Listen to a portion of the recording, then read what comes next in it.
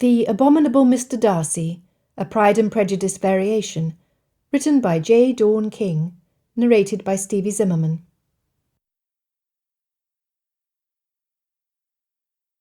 Chapter 1, Wednesday, 2nd October 1811, Meryton, Hertfordshire. He was by far the handsomest man she had ever seen, tall and broad-shouldered, with dark wavy hair, curls flirting at the back of his collar, and sapphire eyes that sparkled in the myriads of candles lighting the assembly. Elizabeth Bennet, like the others in attendance, watched his progress as his party entered the room. His clothes were of the finest materials, and the fit was excellent. She wondered whether he was a fastidious man. He looked the part. Elizabeth glanced to her sister Jane to determine where her eyes rested. The red-haired gentleman. Good. She loved her sister dearly. If Jane was interested in the taller man, who the whispers of the assembly announced was Mr. Fitzwilliam Darcy of Pemberley in Derbyshire, Elizabeth would gaze at him no more. Since this was not the case, her eyes again drifted his way, as the group walked through the crowd. Besides Mr. Divinely Attractive and the red-haired man, 2 other men and 2 women accompanied the party. It was simple to surmise one of the pairs was married, by their deliberate movements to ignore each other. "Eliza, I believe you will have to restrain your 2 youngest siblings when they spy the officer's red coat." Charlotte Lucas, who was seated on the other side of Elizabeth, had a practical mind. They were long-time friends, in spite of the 7-year difference in age. She too was surreptitiously studying the newcomers. Any unmarried man would be ideal prey for the abundance of maidens in attendance. Elizabeth's eyes alighted to the officer behind Mr. Heavenly Visage. He had a pleasant, welcoming smile, with a touch of the sardonic. Like Mr. Stately Sculpted, his brow was furrowed. Elizabeth could not help but wonder whether he had seen action on the continent. The colonel was ruggedly handsome, with bronze skin, indicating many hours spent out of doors. He was not as tall as Mr. Overtly Gorgeous, yet the shoulders of his uniform were just as broad. Neither man looked as if they needed padding to enhance their physique.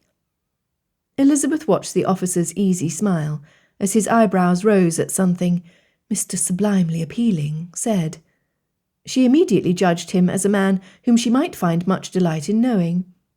Was he a second son, to have chosen the military as a career? "Yes, Charlotte, I believe you are correct," she said, sighing. Her younger sisters, Kitty and Lydia, were uncontrolled, ill-mannered, and far too young to be out in public. Nonetheless, their mother insisted they be let loose at age 15 to hunt down and capture a husband. The girls had long been fond of a man in uniform. The colonel would undoubtedly become the object of their attention. Elizabeth turned to look closely at her friend, only to find Charlotte's eyes lingering on the colonel. She smiled to herself. It was, as she had hoped, no interest in Mr. Fabulously Elegant. Sweeping her eyes around the room, she spied Charlotte's father headed in their direction, most likely to retrieve his daughter for an introduction to the new arrivals. "I believe you are about to be summoned, Charlotte. Now, as Mamma would say, stand up straight with your shoulders back." Both young women chuckled. Yet both knew with clarity why their mothers acted so. Only if their daughters married or sought work as a governess or companion would their families be relieved of their support. As her friend walked away, Elizabeth again looked around the room. An interesting drama unfolded. The set had ended, so the noise had diminished as the dancing couples moved to find refreshment or their next partner. Voices carried across the room. "Come, Kitty and Lydia! Jane, smile! He's looking your way! Mary! Oh, where is that Mary?" said a flustered and frantic Mrs. Bennet. "Lizzie can meet them later. Girls, come! Our neighbours from Netherfield Park have arrived. Come!" "The lack of fashion and good taste is appalling," said the young lady in the puce dress to the woman who was endeavouring to keep up with her. They were 2 of the new arrivals. "How could Charles possibly want to settle in Hertfordshire? There is no one here of quality. Even a moment of time spent in their company would be a hardship. Unless our brother and his friends stand up with us, I fear I shall not dance this evening, as Gilbert has gone to the card-room. I shall not be able to roust him out." The speaker had features similar enough to the young woman in puce, and the red-headed man, to identify them as brother and sisters. They must be the Bingleys. Elizabeth watched as Sir William Lucas, accompanied by his wife, 2 daughters and 2 sons, approached the Netherfield party. His voice boomed to the far corners of the assembly hall. "Mr. Bingley, might I introduce you to my family?" As he brought forward his wife and children, Elizabeth spied her mother herding Jane, Mary, Kitty and Lydia to a spot behind Sir William, a position where she would be noticed. Elizabeth edged back into her seat, wishing she was in any other location to avoid witnessing her mother's antics to promote her own daughters to the gentleman. Furthermore, she detected regret on the faces of Mrs. Long and Mrs. Goulding that they had been outmanoeuvred. As Elizabeth anticipated, both of Mr. Bingley's sisters acknowledged the Lucas and Bennet ladies with barely a nod, and then looked away with practised ennui. In fact, the 2 were twittering behind their fans. Elizabeth's ire grew as she saw the embarrassed blush creeping up her eldest sister's neck at the supercilious sister's slight. Jane Bennet was above reproach, and therefore, in Elizabeth's opinion, entirely undeserving of their condescension. Elizabeth's anger was lessened as she realised Mr. Bingley's attention was solely for Jane. However, Mr. Sublimely Appealing looked straight ahead to the opposite wall, giving a trifling bow once all the individuals had been presented. Was he above the present company? Was he shy? Perhaps he is mute. Or has he difficulty with his tongue? A stutter, maybe. He was an interesting riddle to be puzzled out in her own mind. Once the social niceties were concluded, Mr. Bingley led Jane to the dance floor, as the Colonel did the same with Charlotte. Conversation flowed between the latter couple, while the former gazed at each other with infant feelings of admiration. Before Elizabeth could return her own gaze to the handsome gentleman, she heard her mother's voice with a dread that made her quiver. "Mr. Darcy, I have another daughter who is not presently dancing. I am sure you would not neglect the young ladies who are without a partner." Sure enough, Elizabeth realised Kitty and Lydia had been claimed for the next set, and her quiet sister Mary had returned to her book on a bench in the corner. Her mother had turned, and was pointing in her direction, wagging her handkerchief at her. Elizabeth was seated with 3 other young women who had not been claimed by a dancing partner for the current set. She felt the heat as her face flushed. Why, oh, why does my mother have to embarrass me so? Possibly the man would not realise which of the 4 ladies Mrs. Bennet was attempting to draw his attention to. She could only hope. Elizabeth glanced up at the gentleman and gratefully realised his eyes had not moved from the point he had focused on since he had entered the room. Curious to determine what had captured his interest, she looked behind. Bare panels of wood. There was not even an unusual knot or burl in the planking to attract the eye. Elizabeth knew in her heart that his reaction to the matriarch of the Bennet family would be telling as to the type of man he was. Therefore, when he offered her mother a bow and walked away without saying a word, Elizabeth suspected he had been repulsed by her mother's blatant attempt to coerce him to favour one of her daughters. From Elizabeth's vantage point, it was not a flaw. Even she knew her mother's conduct had been vulgar. Elizabeth foretold what was coming next, as if she had written a script for their actions. As soon as Mr. Practically Perfect decamped, Miss Bingley followed. Where she went, her married sister followed, 2 shadows attempting to move in harmony with the reality. As Elizabeth turned her attention back to the dance, she heard Charlotte's laughter, and realised the Colonel was exactly as she expected him to be, pleasant company. Mr. Bingley's grin radiated satisfaction with his partner, and Jane's pink cheeks were now from joy, not embarrassment. They made a lovely pair, all smiles and blushes. Watching them made Elizabeth smile as well. Elizabeth had no way of knowing how the candlelight danced in her eyes, as she appeared to find pleasure in the interest Mr. Bingley was showing his partner. However, Mr. Darcy noticed. To him she was a mystery, and he wondered to which family she belonged. He appreciated that she was seated regally, overseeing her little kingdom. Rich golden highlights from the chandelier above danced in her dark hair, leaving her in a pool of brilliance, as if the heavens were nodding their approval. Darcy drew in a breath, wondering how his attention had been caught so quickly by a country miss. Yet he assured himself he would soon discover her to be as inane and superficial as almost every other unmarried young woman he met, more concerned for his estate and his family name than himself.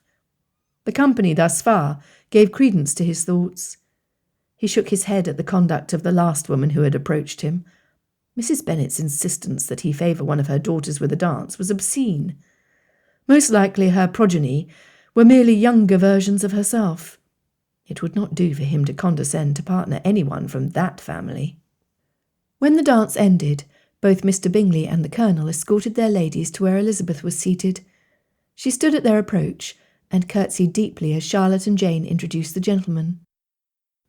Miss Elizabeth, if you are available for the next set, it would be an honour for me to stand up with you. Upon closer inspection, the Colonel was older than she had first presumed, or his experiences in the military had prematurely caused lines around his eyes and mouth. Elizabeth was determined to find out. When the music started, it was a slow country dance, which would allow them to converse during much of the set. Elizabeth was pleased at the realization. She had not a clue she was being observed. Miss Elizabeth, you were not with your sisters when we were first introduced. You have yet to meet my cousin. I have not had the privilege, sir. Elizabeth's own eyebrow lifted as she spoke. She speculated that a close bond existed between the two cousins. Her first impression suggested the two men were opposites. The Colonel was pleasant and comfortable in unknown company, while Mr. Darcy was not. You are speaking of the man with the quizzical brow? I see you are a young woman who is not intimidated by my cousin's stern manner. The Colonel chuckled. Is that how you would describe Darcy? It is all I know of him. You have heard no rumours of his wealth, his status? Even I have been confronted with the loud whispers of 10,000 a year with a large estate and a house in town. For a certainty, Colonel Fitzwilliam, I have heard my neighbours. Elizabeth paused as they moved away from each other in the dance. Yet wealth stays with us a little moment, if at all. Only our characters are steadfast, not our gold. Sophocles? A befuddled furrow crossed his brow. Euripides. Ah, the great playwright from ancient Greece. They both laughed, as both authors were ancient and Greek. You have quite caught me by surprise, Miss Elizabeth. I know of no woman of my acquaintance who quotes ancient writers. In a blink, the Colonel's countenance changed from jovial to one of earnestness. None the less, my cousin is the finest, most honourable man of my acquaintance. His character is to be valued far more than the king's coffers. Elizabeth could not help but mutter under her breath, which the Prince Regent is currently spending like water through a net. He heard. It caught him completely off guard. She knows politics and the events of the monarchy as well. Miss Elizabeth would have much in common with Darcy. He turned to look at his cousin, and found him staring at them. At her. Ah, the young lady has his interest. Miss Elizabeth, I will be dancing the next with Miss Bennet, and Miss Bingley the set after.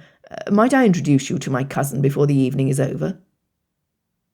Elizabeth had allowed her fertile imagination to mould this Mr. Darcy into the man of her dreams.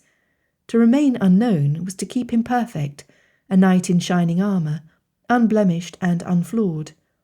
She spent the remainder of the dance pondering the introduction to come. Until this night, Elizabeth felt she knew herself well. Her father was proud of her reasonable, inquisitive mind. She had been as well. Nevertheless, since the entry of the particular gentleman from Netherfield Park, her flights of romantic fancy had been reminiscent of her youngest sisters. She had best take charge of herself. Yes, Colonel Fitzwilliam, I would be delighted to welcome your cousin to Meryton. Elizabeth could see this pleased her partner, who seemed to continue the dance with a lighter step, inconsistent with his size. Mr. Darcy danced once with Miss Bingley and once with Mrs. Hurst, the sisters of his friend. He spent the balance of the evening walking about the room or leaning against the wall, speaking occasionally to one of his own party.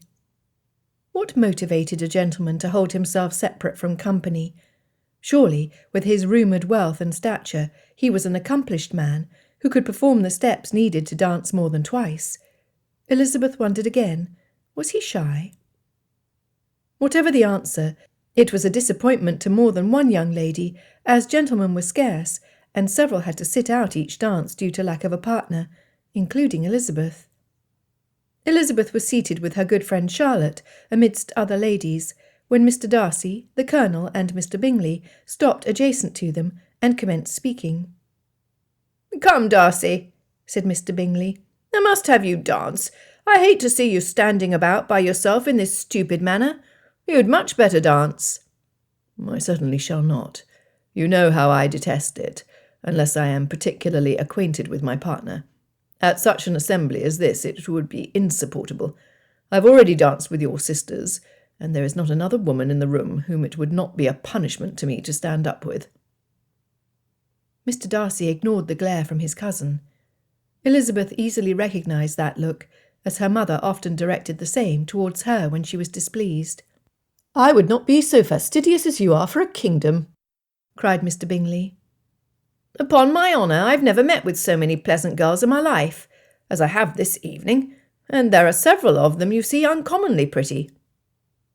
"You are dancing with the only handsome girl in the room," said Mr. Darcy, looking at the eldest Miss Bennet. He turned to his cousin. "You, Richard, would welcome any female as a partner as long as they have 2 legs." "Darcy!" the Colonel hissed. He was appalled at his cousin's contemptuous attitude, though he was not surprised. It was always so at large gatherings.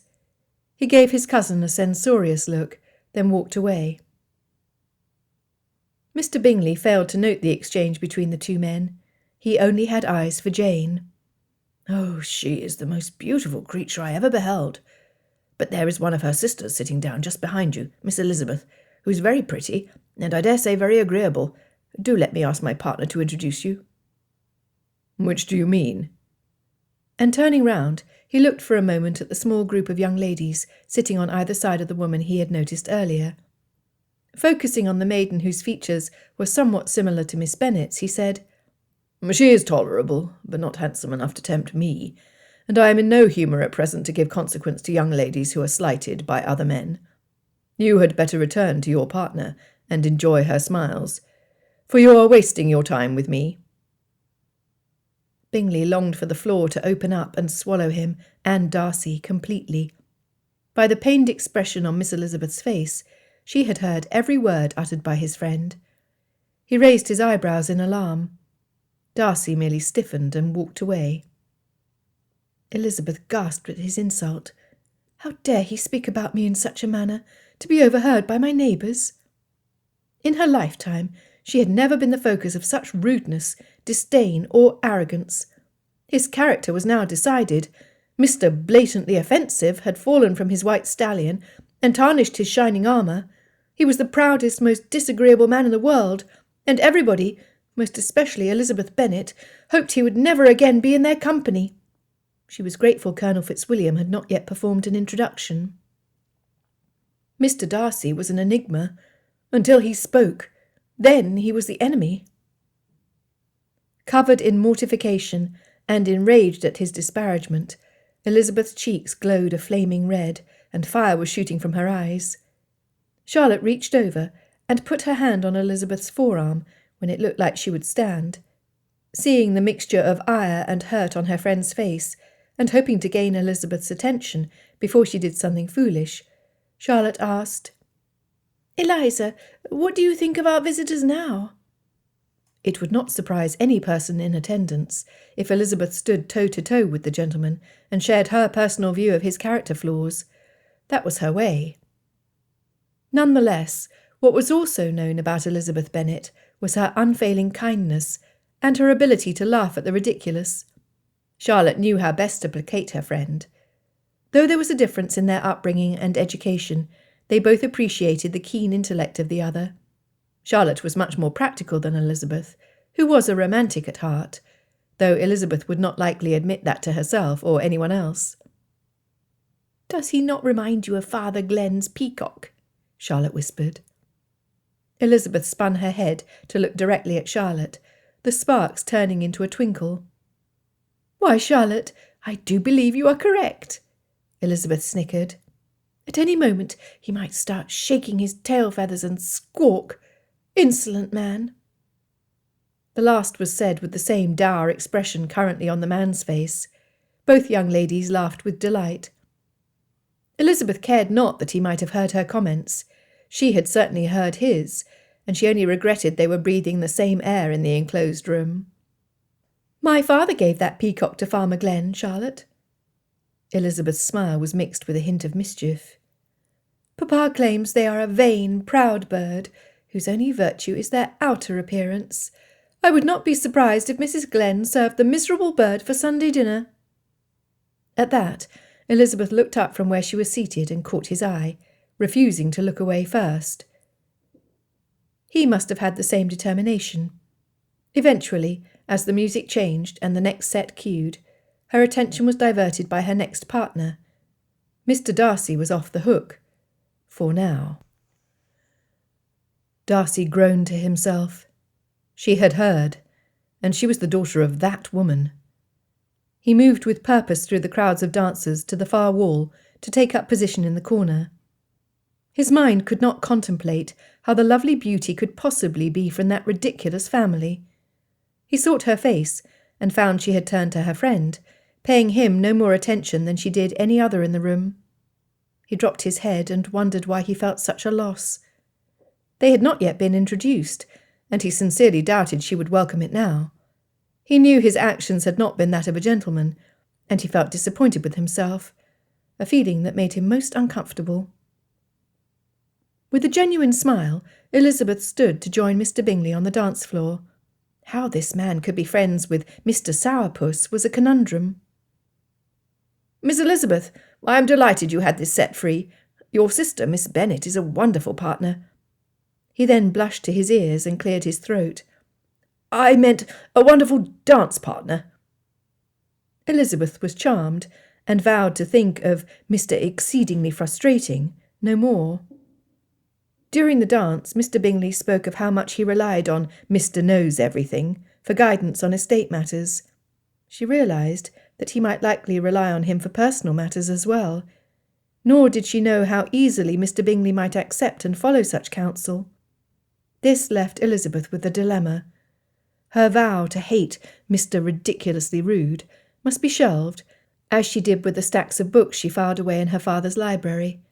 She wanted nothing to come between Mr. Bingley and Jane. Nothing, not even her injury. While Elizabeth's dance partner was distracted by Jane's progress throughout the set, she contrived the perfect strategy. Espying Miss Bingley's attempts to garner Mr. Proud and Prejudice's attention, Elizabeth realised her best weapon was distraction. If she could throw Miss Bingley and Mr. Perfectly Presumptuousness together, they might be too occupied with each other to interfere with Jane's fledgling romance. Seconds after that decision was made, the set ended, and Bingley escorted her back to Jane. The Colonel stepped in front of her with an apology for his tardiness. He may wear the uniform of a soldier, however, it was Elizabeth who was headed for battle. Placing her hand on his arm, she recalled a quote on war strategy from an ancient Chinese philosopher. "Pretend inferiority and encourage his arrogance."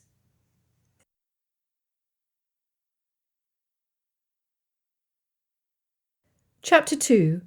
Netherfield Park, Hertfordshire, after the Assembly. "For a fact, Darcy, you are hard on Miss Elizabeth." The relationship between Darcy and Colonel Richard Fitzwilliam, second son of the Earl of Matlock, was more like brothers than cousins. He was elder to Darcy by only 2 years. "If Bingley noted the insult as well as I noted the attention you paid her, others might have also." When his cousin started to shake his head in denial, the Colonel continued, I caught you watching her several times, my man. No sense denying the obvious, William." Darcy stared into his empty glass of brandy, as if the answers to the world's problems were at the bottom of the small vessel. He intended to ignore his cousin until he either changed topics or went away. Foolishness. The Colonel never let him get away with anything he disapproved of, but rather let him dangle until Richard received the response he desired. Darcy ran his hand through his hair. "Fine." Again he looked into the glass, still finding it empty. Darcy dropped his head to the back of the high-backed chair and closed his eyes, recalling her open look, quite devoid of artifice. "I thought she was lovely." "Then why in heavens did you insult her? In public, no less?" Richard fell easily into commander temperament. Daily he dealt with immature boys who refused to think for themselves and were unrestrained in their conduct and decisions. Darcy had always prided himself on upholding proper decorum, so this was most unlike him. Frankly, it embarrassed the Colonel when Bingley related the entirety of their conversation from the assembly. Richard was outraged at his cousin's comments. Darcy did not answer directly. Instead he stood, walked to the decanter, and refilled his glass. Holding it up to eye level, he caught the light playing through the amber colour, and realised it reminded him of the luxurious colour of her tresses. He put the glass on a side table and sighed. "Did you hear her mother?" Even now, hours later, Darcy could not believe the two women were related. When Bingley had whispered immediately after his caustic statements that it was not the fair-haired woman seated against the wall who was Jane Bennet's sister, but the dark-haired woman who had caught his eye, Darcy was stunned and horrified at his own disregard for good ton. "Yes, I believe you did not." "Then you understand." It was a statement, not a question. Nevertheless, even to Darcy's ears it sounded weak. There was no excuse which could be offered to justify his bad conduct, and he knew it. He also knew he did not like having his sins exposed and discussed like he was back in the nursery. "Not at all." Richard Fitzwilliam was frustrated following Darcy's reasoning. "You were attracted to Miss Elizabeth, so you offered the worst slight you could give a woman. You remarked on, no, insulted her looks, William. Even a woman with little vanity could not help but be hurt and offended. No, I do not understand at all."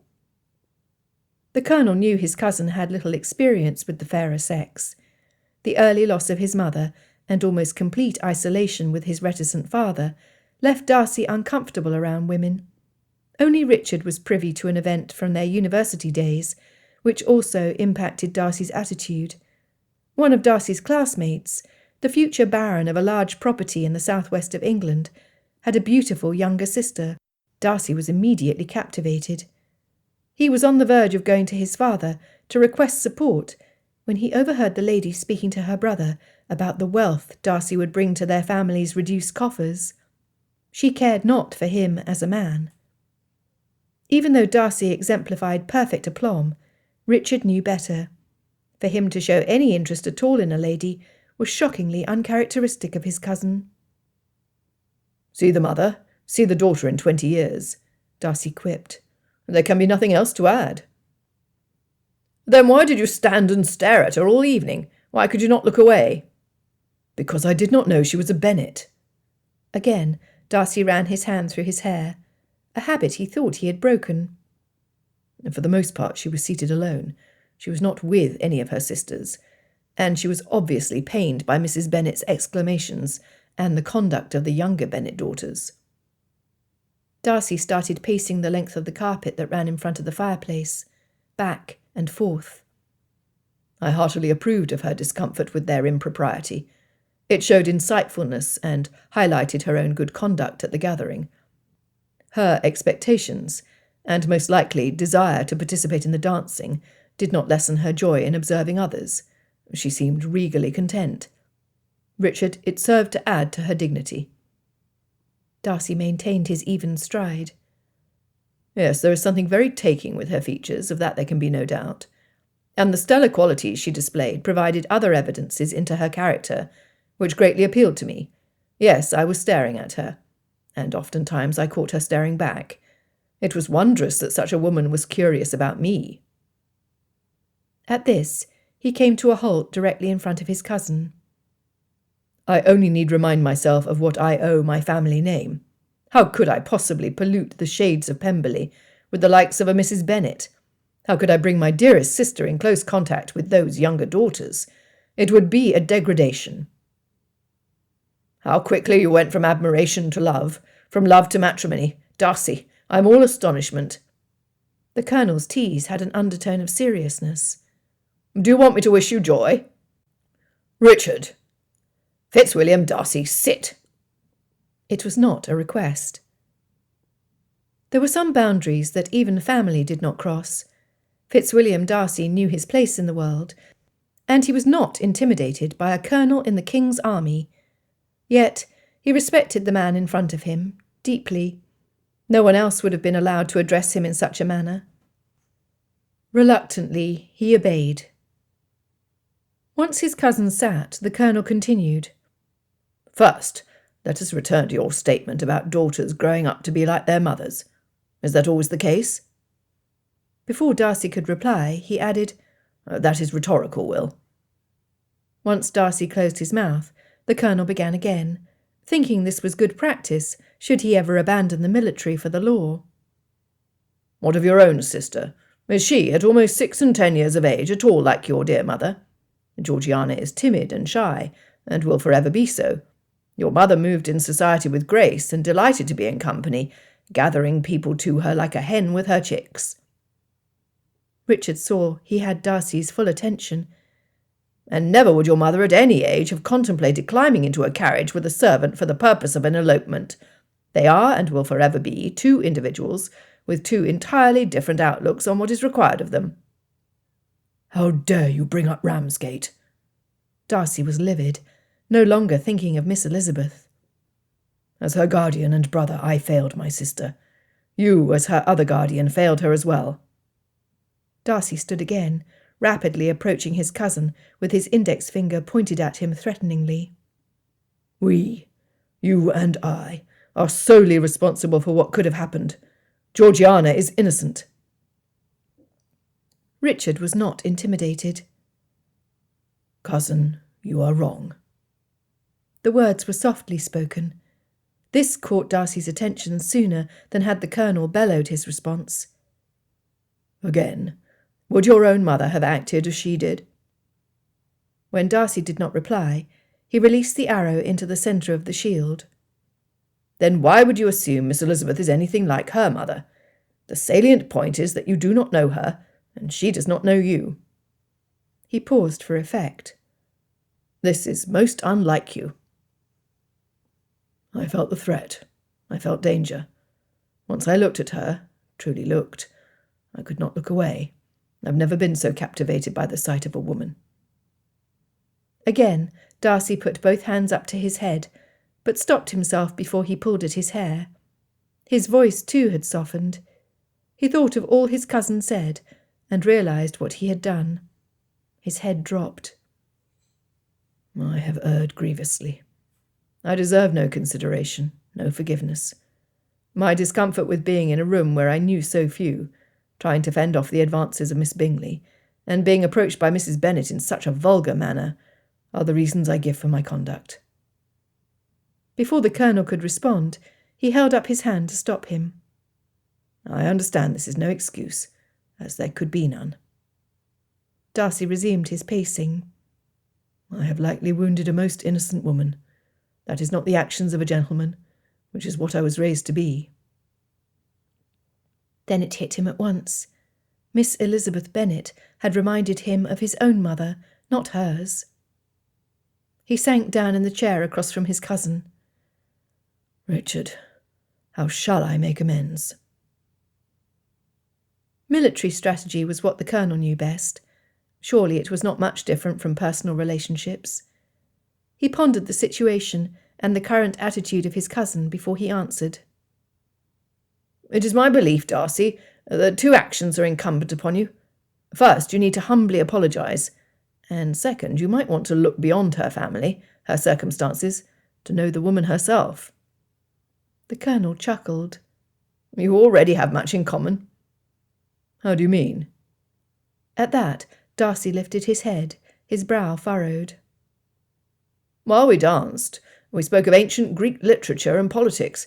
It was the most intelligent conversation I have ever had with a female, my own mother included. And yours."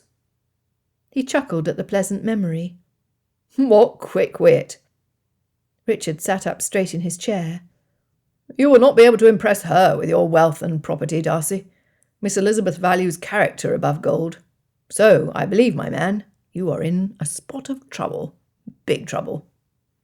"Thank you for stating the obvious, Dickie." "You're welcome, Fitzy."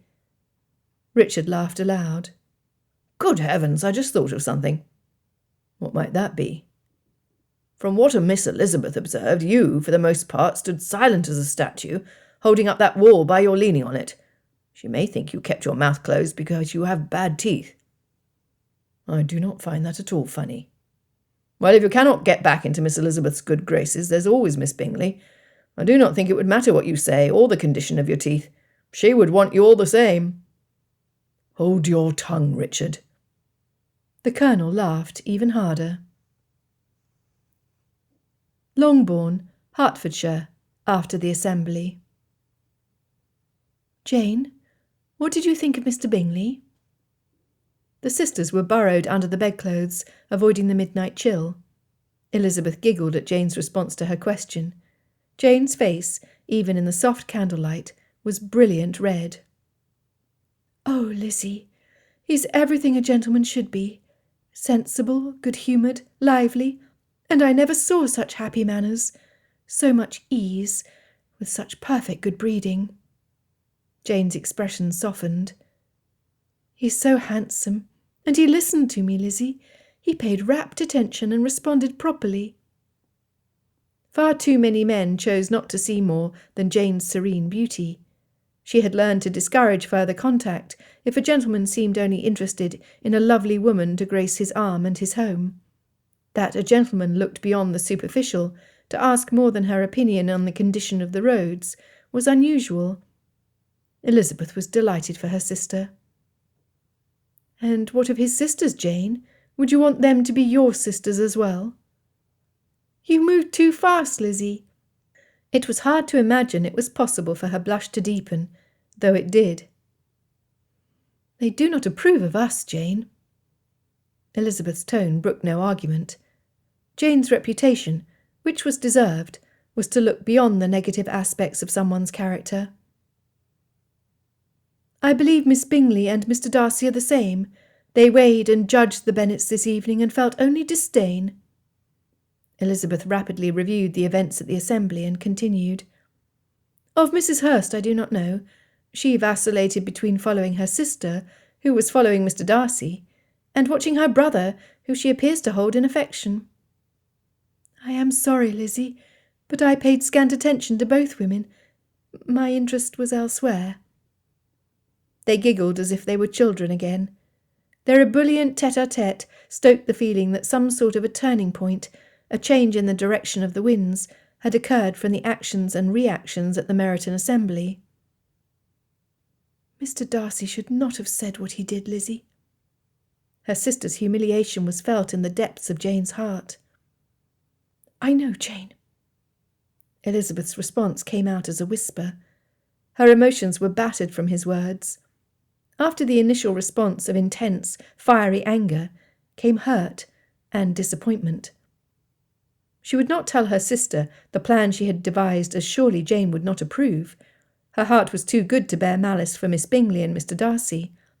Therefore, to preserve peace and promote a match between Mr. Bingley and her beloved sister, Elizabeth would swallow her retort, not giving anyone even a hint of her eventual goal.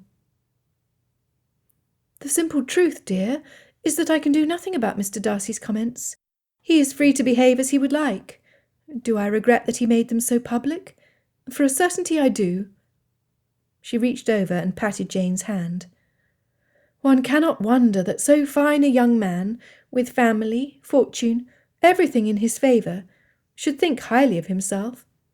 None the less, I shall make a resolution to overlook his pride, so I can be in his company without using my vocabulary to strip pounds of flesh from him with my words. I will be genial. I will be kind. I will do all I can to change his poor opinion of the Bennet family." "Oh, Lizzie, can you do that? Will you do that?"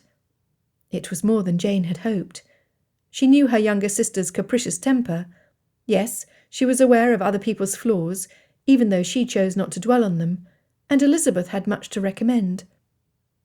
A man as kind as Mr. Bingley would certainly not befriend a man who was not a gentleman. There surely is inherent good in Mr. Darcy and Miss Bingley. "You are undoubtedly correct, sister dear." Even though her choice of words was agreeable, Elizabeth suspected that Jane was anything but accurate. "Tomorrow night we shall gather at Lucas Lodge, and Charlotte told me the Netherfield party has accepted the invitation. My resolve will be put to the test. However, I am determined to rise above." Elizabeth likened herself to a warrior in a battle she was determined to win. The same Chinese philosopher had said, "Keep your friends close, but keep your enemies closer." She would be as friendly as possible to both Miss Bingley and Mr. Darcy, to determine how best to pair them off and keep them away from Bingley and Jane. She had set herself a task which would require all her faculties. Leaning over, Elizabeth blew out the lone candle, plunging the bedchamber into darkness. With no one to witness her expression, she smiled with wicked glee.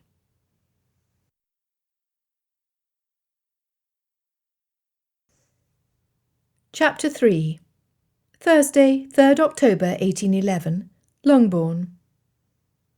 Rain began to fall the next morning, cutting short Elizabeth's typical jaunt out of doors.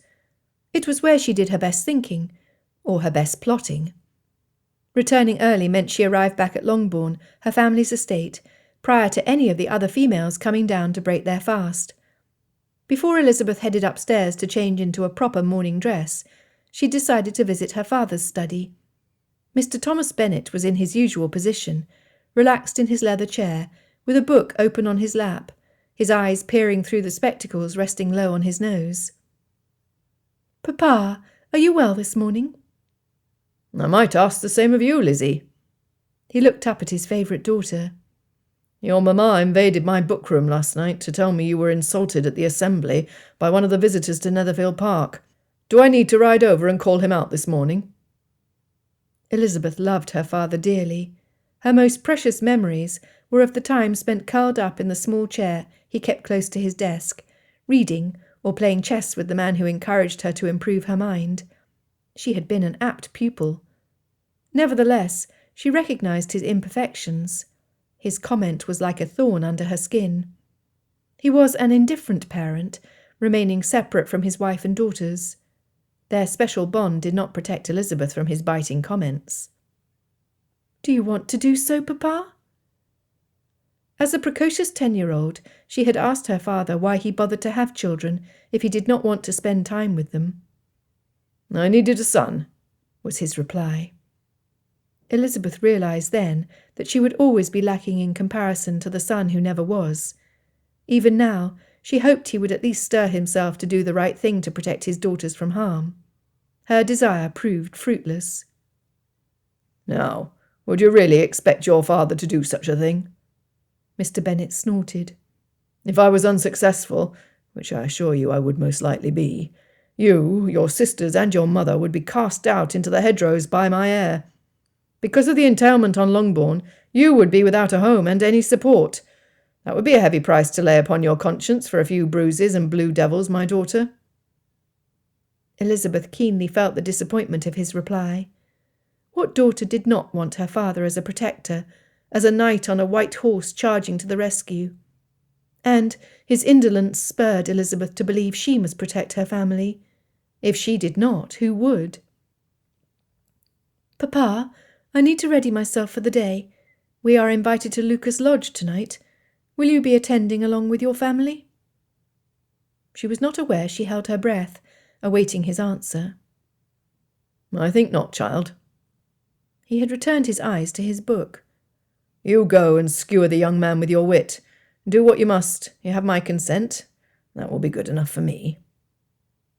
You may count on me to do exactly so, Papa.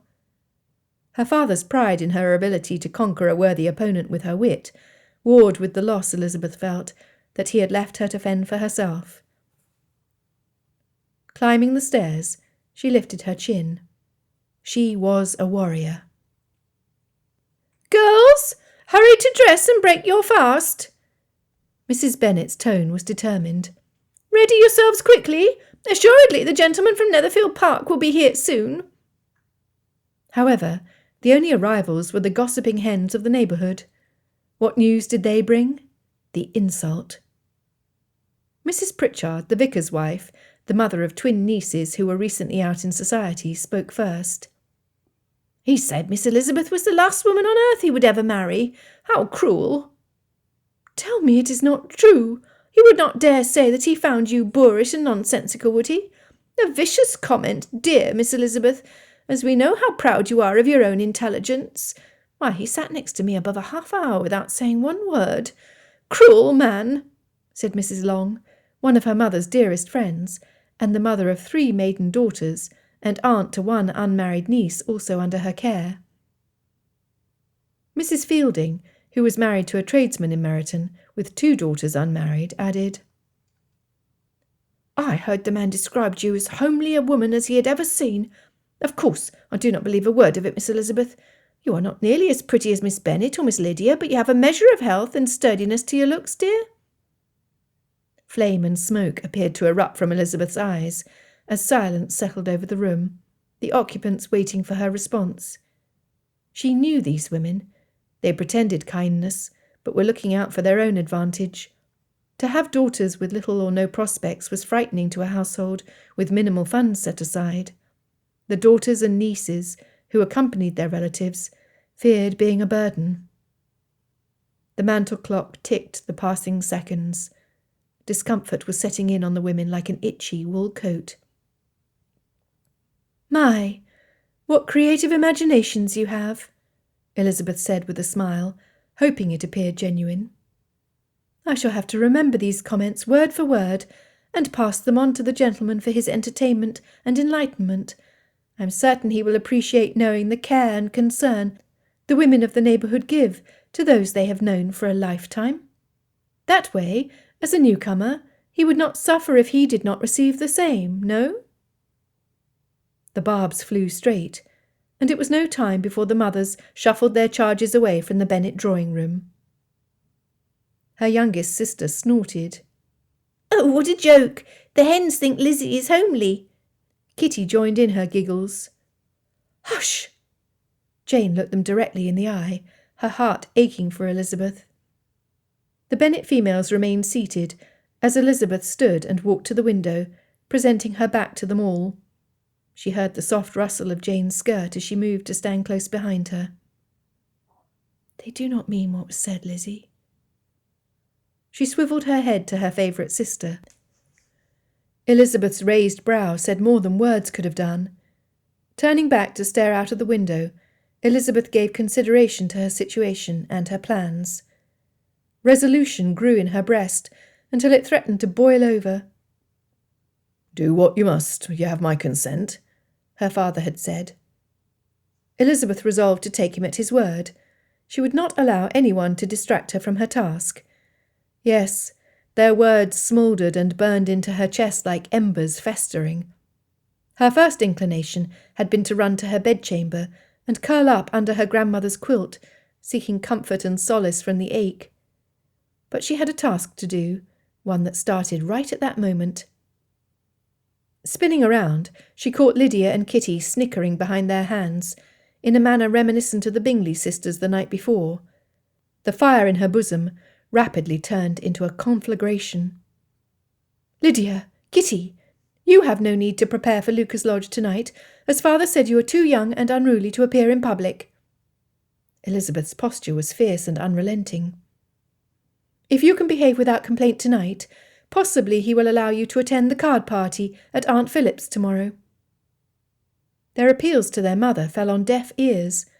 Mrs. Bennet was already fluttering her handkerchief, wailing her discontent, and on her way to make her case to her absentee husband.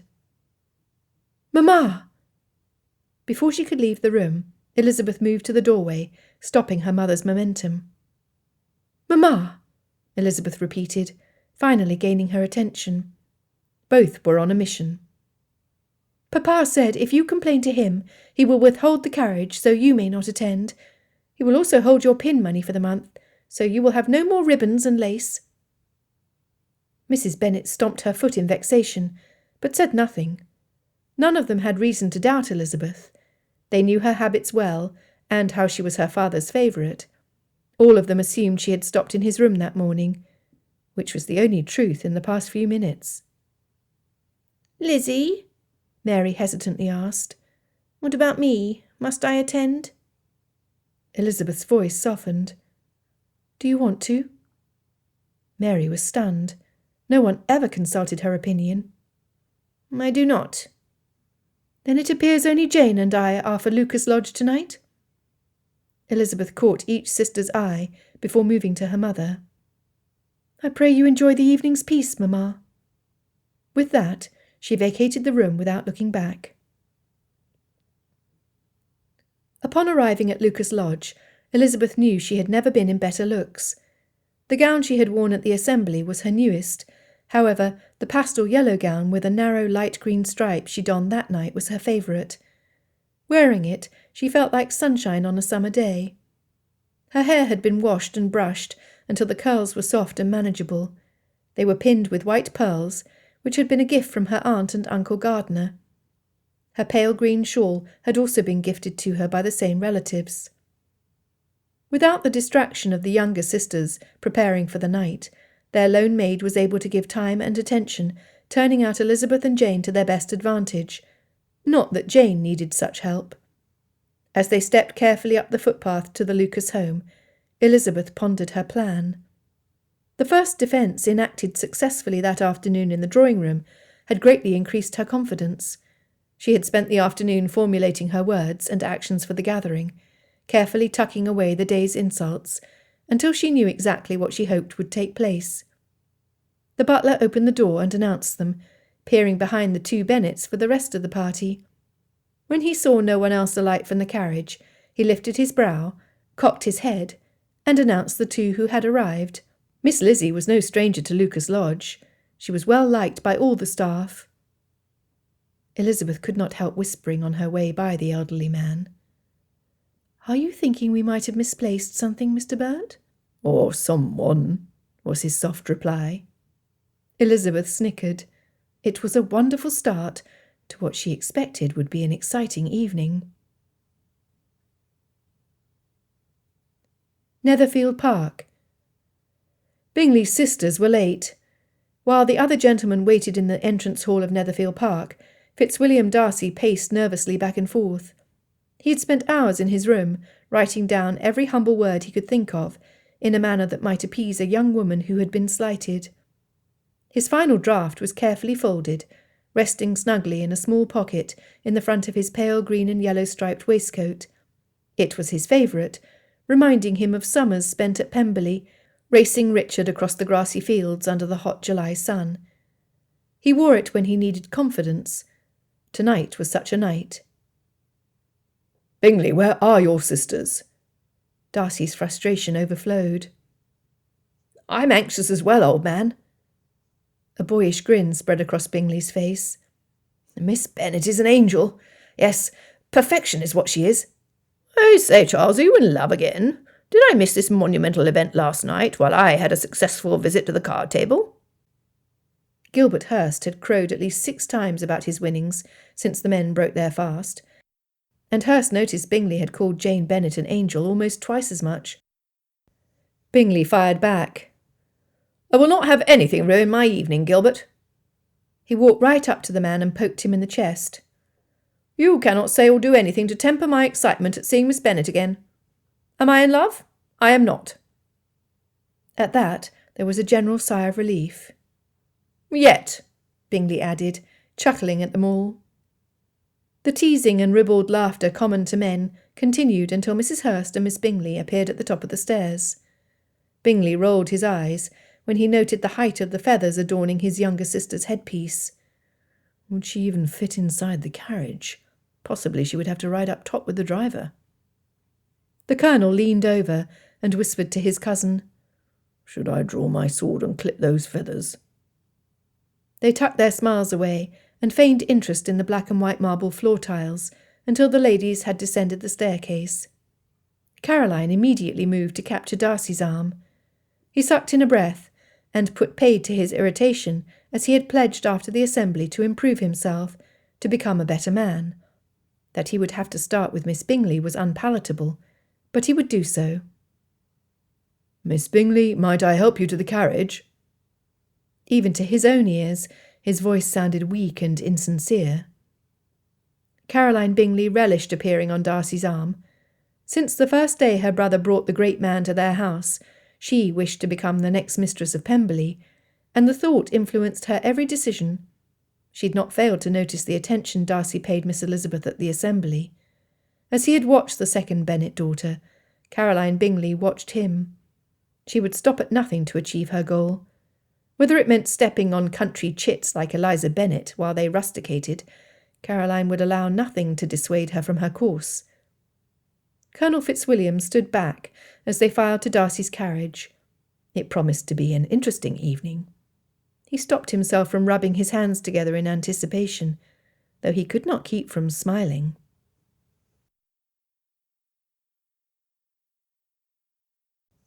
Chapter 4. Lucas Lodge. Again, the Netherfield party was the last to arrive. When they entered Lucas Lodge, Elizabeth's smile was genuine when she spied Miss Bingley's hand on Mr. Darcy's arm. Caroline Bingley adored a grand entrance. Being seen in company with Mr. Darcy was a boon, and she wanted the unmarried ladies of Meryton to appreciate her elevated rank. She particularly wanted Elizabeth Bennet to realise Mr. Darcy was practically spoken for. Darcy was grateful for the opportunity to speak with the young woman who had played his sleep the night before. "Miss Elizabeth," he began, when he was immediately interrupted. "I beg your pardon, sir. I do not believe we've been introduced." Elizabeth raised her eyebrow, a bubble of pleasure bursting inside her chest at seeing him nonplussed. Charlotte Lucas had approached the guests, just as Darcy had walked over to where Elizabeth stood. "Might I present Mr. Fitzwilliam Darcy of Pemberley in Derbyshire and Darcy House in London, and Miss Caroline Bingley of Netherfield Park?" Elizabeth wondered whether Miss Bingley was aware she was petting his arm as Charlotte spoke. Regardless, Darcy leaned away from her and pulled his elbow stiffly to his side. "And this, Mr. Darcy and Miss Bingley, is our neighbour and my closest friend, Miss Elizabeth Bennet of Longbourn." Elizabeth tilted her head to the side, a small smile appearing on her face. Miss Bingley seemed permanently attached to his arm. No matter. It was time to start her manoeuvres. "What a charming couple you are!" Miss Bingley lifted her chin, accepting Elizabeth's words as both her due and the honest truth as she saw it. Mr. Darcy, his face failed to hide his surprise and his distaste. "Miss Elizabeth, how droll you are!" said Miss Bingley, obviously pleased Elizabeth had recognised her place. So hand in hand they passed, the loveliest pair that ever since in love's embraces met. She quoted Milton. Darcy could not help himself. He was curious about Elizabeth Bennet, but he was not going to allow her to promote a match with Caroline Bingley. "You are mistaken, Miss Elizabeth." "Imagine that!" Her laughing eyes met his before she moved away, leaving a preening Caroline and an antagonised Darcy behind. Darcy was not the only gentleman wondering what Miss Elizabeth was about. Colonel Fitzwilliam knew from their conversation the night before that she was no simple-minded girl. What woman, who had been so insulted by a gentleman, would greet him with such a smile? Scanning the room, he found his quarry and headed her way. Charlotte Lucas supposed the Colonel to be the rarest specimen of men, one who held the fairer sex as friends. His approach was relaxed, though purposeful. "Miss Lucas, a pleasure to see you this evening." The Colonel leaned in close and said softly, "I wonder whether I might have a moment of your time." "Certainly, Colonel."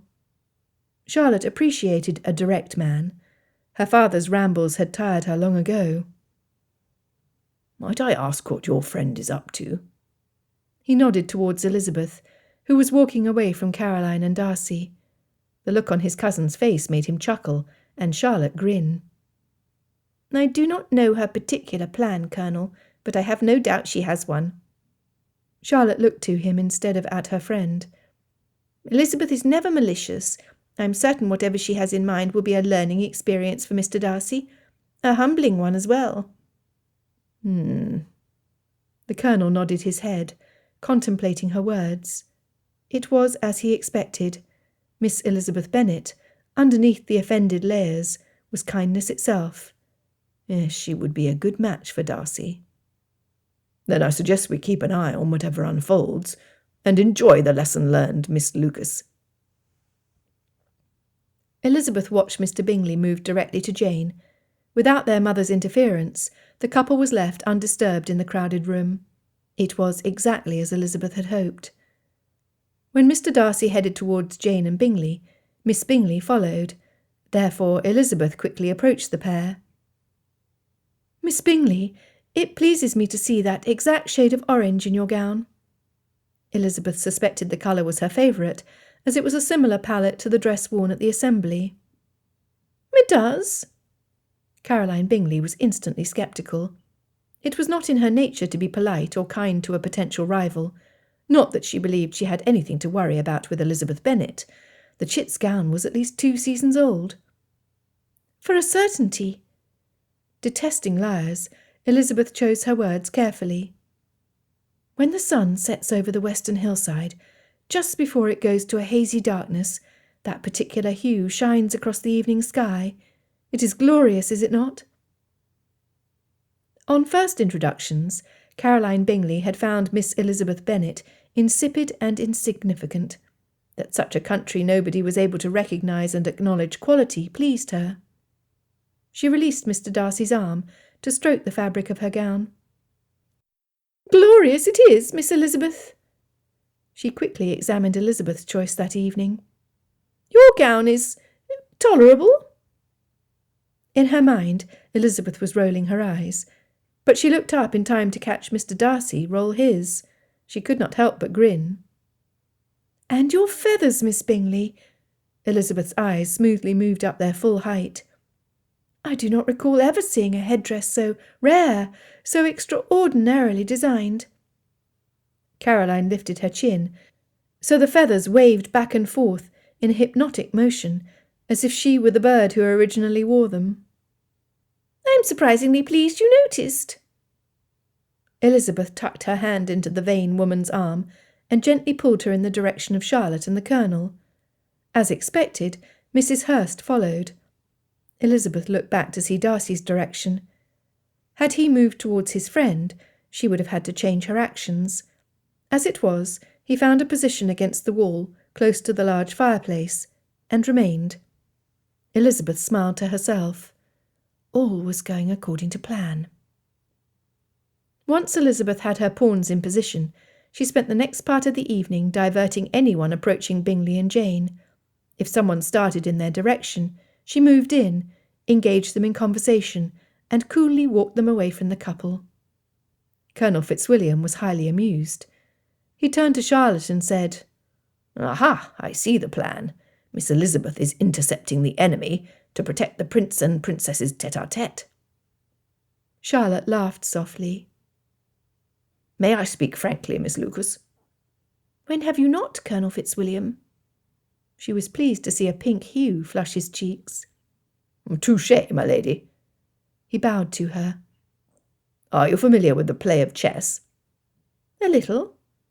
"I believe the king is my cousin and the queen is your friend. Are you in agreement?" "I am." "The king is currently leaning against the fireplace, surreptitiously looking for warmth. However, his eyes are solely focused on the movements of the queen. Do you not agree they make a fine pair?" Mischief sparked from his own eyes. "I do not." He was surprised Charlotte was so adamant. "Why ever not?" "Your cousin's insult last evening was thoughtless and cruel. He may have wealth and property in excess of any other who has passed through Hertfordshire in my lifetime. However, Elizabeth is the kindest, most honourable of my acquaintance. Underneath that sharp wit beats a heart that begs to be acknowledged. She did not deserve Mr. Darcy's censure. She has a dignified beauty that cannot and will not be matched by any woman of elevated rank." The Colonel sighed. Her words rang true. He had witnessed Darcy's humbling of himself, but others had not. He shook his head. This was going to take more time and effort than he imagined. Poor Darcy. His respect and appreciation for Charlotte Lucas grew. Her swift defence of Elizabeth spoke well of Miss Lucas. She was a woman whose unmarried circumstance, at such an age, had not embittered her. The Colonel was surprised by how much pleasure that realization brought him. "Miss Lucas, what you've said is indeed true." He glanced again at Darcy. "My cousin's words were highly officious." He looked back at the woman alongside him. She was slight in form, but great in character. "I know Darcy well. His words of regret to me last night were sincere." Charlotte paused to consider his words. What she said next took him by complete surprise. "Will you marry, Colonel?"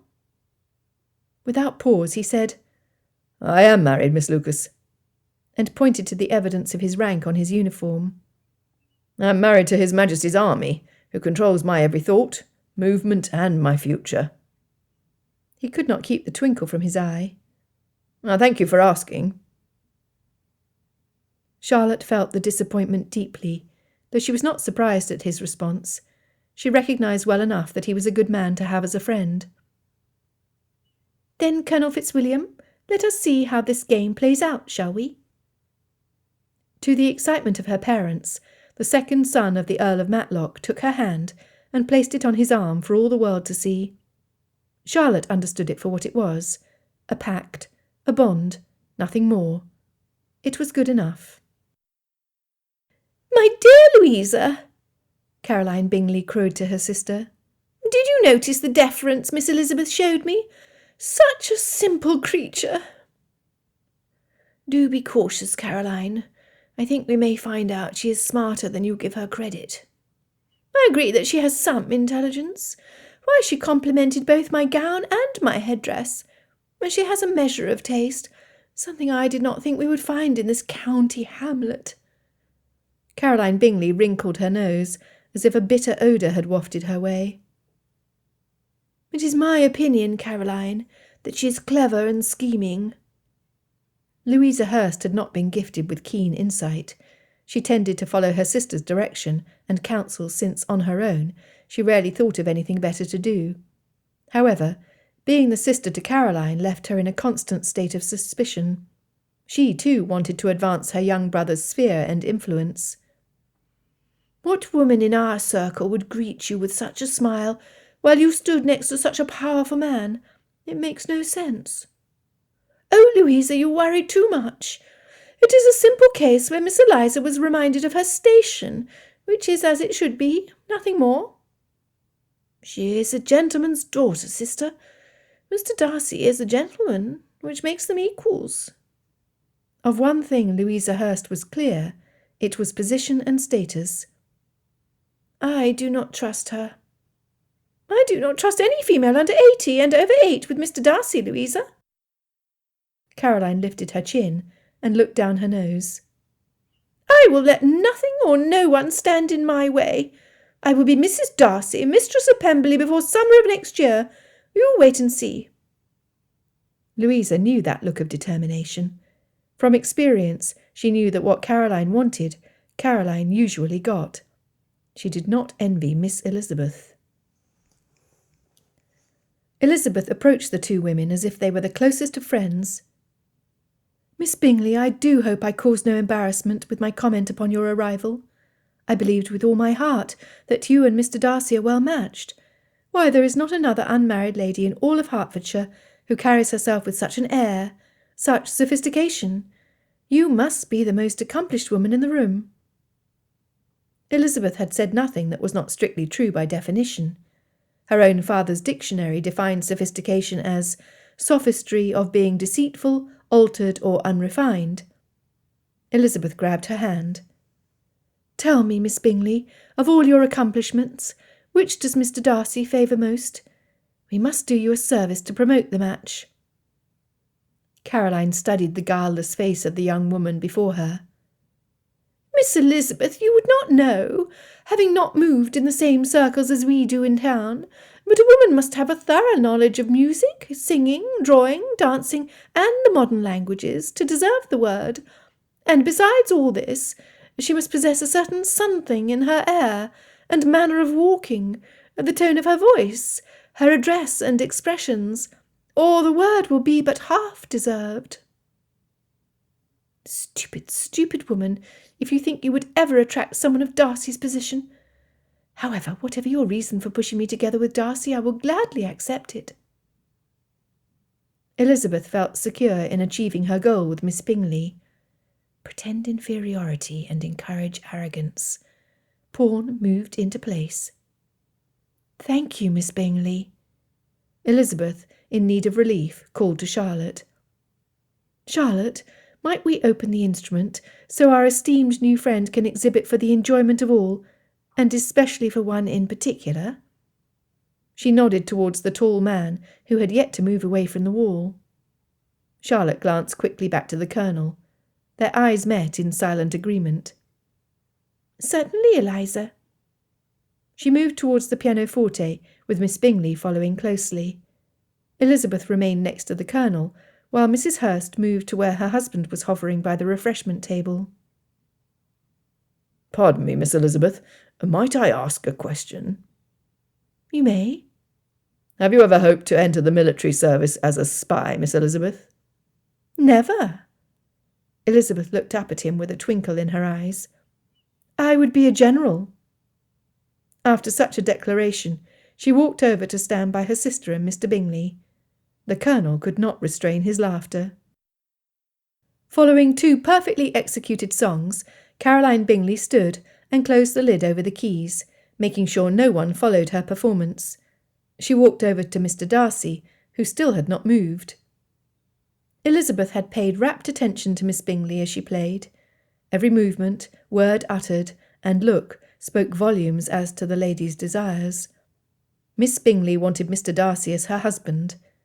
As Elizabeth suspected, Miss Bingley would stick to Mr. Darcy like a thistle on a wool coat. There was no need for Elizabeth to give her any more attention. Elizabeth realised this particular skirmish was over. Miss Caroline Bingley had lifted the white flag, and would do as the General bid. Therefore she walked towards the wall, waiting until Miss Bingley moved into place, her next pawn in sight. "Mr. Darcy, do you not agree that Miss Bingley's performance was that of a truly accomplished woman?" Darcy hesitated before answering. He had wanted to speak with Miss Elizabeth alone to apologise. It would be impossible to do so with Caroline Bingley hanging on his right arm again. "It was." He turned his attention to the woman on his right. "Miss Bingley, it looks as if your brother is attempting to gain your attention." It was a clever ploy, however not clever enough. "Oh, pray, Miss Bingley, do not move." Elizabeth put her hand on Miss Bingley's arm. "You are both charmingly framed by the window behind you. If only I had talent as a painter, I would endeavour to capture the image for your home." She added a smile for effect, aimed directly at Mr. Darcy.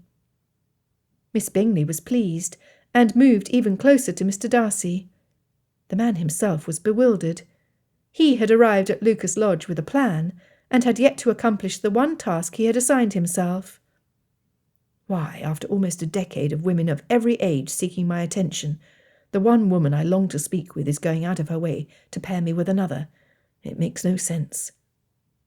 Miss Elizabeth. Before he could finish his thought, Elizabeth thanked them for the pose, and excused herself to rejoin Charlotte and the Colonel. Darcy stood with his mouth agape, snapping it shut only after realising he must resemble a fish with a hook in its lip.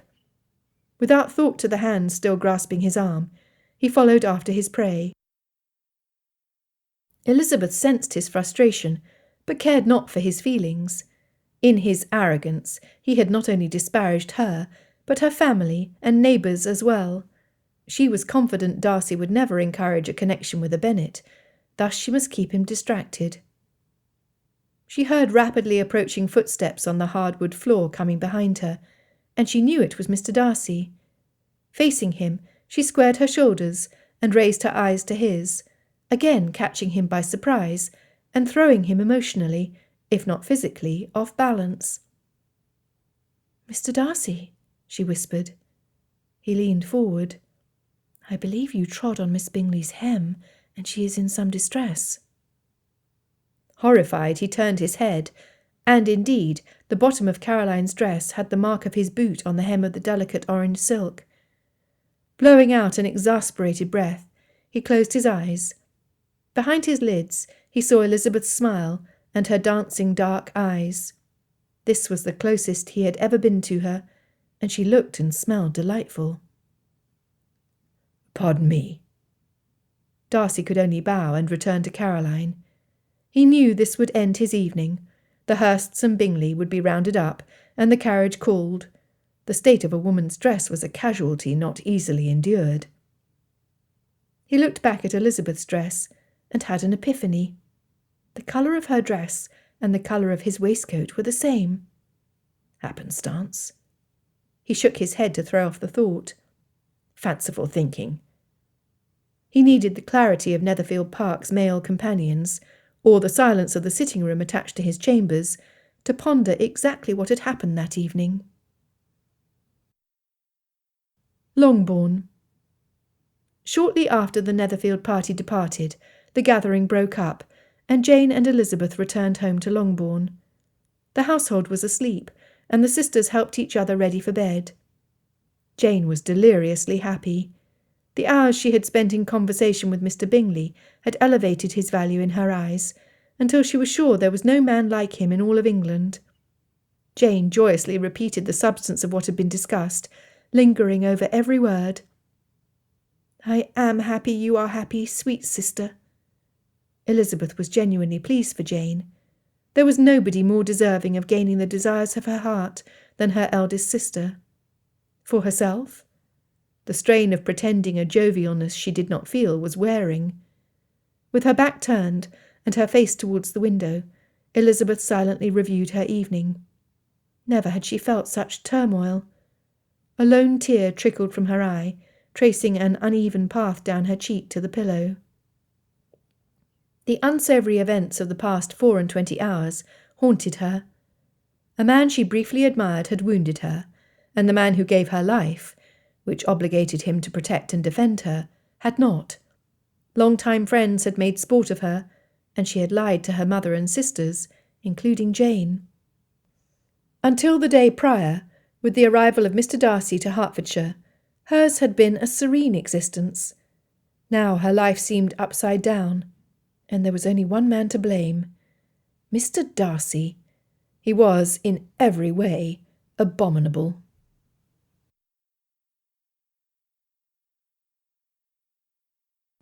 Chapter 5.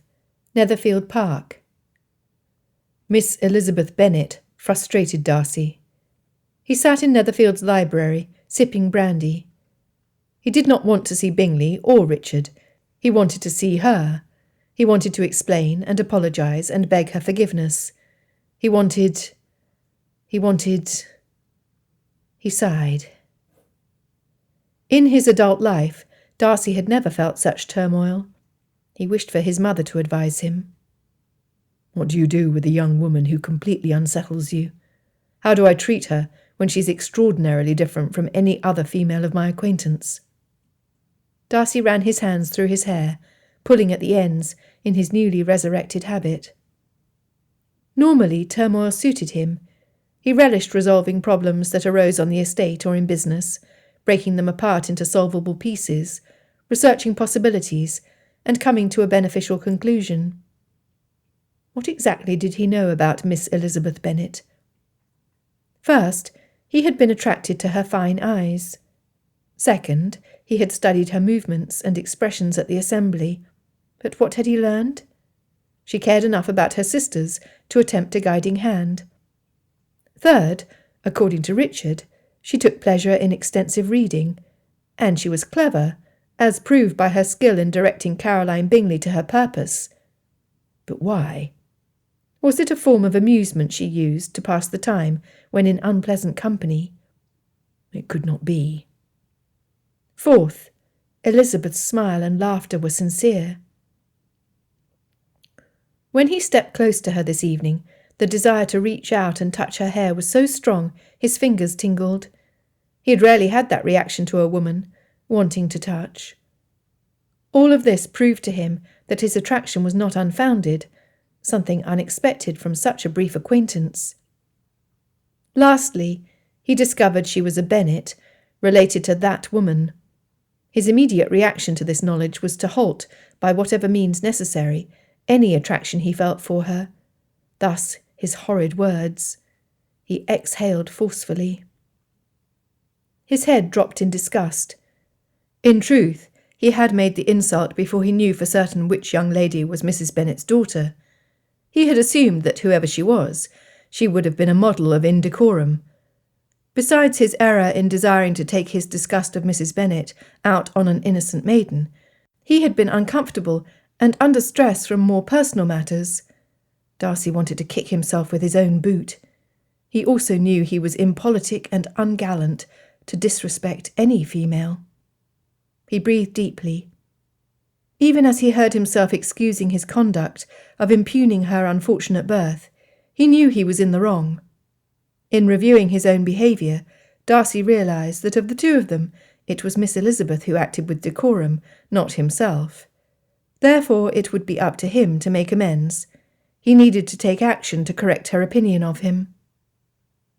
When he was at home at his country estate, he hunted game for Pemberley's table and those of his tenants.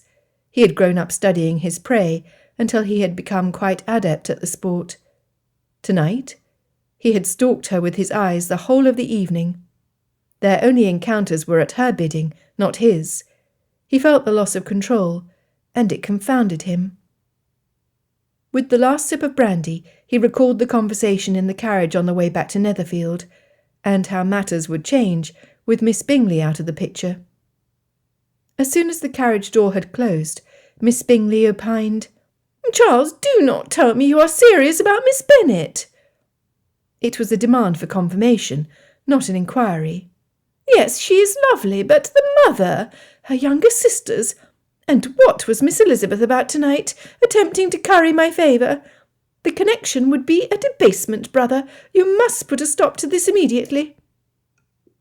She then had turned to her sister for support. "We must return to London. Is that not correct, Louisa?" Mrs. Hurst had looked to her husband for any indication of his opinion. When none was offered, she conceded, "Whatever you feel is best, Caroline." "Mr. Darcy, Colonel Fitzwilliam, surely you see the need to remove our brother from this unseemly influence?" Caroline continued her rant, her voice rising in volume and pitch. "You must realise the harm that would come to Charles and the Bingley family name should he continue on this course." The Colonel had recognised Miss Caroline Bingley as a grasping social climber who had decided his cousin was her ticket to the first circles.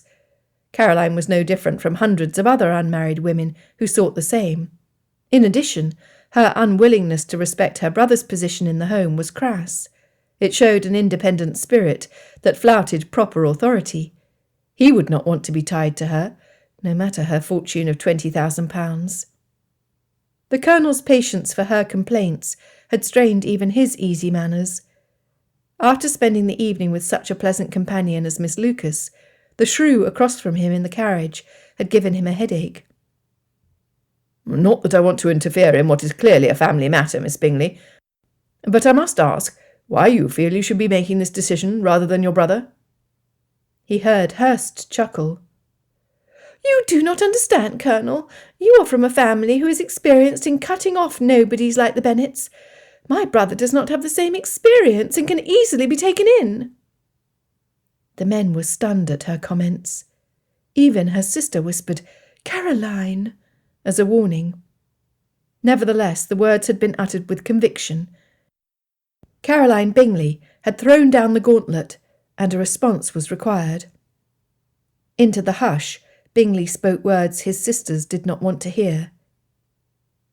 Since you feel so strongly about this, Caroline, and you too claim to have plans in London, Louisa, I will expect you both to have your bags packed for an early departure tomorrow. But you need a hostess, Charles, if you're to remain. You are incapable of managing a home on your own.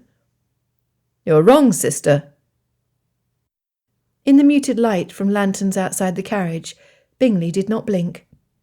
The gentleman and I will be making regular calls on our neighbours. If a hostess is needed, surely one of the mistresses of the surrounding estates would be pleased to serve as chatelaine. Before Bingley could be worked on by his sisters, his brother-in-law Hurst spoke. I will escort my wife and Caroline to London on the morrow, returning by evening so we may continue becoming better acquainted with the fowl hidden in your fields. We will surely be able to bag a covey or two without these two banty hens interfering with our sport. Mr. Hurst laughed at his own humour. Bingley said no more, though he nodded his head at his sister's husband. Caroline Bingley seethed as her sister glanced uncertainly at her husband. Louisa Hurst doubted this was the result Caroline had been hoping for. Darcy had wished himself elsewhere, and was relieved he was a spectator at the same time. In the years he had known Bingley, it had been his fondest desire to see the younger man stand up to his rebellious sister. He was impressed with his friend, and knew then how attached Bingley had become to Miss Bennet. In spite of such a brief acquaintance, only intense feelings for Miss Bennet could have inspired such a change.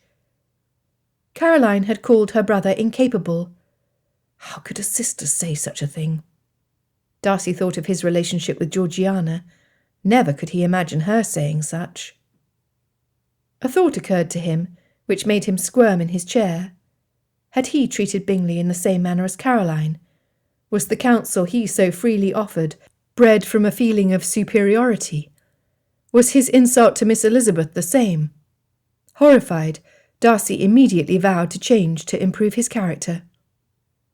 What a difference 3 miles of good road brought to a household.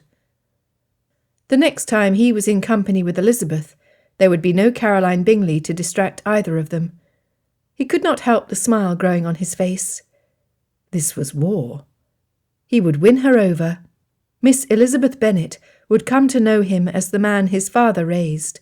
He wanted her respect, and her good opinion. With that, he put his glass on the table and went to his bed. Tomorrow his campaign would begin. Longbourn. I cannot sleep, Lizzie. You are wiggling like a worm. Jane reached over and pushed on her sister's shoulder. Elizabeth Ann Bennet, Jane whispered, as loud as she could without waking the whole household. Then she heard a sob. Mm-hmm. Elizabeth rubbed her eyes and was surprised at their wetness.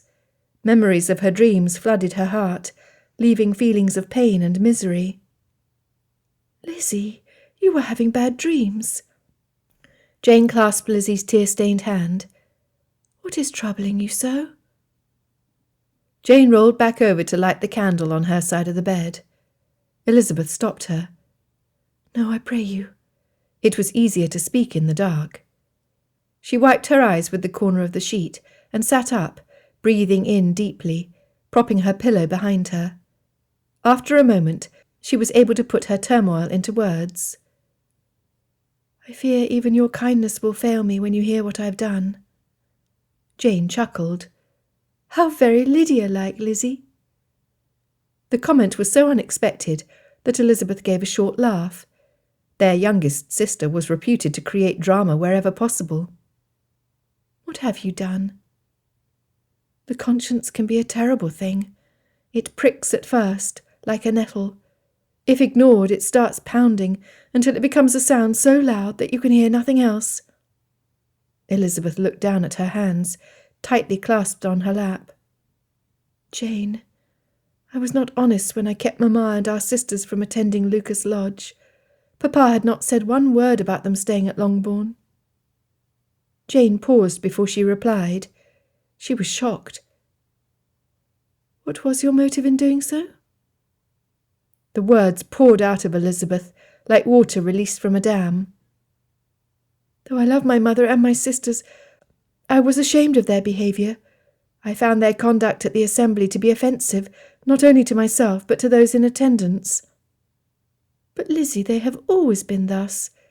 Are you ashamed of them because the party from Netherfield, someone from outside the neighbourhood, witnessed their conduct?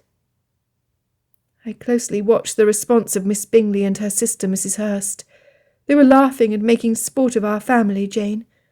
Mr. Darcy had such a look of disdain and disgust whenever his eyes alighted on Kitty and Lydia's wild behaviour, and that of our mother as well. The only one of their party who appeared to overlook their conduct was Mr. Bingley. He seemed unaware. Elizabeth leaned into her sister, who was also sitting up against the headboard. For a certainty, his attention was where it should be, was it not? Lizzie! Sister, we have little to recommend ourselves. Our importance, our respectability in the world, must be affected by checking their exuberant spirits, whilst displaying our own fine manners. Yes, this is true. Though Jane was inclined to seek the best in any given situation, she could see that her sister's opinion was accurate. And that is why you wanted them away from Lucas Lodge? It was. Then I believe you did not act for yourself, Lizzie. I believe you did what you felt necessary to keep them home in service of me. Am I correct, dear sister? Oh, Jane! Elizabeth's emotions were raw, and her heart ached. I have never seen you so affected by a young man. When I realised the poor impression our family was making on his sisters and his friends, I vowed to do anything to prevent interference and help forward the match. Thus the lie. Elizabeth bowed her head and breathed in slowly. But it does not end there. Whatever do you mean?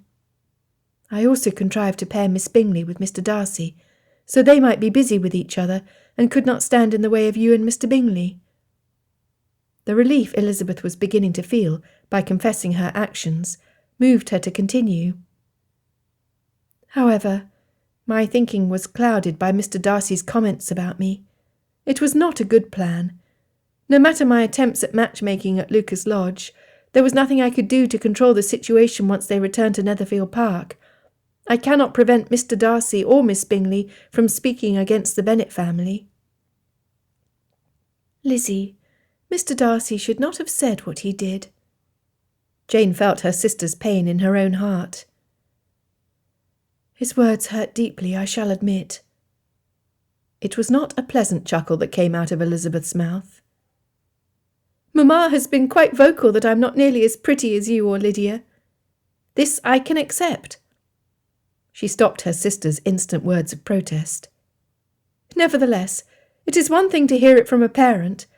To hear it from a stranger, whose only knowledge of me was my appearance, was a blow to my esteem. Each time Mamma made light of my features, sister, I made excuses in my mind, justifying her opinion. With Mr. Darcy I had no justification.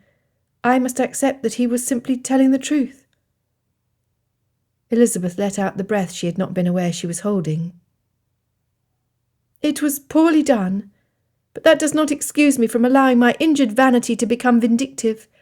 I'm deeply ashamed of myself, both for my intentions to interfere in their lives, and for being critical of Kitty and Lydia, when my own behaviour was reprehensible. Silence filled the room. Elizabeth, it is as I suspected. You were doing this for me. Now I will let you in on a secret, dear. Jane's voice was steady. Despite her reputation of being calm and serene, her emotions ran as deep as her sister's. You have a secret? Elizabeth was stunned. She could not ever recall a time when they had not shared freely with each other. I do. Jane chortled, an odd sound coming from her. Do you know, then when I found out what Mr. Darcy had said, I wanted to find the heaviest of Father's tomes, most likely the family Bible, and hit Mr. Darcy on the head with it, and I wanted it to hurt. What? You? Never! Elizabeth laughed. My dear, sweet, would do anything for peace, Jane. Then I became angry with Mr. Bingley. He should never have allowed Mr. Darcy to injure you in such an infamous manner without checking him. Neither gentleman acted chivalrously. I had not thought this. Well, you should have. Jane looked down at her own hands. Lizzie, I am almost 23 years of age with no prospects. I have no accomplishments other than my appearance, which is losing its bloom. Elizabeth interrupted. No, Jane, you are the most beautiful young woman I know, far more lovely than Miss Caroline Bingley. I thank you for that, though you see me through the eyes of one who loves me. Jane sighed. I am coming to feel very much as Charlotte does. I do not believe I can wait for a deep and abiding love, not any more. Oh, Jane, do not speak so, I pray you. Lizzie, if we were in town, I would be one of many who rely on their looks to gain an offer of marriage. This would be my 7th season, since our mother launched us each in our 15th year. From the standpoint of society, I am on the shelf as firmly as Charlotte. But Jane— No, sister, I pray you, listen to me. Jane took in a deep breath to calm her voice. Mr. and Miss Bingley and their party are clearly aware that our youngest sisters are out in society at a tender age. Therefore it is a matter of simple math that they too can know how long I have tried to make a match, and failed. If Mr. Bingley were to overlook these obstacles, and still show me interest, I would gladly accept his attentions. If he cannot, I will go to stay with our aunt and uncle in London to find a position which will support me. It is time, most likely past time, that I quit being a burden to our parents. My pride will not allow me to do so any longer. Elizabeth was astounded. She had no idea of Jane's sentiments. Jane? She reached an arm over to pull her sister close. It was now her sister's sobs that filled the room. Friday, 4th October, 1811.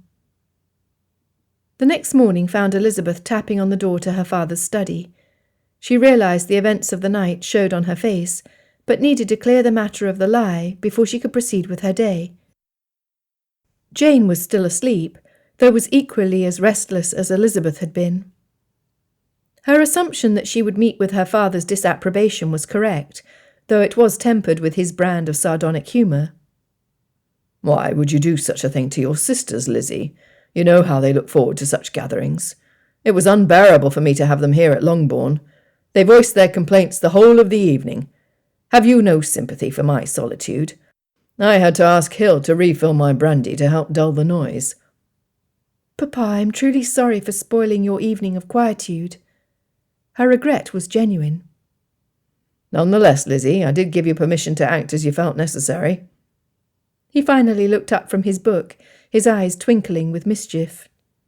You most likely did what I should have done months ago. In the future I may follow your example. Before he had finished his comment, his eyes were again focused on the pages of his book. Looking back up, he ended with, Or I may not. Lizzie walked out of his study and out of the front door. Trying to move past her dispiritedness, she started running, hoping to outpace her unease. She ran across the fields until she collapsed on the ground in exhaustion. Elizabeth knew what she had done was wrong, even though she had justified it at the time, and her father had dismissed it so quickly. Looking up at the sky from where she was seated, she felt small. Then she looked down. There she watched an ant trying to move a small clump of dirt. The clod was so minuscule that Elizabeth could have flicked it away with no effort at all. Yet to the ant it was a monumental task that required much effort and many attempts. For as long as Elizabeth watched, the ant continued its efforts. The ant needed to let it go. Elizabeth wished it would. It seemed a fruitless task which would have no happy ending. Elizabeth giggled up at the sky. She was that ant. She needed to release her own disappointment with herself. She needed to release the embarrassment of her family. And she needed to release Mr. Darcy's harsh words. Remembering a time from many years past, Elizabeth's giggles turned into a sigh. She had been playing in the barn and found one of the cats kept there to keep mice away from the straw. She recalled sitting next to a large tabby whose curled tail kept moving back and forth, slowly. Had it been a metronome, it would have been a ponderous, steady rhythm. Elizabeth had felt quite proud of herself when she caught that tail mid-movement, grabbing onto it tightly. Unexpectedly, The feline turned on her and started scratching, claws fully extended. The more it scratched, the harder she held onto the tail.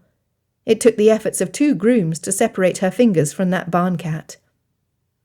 As Mrs. Hill patched the second Bennet daughter, she scolded that had she only let go of the tail instead of stubbornly holding on, the cat would have left her alone. It was a powerful lesson to a little girl, and an appropriate lesson for a 20-year-old woman to remember. Elizabeth lifted her chin. She loved her family in spite of their faults, and knew they loved her in spite of hers.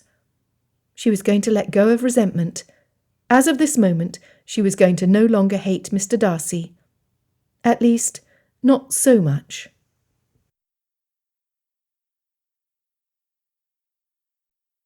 Chapter 6. Netherfield Park. Fitzwilliam Darcy's frustration was growing with every minute that passed.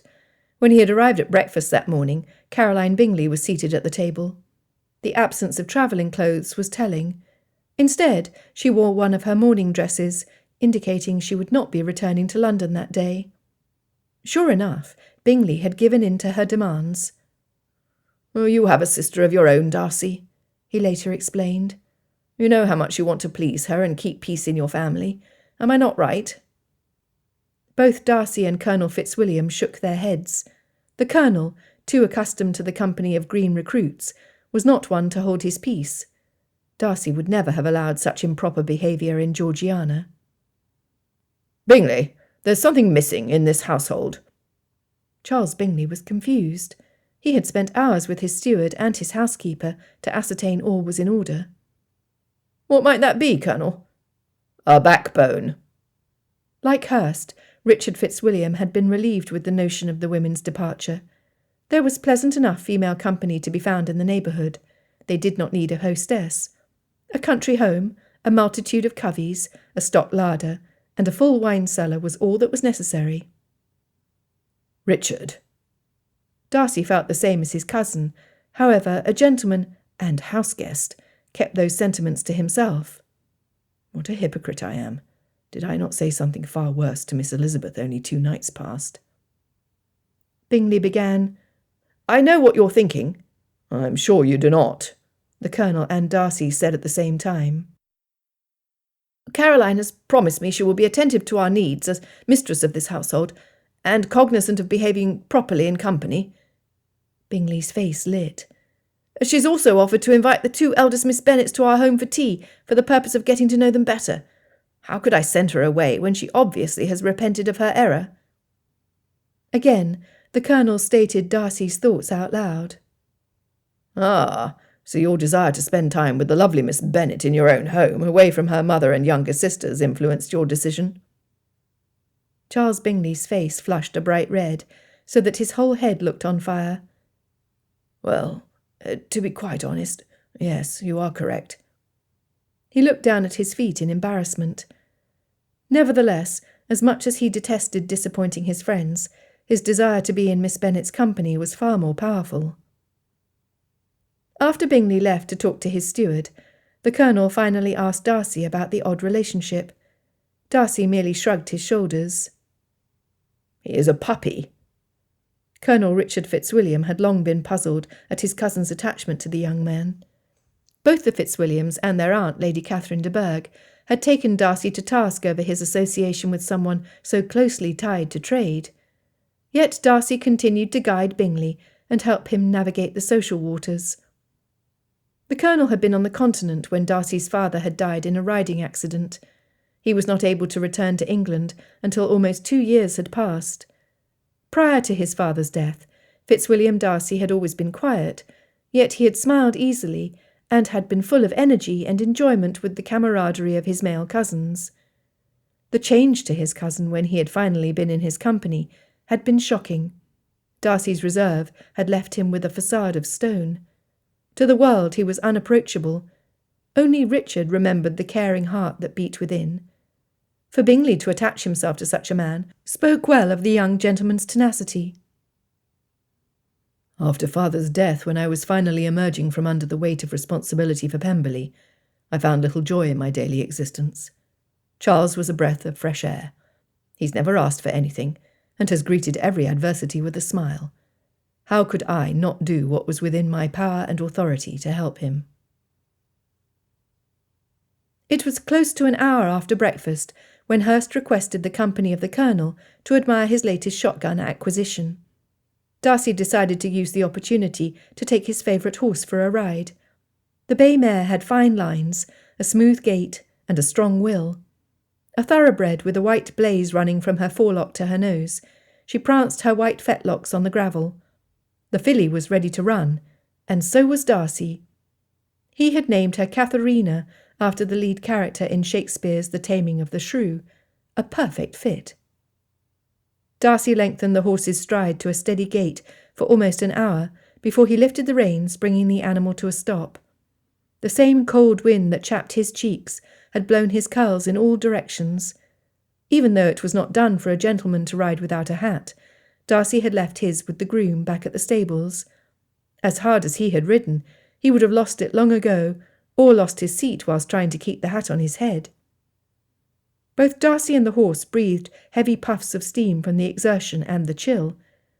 Looking around the rolling hills and verdant farmland, Darcy felt the pull of home. Since he had retrieved his sister from Ramsgate in July, they had been ensconced in their London house. He had not been to his family seat in Derbyshire since the spring planting. He had missed the autumn harvest, but his responsibility was with Georgiana in their townhouse. However, at his sister's insistence, he had travelled to Hertfordshire with the Bingleys. Apparently, he hovered, and Georgiana did not approve. At Netherfield Park, he would be a half-day away from Georgiana. Had he returned to Pemberley, it would be a 3 to 4 day journey if he was needed. He heard her before he saw her. Though the words of her song were not discernible, the tone was merry.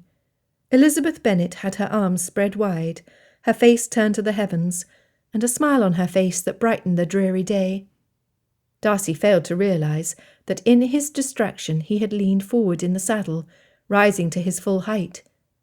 Katharina felt the change of weight immediately. The mare reacted far faster than Darcy. She went left and he went right. When they parted company, Darcy flew through the air until he was sprawled on the ground, landing with a grunt. His horse snorted.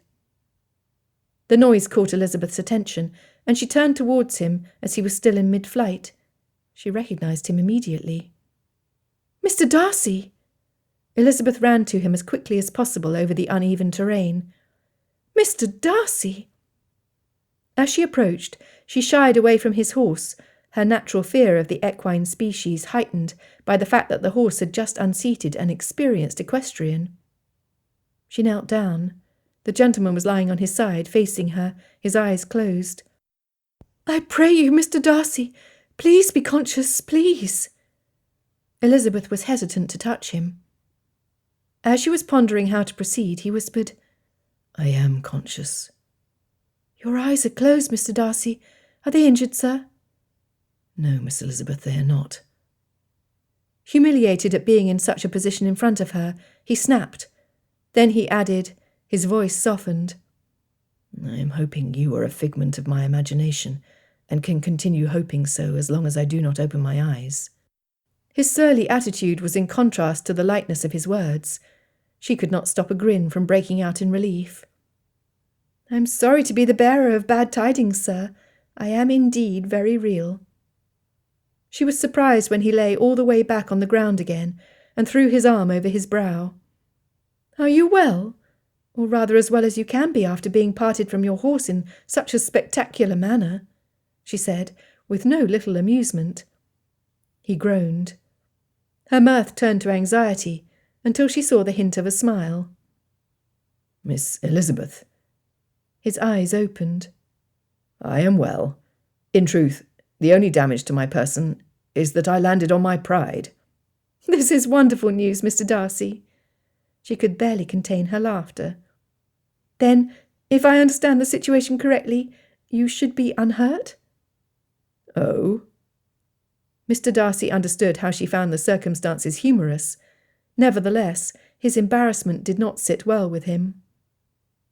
"You have pride in abundance, sir. The landing would have been made softer because of it." His eyes opened wider, and he saw the twinkle in her own, before she burst into the most melodic sound he had heard in his whole adult life. She radiated joy. He could not help but join in her laughter. As he moved to stand, she stood and backed away from him. He laughed until he bent over, slapping his hands to his thighs. Amazingly, he felt his worries and responsibility pour off his shoulders as if he had shrugged a heavy millstone from around his neck. "Mr. Darcy, I offer an apology." Those were not words he expected. "I had just made the resolution to be nice to one and all, and yet the first words from my mouth came with bite. I pray you accept my sincere regrets, along with a promise to do better in the future." At her words, Darcy immediately started searching the pockets in his waistcoat. When he did not find what he was looking for, he checked the pockets in his jacket, and then his greatcoat. He even put his hands deep into the pockets of his trousers. He felt panic rising in his chest, and could hear his own breathing quicken. "Mr. Darcy, truly, are you well?" Certainly, he had shown her a much different side of himself than she had observed at the Meryton Assembly and at Lucas Lodge. His clothing was covered in mud and was askew, his hair was wild, and his face was a ruddy hue. Elizabeth worried that he had hit his head when he had landed on the ground.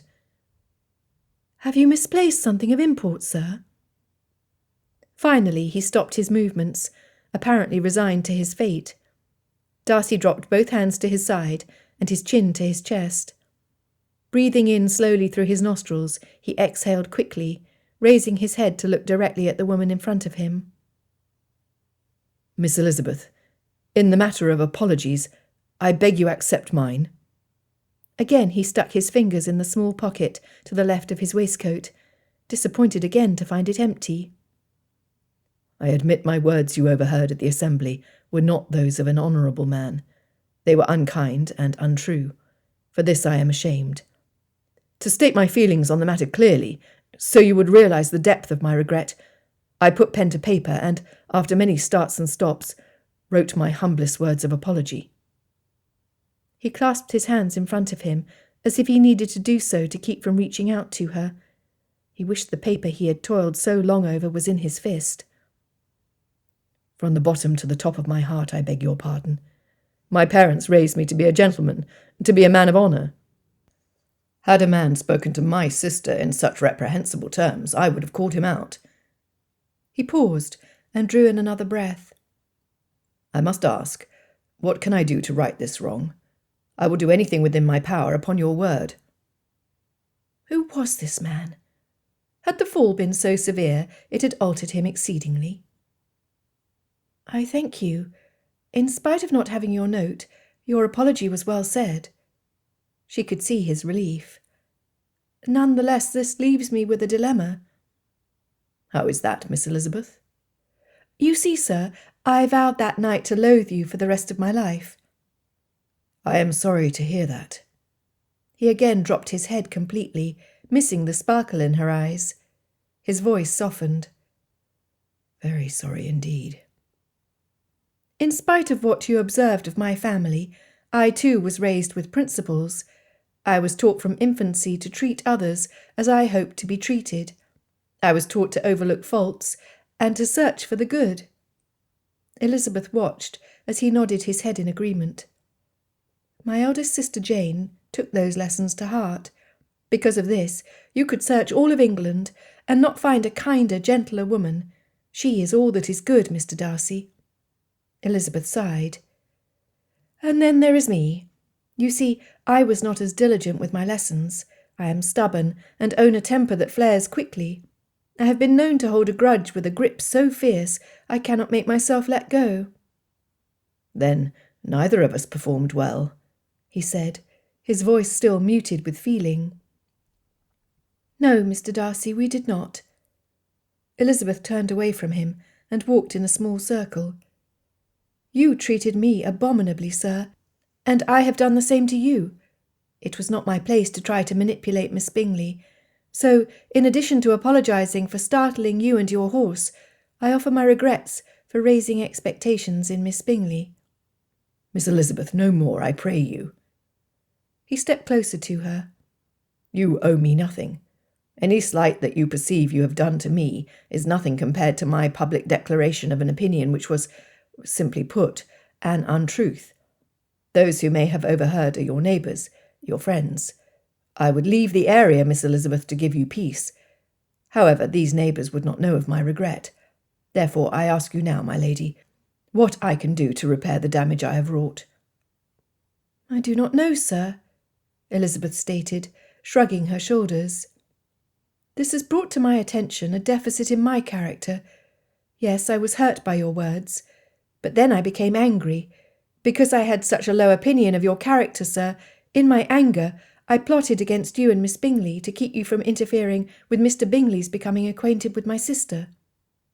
She looked him directly in the eyes. "I'm telling you this for one reason only, Mr. Darcy. Your unkind words may have started this chasm between us, but my own actions and attitude made it grow." "Miss Elizabeth, then may we agree that there is fault on both our parts, that neither of us acted in a manner appropriate to our station?" This woman intrigued him. Had she been a lady of the temps, he might have been trapped by virtue of being alone in the field with her. He would have had to speak with her father about possible repercussions. He never would have been able to express himself freely without knowing his words would be thrown back at him or made public to force him to bend to her demands. He might have been the only one proclaiming guilt. She was remarkable in that none of these consequences had been demanded by Elizabeth. Truly remarkable. "May we now agree to begin again?" She pondered this plan. It would take some adjusting of her opinions, but it would be good in forwarding a connection between Bingley and Jane. This might work. "Mr. Darcy, I am Miss Elizabeth Ann Bennet from Longbourn. You are most welcome to Hertfordshire." She dropped into a deep curtsy. "My pleasure." He bowed, relieved. "I am delighted to make your acquaintance, Miss Elizabeth Ann Bennet." He smiled, which she quickly returned. "I am Fitzwilliam Alexander Darcy of Pemberley in Derbyshire." Elizabeth could not resist.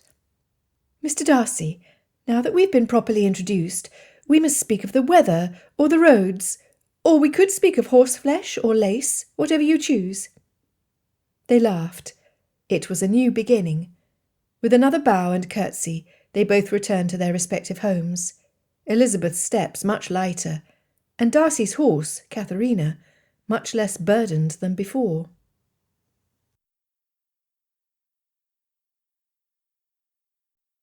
Chapter 7. Netherfield Park. Caroline Bingley stood at the front window, waiting for Mr. Darcy to return from his ride. When he finally came into view, his appearance was wild and highly irregular. And yet she thought he had never appeared more handsome. She would do anything to become his bride. It had galled her to beg her brother to reconsider his decision. To promote her own plans, she needed to be near Fitzwilliam Darcy. Caroline almost choked over the words of apology and regret, only made worse by the fact that she needed to use Jane Bennet as a lure for Charles to change his mind. Now she was committed to hosting the 2 eldest Bennet daughters at Netherfield Park. Thus, the invitation had been sent for tea the next day. Caroline was determined to prove to Mr. Darcy her abilities in the management of a household, so he would know with confidence that she was well qualified for the position as the future Mrs. Darcy. Her skills as hostess would surely draw him in. Looking at the smile on Darcy's face as he walked from the stables, Caroline hoped it was in anticipation of being in her company. He said nothing to her at breakfast to indicate his feelings about Charles being unreasonably harsh with his demands. Since he was a notoriously private man, she was not surprised. She turned away from the window, reaching up to pat her hair and then down to smooth her skirts. Caroline wanted nothing out of place when her soon-to-be-intended walked into the room. Therefore she was disappointed when his long strides took him past her and directly up the stairs to his rooms. He had not even noticed her presence through the doorway of the drawing-room. She sighed so loudly, the attending footman turned his head. Having caught the attention of a servant, her humiliation seemed complete. Caroline Bingley knew that being the daughter of a tradesman no matter how successful, would keep her from the first circles unless she married well. Upon meeting her brother's wealthy friend Darcy, the ambitions of her parents had developed into an inferno in her bosom. He was her ticket to accomplishing her dreams. She was determined to let nothing and no one stand in her way. Fitzwilliam Darcy met his cousin on the stairs as he headed to his rooms to change from his muddy riding clothes. The muck that covered his greatcoat and trousers had been brushed off after it dried, but the stains were still visible. Growing up at Pemberley, the Fitzwilliam cousins were regular visitors. As was common with most healthy boys, mud was not an unfamiliar substance. However, the sheer magnitude of the marks on Darcy's clothing was notable. Colonel Fitzwilliam stopped mid-step when he noted the smile and the sound of humming coming from his cousin. Two thoughts came immediately to mind. One, he could not recall seeing such a laissez-faire expression on his cousin's face in the last 5 years. And two, he hoped Darcy never intended to serenade a woman. The tune was barely recognisable. "Nice ride." "Indeed." And that was it. No embellishments. Darcy continued up the stairs, his smile still in place, though the humming had ceased. Apparently he was aware of his own weaknesses.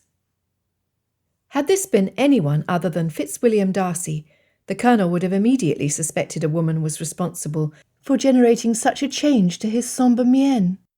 As it was, he could only assume there had been good news from Georgiana, or of a successful investment.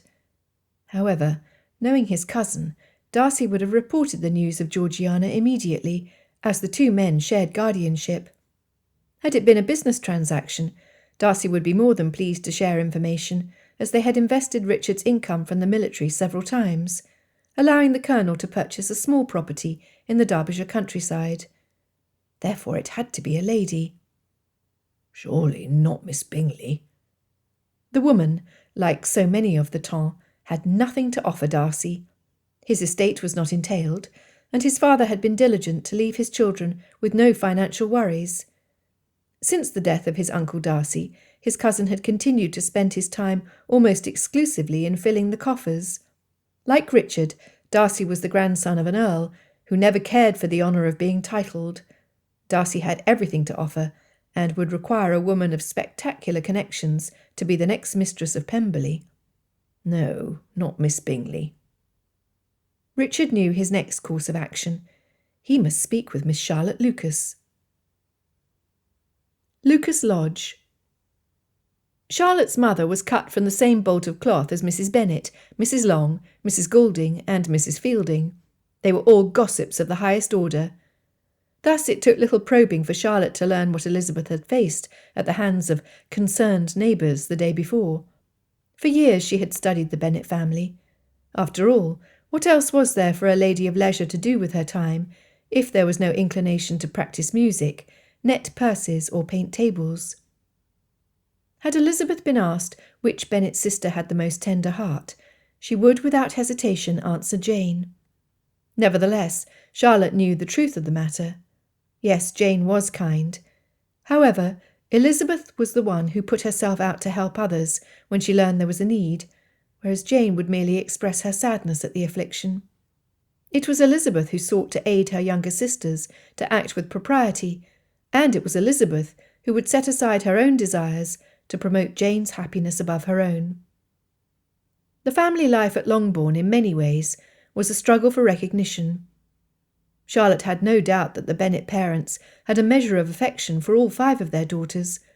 Nevertheless, their mother showed preference to the oldest and youngest, because their looks most closely resembled Mrs. Bennet's when she was a maiden. Her physical appearance, as she often claimed, had caught her a gentleman for a husband.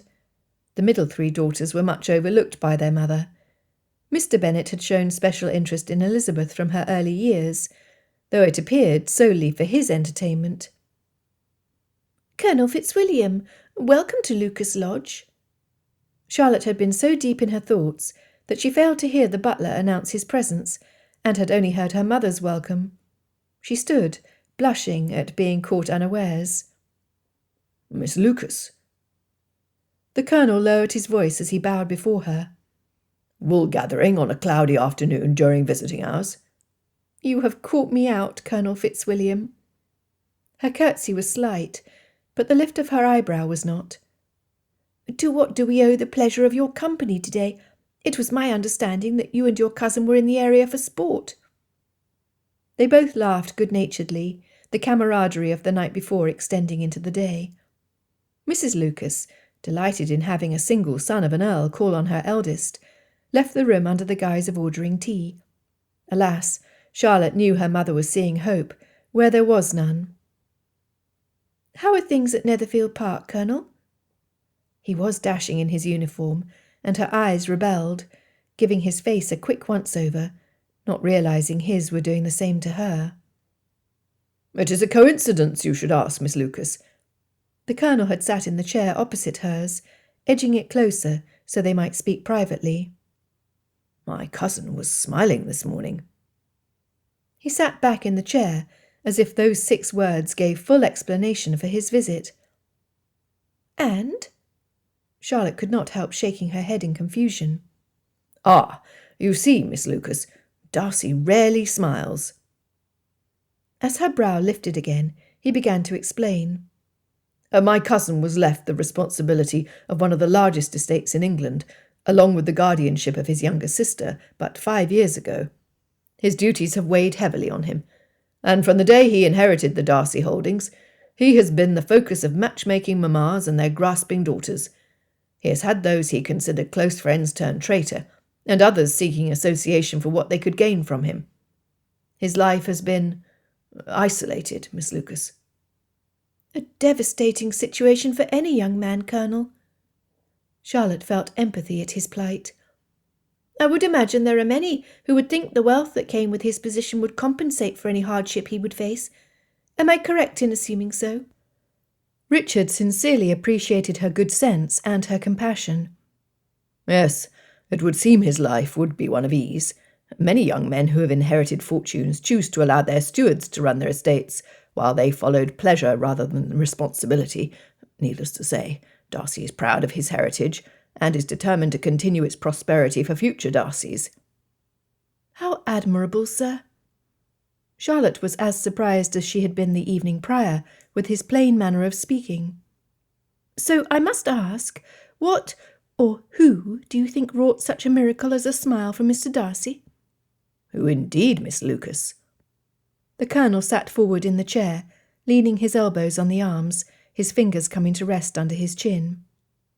I was hoping you happened upon your friends from Longbourn this morning to determine whether any one of them had seen my cousin while he was on his morning ride about the countryside. Charlotte could not help but laugh. The man knew the habits of women. Do you have sisters? I do not.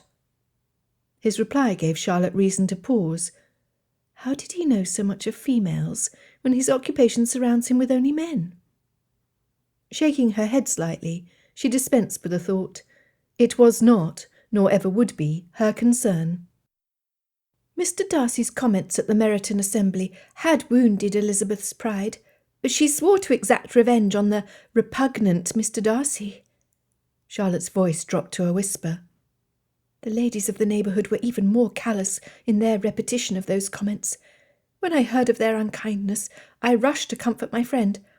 It so happens that I arrived at Longbourn just as Miss Elizabeth was returning from her walk. Yet, like your cousin, Eliza was all smiles, genuine happy smiles. When I commented on the change to her countenance, her only reply was, "It is a new day, Charlotte, and I have made a new acquaintance." Do you know of whom she was referring? When I asked her, she only chuckled and walked into Longbourn, humming the tune Miss Bingley had played on the pianoforte the night before. That is it! The Colonel snapped his fingers and pressed his lips together. That was the same tune my cousin was trying to hum. When he was smiling? Yes. Silence filled the room as the two pondered over the similarities. Charlotte's eyes widened, as did the Colonel's. The Colonel muttered, It could not be. As Charlotte proclaimed, She told me she hates him. It would not be a good match for him. Many of our society would view her position as a degradation to him. He shook his head slowly.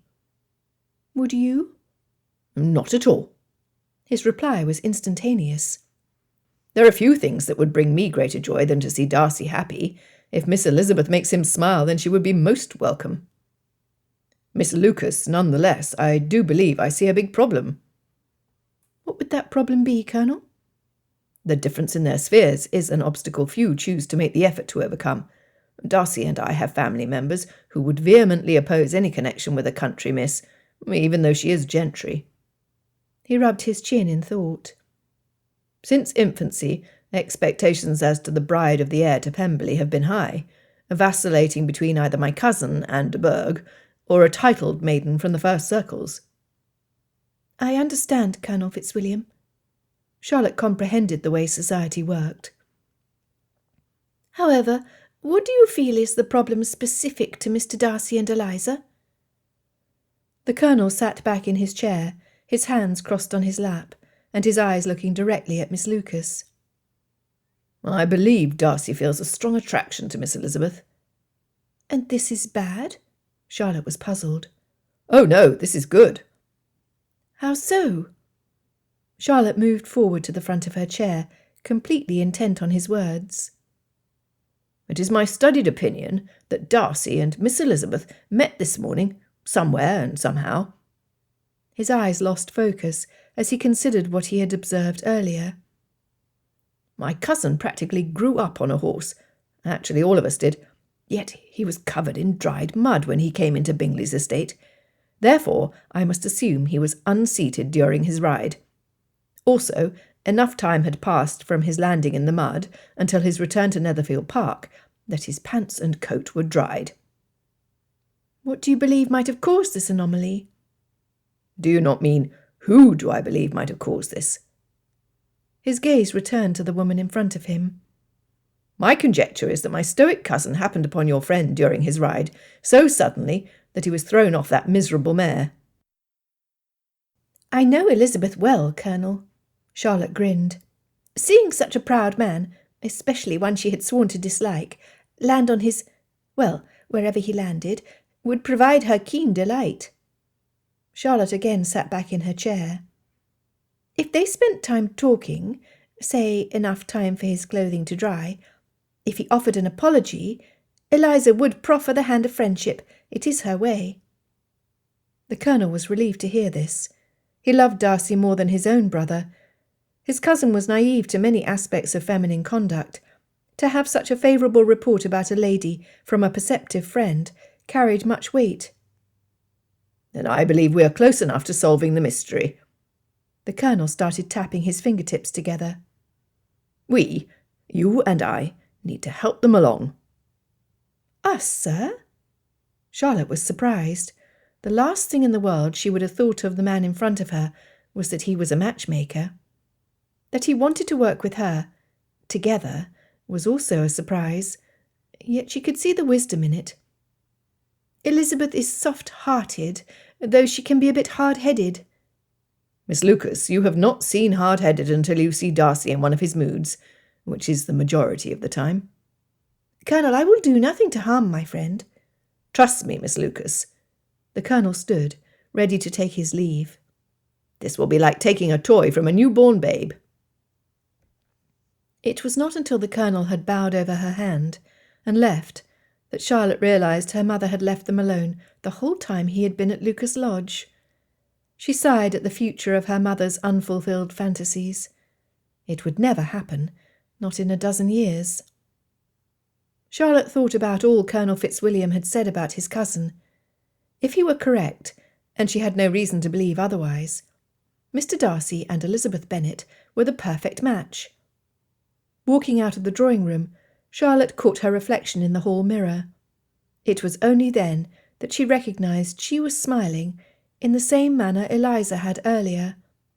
Elizabeth Bennet had found her perfect match, and she could not be more pleased.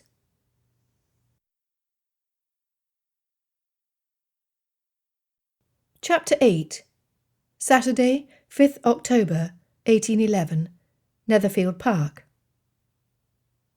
It was not until the Bennet sisters arrived at Netherfield Park that Elizabeth was again in Mr. Darcy's company. For the preponderance of the visit, only the 4 women entertained themselves over the well-arranged repast. Apparently, this had been at Miss Bingley's design, for when the gentlemen appeared after their sport, Mr. Bingley inquired whether she was finally prepared for them. Miss Bingley was an accomplished hostess, and was pleased to prove her diligence on this occasion. Not only was the table laden with small cakes accompanying the tea, there were nibbles of savoury fare that were beautifully presented. Under normal circumstances, Elizabeth was adventurous, willing to try anything new. Nevertheless, the prospect of seeing Mr. Darcy again had the butterflies in her stomach all aflutter. She accepted only one shortbread biscuit, which still resided at the side of her teacup. Mr. Hurst, a confirmed gourmand, filled his plate until some of the delicacies threatened to topple to the carpets. The Colonel's plate was more conservatively filled, while Darcy and Bingley barely ate. It was a circumstance the Colonel could not fail to mention. "I say, Hurst!" Merriment oozed from Colonel Fitzwilliam's voice as he lifted his small, half-filled dish towards the man. "What is it about the power of a lovely lady, my man?" Gilbert Hurst looked up and compared his pile of food to both Darcy and Bingley's. He snorted. It had been a long while since he thought himself to be in love with his wife. Had I ever lost my desire to sate my belly whilst courting Louisa? He shrugged his shoulders. With no words spoken, the Colonel received his message loud and clear. Miss Bingley assumed they were speaking of the food, and, not wanting to seem negligent in her duties, pressed the men to partake. After no little encouragement, Bingley did so. Darcy turned and carried his cup of tea to the window, where he surreptitiously studied the lawns. He was grateful no one thought to ask him what he found to be of interest in the park. It was the lady, seated on one end of the settee, who had his attention, and he thought the rose-coloured muslin dress was lovely against her skin. Yet he knew that to watch her as he desired would give rise to expectations, and he would not do that to her.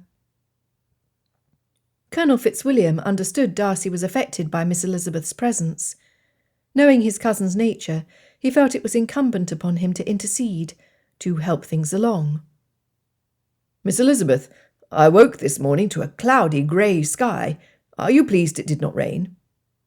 "I am, Colonel Fitzwilliam, for I do enjoy a stroll through the autumn leaves."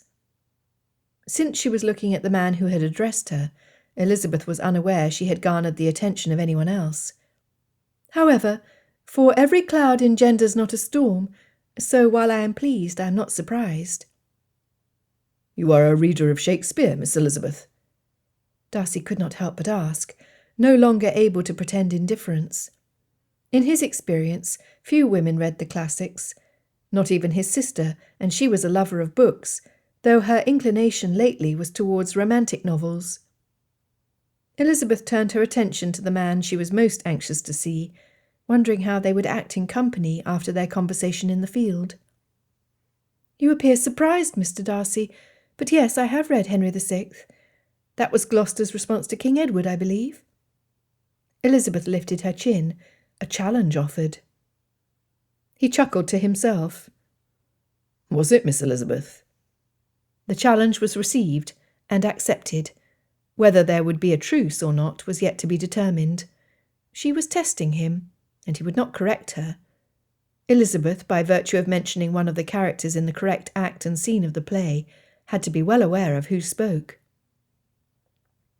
"Do you not think Clarence also expressed himself clearly on the occasion, sir?" For the first time since he stepped into the room, he noticed how her eyes sparkled and seemed to dance with glee. He could not fail to note their beauty, as he had at the assembly. "I most assuredly do, Miss Elizabeth." There would indeed be peace. Their truce would last. "Well done." "I thank you for your approval, Mr. Darcy. Should it be rarely bestowed, its value would be most appreciated." Darcy caught the smile at the end of her comment. Impertinent girl. Though Caroline Bingley had no inkling who Clarence or Gloucester was, or what they had to do with the weather, she was acutely aware of the ease Darcy and Elizabeth had in speaking with each other. Though Elizabeth had avoided Darcy at Lucas Lodge, she was not doing so at Netherfield Park, and Caroline was not having it. She had expected animosity between the pair, not seeds of friendship. "Miss Eliza, tell me, have you spent much time in London society? Miss Grantley has written that the counties beyond the metropolis are quite primitive." Caroline sniffed in blatant superiority. "You cannot have spent all your years in Hertfordshire." Caroline's comments caught the immediate attention of all in the room. Jane Bennet despised confrontation of any sort. She bowed her head, twisting her hands in agitation. However, Elizabeth welcomed it. "I do not know a Miss Grantley. Is she a close acquaintance of yours, Miss Bingley?" Elizabeth knew what the woman was about. It was a paltry device, a mean art. Caroline pressed her right hand to her heart, as if it would stop ticking at the thought. "My dear Miss Eliza, Miss Grantley is part of the first circles of society. As such, we think so much alike that we are of one thought." She quickly glanced to Mr. Darcy to make sure he was listening. Caroline desperately wanted him to realise how much she belonged in his sphere of friends. "If you spent any time at all with those of elevated rank, you would understand her meaning." "Primitive? Is that so, Miss Bingley? It has been my study that every savage can dance and sing." Elizabeth set her teacup and saucer on the table in front of her. Putting her hands together on her lap, she continued, "This must be a relief to you." Her response confused Caroline. "How so?" "I believe Mr. Darcy's estate is in Derbyshire, is it not?" "Eliza Bennet, I have had the privilege of being a guest at Pemberley several times. There is not an estate in the whole of England so grand." Elizabeth lifted her cup off the saucer and took a sip, allowing the conversation to settle in the minds of those in the drawing-room. "I do wonder whether you and Miss Grantley are of one mind, as she feels country living is primitive. Surely you do not mean Mr. Darcy's bucolic estate, Pemberley, is occupied by savages?" "Never!" Miss Caroline Bingley sputtered at the perceived insult to the estate she longed to have as her home, and the man she would need as a husband to achieve that goal. She missed the look of mischievous delight on Darcy's and the Colonel's faces. "Oh, I see." Elizabeth's voice remained calm. "You are merely trying to let me know that Miss Grantley has no interest in pursuing Mr. Darcy, then. She would also have no interest in your brother, since he has leased a country estate." "Miss Eliza, I'm not—" "Maybe you are endeavouring to adjust my opinion as to you and Mr. Darcy being a charming couple?" "Miss Eliza!" The colour, which had left her face at first, returned with a vengeance. "I was endeavouring to make a point." "Pray, how I do run on." A small smile crossed Elizabeth's face. "I fear I must thwart your opinion of a country upbringing when I answer your original question. I admit Jane and I have spent much time in London with our aunt and uncle. In doing so, we regularly attended the theatre, the opera, the museums, and Vauxhall Gardens. We have strolled Bond Street, had ices at Gunther's, and shopped for books at Hatchard's." With an impish grin, she added, "There, have I sufficiently disappointed our hostess?" Jane gave a small cough into her hand to remind her sister they were guests at Netherfield Park. Elizabeth looked to her and winked, hoping no one else noticed. Only the Colonel had caught the rapid twitch of her eye. He stifled his laugh. "Your relatives, I believe they reside in Cheapside?" Caroline sniffed in her arrogance. She had clearly underestimated her foe. "And your relatives, Miss Bingley? What part of London are they from?" Caroline sensed the ground shift to quicksand. Both women heard the snort from Mr. Hurst. He had long tired of his sister-in-law's influence over his wife. Their marriage had lifted Louisa from trade to the life of a gentlewoman. The Bingleys hailed from the industrial area of Manchester, and Caroline had long striven to put those days behind her. Caroline Bingley wanted to stomp her foot, and might have done so had she not been seated. The conversation had not gone the way she had planned. Eliza Bennet was a nobody who seemed to show an abominable sort of conceited independence, and her indifference to decorum was unappreciated by the mistress of Netherfield Park. Hoping to regain her elegant mien, she moved to the tea-tray and offered to refill the gentlemen's cups. She looked to Mr. Darcy with confidence. Caroline knew his opinion of Meryton society, and Elizabeth Bennet in particular. She too had overheard his comments to her brother at the Assembly, stating his opinion of the young woman as tolerable and not handsome enough. Surely there was little danger of Elizabeth gaining favour with the man. When her eyes moved to see his reaction, she expected to see his look of condescension towards the second Bennet daughter and approval of her own comments. She was shocked. Caroline had never seen such admiration in his dark eyes, and it was not aimed towards herself. The Colonel was savouring the performance and could not wait to share all with Miss Lucas. Bingley worried that he had made the wrong decision, allowing Caroline to remain. Yet, having Miss Bennet in his home was such a reason for joy. In the end, it was worth his sister being hostess. Darcy was enchanted. He was learning more about Miss Elizabeth Bennet, and each morsel of information only added to her manifold attractions. For the first time in his 28 years, he felt his heart might be in peril. He smiled at the thought, comforted in knowing he was not the cold, stern man he was rumoured to be. Yes, they would be good friends. Longbourn. It had been a few hours since the Bennet sisters returned to Longbourn. Mrs. Bennet had required a full report, with complete descriptions of the gowns worn by the Bingley sisters, as well as the items served for tea. She was uninterested in the conversations between the hostess and her daughters, only seeking to know how Jane was progressing with her efforts to form an attachment with Mr. Bingley. "Lizzie, you were quite bold," Jane said, as she finished brushing her long blonde locks. Elizabeth was trying to tame her curls into obedience at the same time, to little effect. Elizabeth scoffed. "The Miss Bingleys of the world are in every respect entitled to think well of themselves, and meanly of others, sister dear. They cannot see beyond their own elevated opinions, so they belittle those who do not fit into their ideals. I have no desire to better myself, or our society to be at her level. I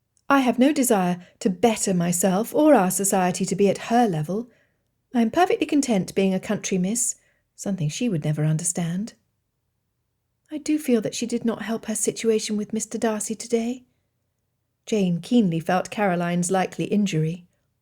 "Oh, Jane, I would not waste your tears on Miss Bingley." Elizabeth hopped into bed and pulled the bedclothes up to her chin, wiggling until some heat was created between the cool cotton sheets. "I'm fairly certain that she's done what she needs to do to repair his opinion of her." Elizabeth giggled. "Jane, dear, I believe she was hoisted with her own petard." "Lizzie, I do hope you do not speak of such in her hearing, as I doubt she's read Hamlet, and would have no understanding of your meaning." "Why, Jane!" Elizabeth burst into laughter. "That is possibly the harshest thing I have ever heard you say about another." "It is it not?" Jane's snicker turned into full-blown merriment. Netherfield Park. "What did you think of tea this afternoon, Darcy?" Richard had waited until Hurst and Bingley had retired upstairs to question his cousin.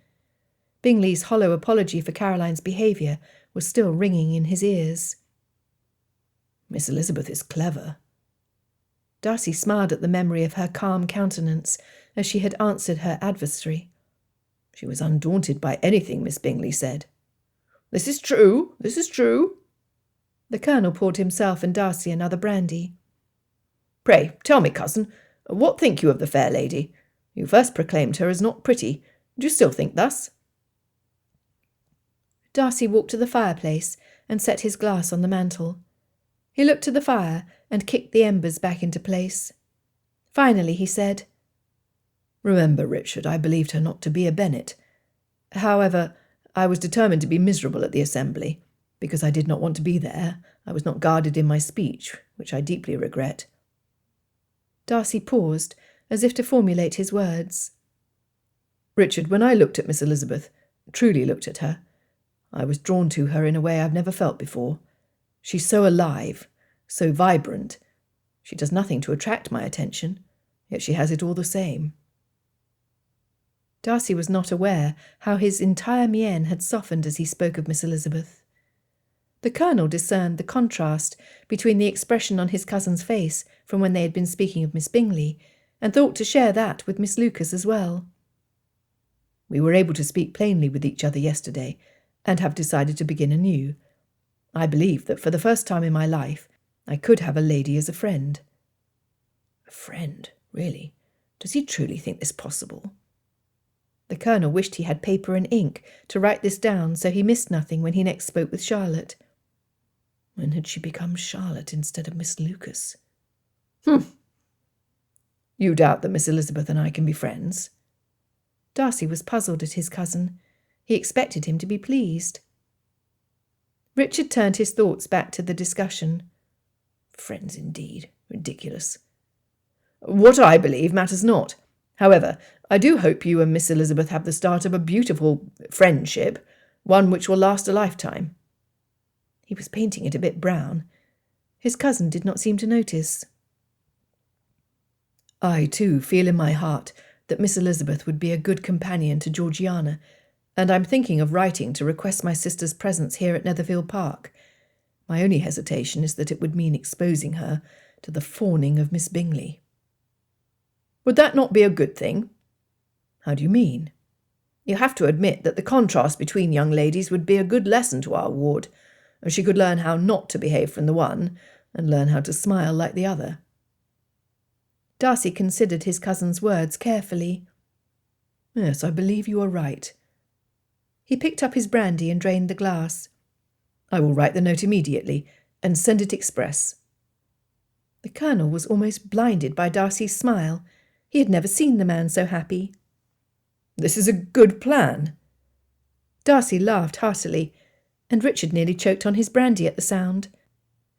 "Imagine having two such women in close proximity, a sister and a friend. How pleasant this will be." The Colonel decided to follow his cousin's example and head to his room and put his own pen to paper. He did not want to forget any of even the smallest details when he headed to Lucas Lodge in the morning. He only hoped Miss Lucas did not mind receiving a caller at such an early hour. Chapter 9. Sunday, 6th October 1811. Longbourn. Elizabeth woke the next morning to the news that the militia was soon to settle in Meryton for the winter, and the heir to Longbourn would be arriving to make his first appearance at his future inheritance. Both pieces of information were met with mixed emotions from the females in residence. Mr. Bennet's contribution to the mêlée was the dispensing of the facts as he currently knew them, then retiring to his bookroom soon after. Elizabeth followed him into the room. "Papa, what think you of the news?" It was a rare occurrence for her father to hurt her feelings like he had. Most likely, in his bid to find humour in the mundane, he had not realised he had done so. In fact, Elizabeth could not recall a time when it had happened before. She respected his opinion. His barbs had always been cushioned by wit and aimed at others. Mr. Bennet removed his spectacles and rubbed his hands over his face. Then he reached in his desk drawer and removed a letter, handing it across the desk to his daughter. "I received this by post yesterday, and I believe that if you were to look up the definition of the word buffoon in the dictionary, you would find the name of my heir, Mr. William Collins." In spite of their close relationship, she could not recall when he had been as seriously affected as he was at that moment. She waited for his well-chosen censure or the snicker at his cousin's foibles, but the words did not come. Before she could unfold the letter and satisfy her growing curiosity, her father stood and walked to the front of the desk, leaning against it, his feet and arms crossed. "Elizabeth, before you read this nonsensical missive, I want you to understand that there is a part of me which is grateful for the young man's blatant self-aggrandizement." He again rubbed his face, as if he were trying to erase unpleasant thoughts. "His father was both ignorant and illiterate. Rather than expend efforts to improve himself, he became a relentless bully. He insisted his son be educated at university, though from the tone of his words the son learned little. And you are grateful for this? Elizabeth was puzzled. From her father's attitude, she understood this was not an exercise, an opportunity for furthering her comprehension or her education. He was seeking her opinion. I am. Mr. Bennet paused.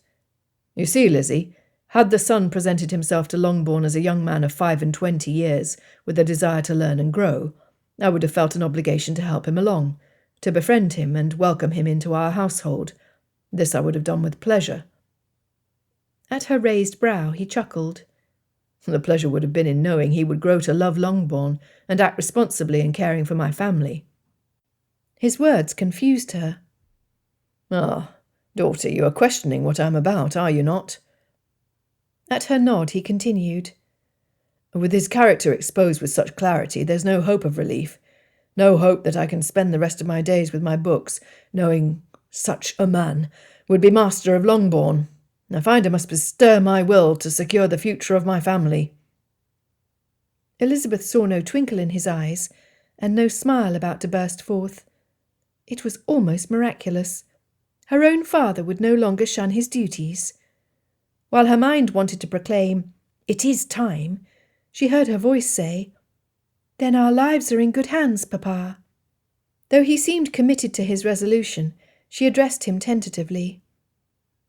"I understand your words. What I do not comprehend is your purpose in sharing this information with me." She placed the letter carefully on her lap and looked him directly in the eye. "I sense you are serious, Papa, and while I thank you for your consideration of my sisters and myself, I am worried about this Mr. Collins." "My Lizzie."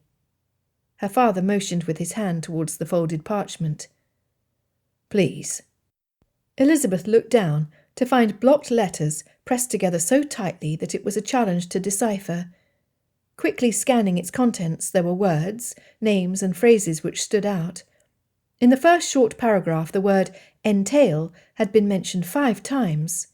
Lady Catherine de Bourgh was referenced no less than a dozen times on the first page, and matrimony was mentioned thrice. It was on this particular subject that one portion of a paragraph jumped out and hit Elizabeth right between the eyes. "I am very sensible, cousin, of the hardship to my fair cousins, and could say much on the subject, but that I am cautious of appearing forward and precipitate. But I can assure the young ladies that I come prepared to admire them. At present I will not say more, but perhaps when we are better acquainted." "Papa?" She could not keep the uncertainty from her voice, repulsed by the implications. He waved his hand again. "Read on." Elizabeth turned the page and did so. In her shock at the contents, she crumpled the paper tightly in her fist. "No!" "Yes, Lizzie." Mr. Bennet leaned forward and removed the letter from her fingers, placing it behind him on the desk so his daughter could no longer see the offensive pages. "You understand why I cannot leave matters as they stand. Mr. Collins paints himself an absurd little man, whose sole interest is in bowing and scraping to his patroness, Lady Catherine de Bourgh." "I do comprehend your feelings on the matter, Papa." While she responded calmly, it was not the words about Mr. Collins himself that upset her. The man wrote of the connections his patroness had with peers of the realm and large, wealthy landowners, and it was primarily the mention of Mr. Fitzwilliam Darcy of Pemberley in Derbyshire that made her most distraught. "Papa, he says Mr. Darcy is betrothed to the daughter of Lady Catherine de Bourgh. Mr. Collins would have no way of knowing we've been introduced to the man. Yet the whole second page is devoted to his descriptions of both the mother and daughter, the estate, the gardens, their connections, and his prospects. To state something so unrelated to us is nonsensical." Elizabeth shook her head slowly as she continued speaking. "What does he hope to gain by sharing such information with complete strangers?" Mr. Darcy was engaged to marry his cousin. She was surprised at the hurt she felt. In her brief conversation with Mr. Darcy in the field, nothing had been mentioned to indicate he was promised. Of course, Neither had he made any promises to her, other than offering friendship. Nor did she want any. But what of Miss Bingley? Surely she would not continue her pursuit if he was out of her reach. It was most unsettling. His verbosity indicates a smallness in his thinking, Lizzie. Mr. Collins wishes to promote himself by mentioning the names of those in the highest circles. He is unaware we are acquainted with Mr. Darcy. It would not be out of character for such a man as Mr. Collins to use false pretences and stratagems to promote himself beyond his proper place. Thomas Bennet patted his daughter's knee. Worry not, Lizzie. It is good we know Mr. Darcy's future plans. Your mother, though she already hates him for his damaging words against you at the Assembly, would overlook his slight should he have shown any interest in you. Thus you are safe from your mamma's matchmaking. You need not spend any more time with that abominable man. Mr. Darcy is reputed to have an unsociable, taciturn disposition. His manners and selfish disdain of the feelings of others will undoubtedly make him the perfect groom for, as Mr. Collins states, the jewel of England, but never for one of my girls. Elizabeth deeply appreciated her father's unexpected words of tender regard for the prospects of her and her sisters. She knew not how to explain meeting Mr. Darcy and the subsequent conversation in a way that would not raise the concern of her father. Long had their family been exposed to the harsh comments from the matrons of Meryton about the consequences of being alone with a single man. Even though Elizabeth was aware it was done to instill caution in their daughters, there was a measure of truth to their words. Should those same women learn that she and Mr. Darcy were in conversation in the isolated field, speculation would be rife, and the potential for damage to her reputation would be great. In her father's eyes, her words about the improper conduct of her younger sisters would have been made null with her own decision to remain in the field with Mr. Darcy. And yet Elizabeth longed to let her father know she had agreed to put the insult behind her and start again as a friend. Do not worry, Lizzie. Again her father patted her knee, misunderstanding her lack of ease. I will not allow any gentleman, including the heir to Longbourn, to play with the affections of any of my daughters. Elizabeth embraced her papa before returning to the privacy of her bedchambers. She sought quietude to ponder this recent intelligence. Mr. Darcy is to be married. Why did that make her so agitated? Meryton. The party from Netherfield Park arrived at the small stone church in Meryton just before the start of services. Lizzie had found little peace after speaking to her father, and was restless until they finally appeared. As expected, Miss Bingley was clinging to Mr. Darcy's arm. His expression was the same as at the Meryton Assembly, dour and unapproachable. She wondered how much Miss Bingley's presence was responsible for his stern countenance. Gone was the friendly face from 2 days past. Elizabeth followed his progress as they walked down the aisle, thinking he would make a handsome groom when he married the illustrious Mr. Berg.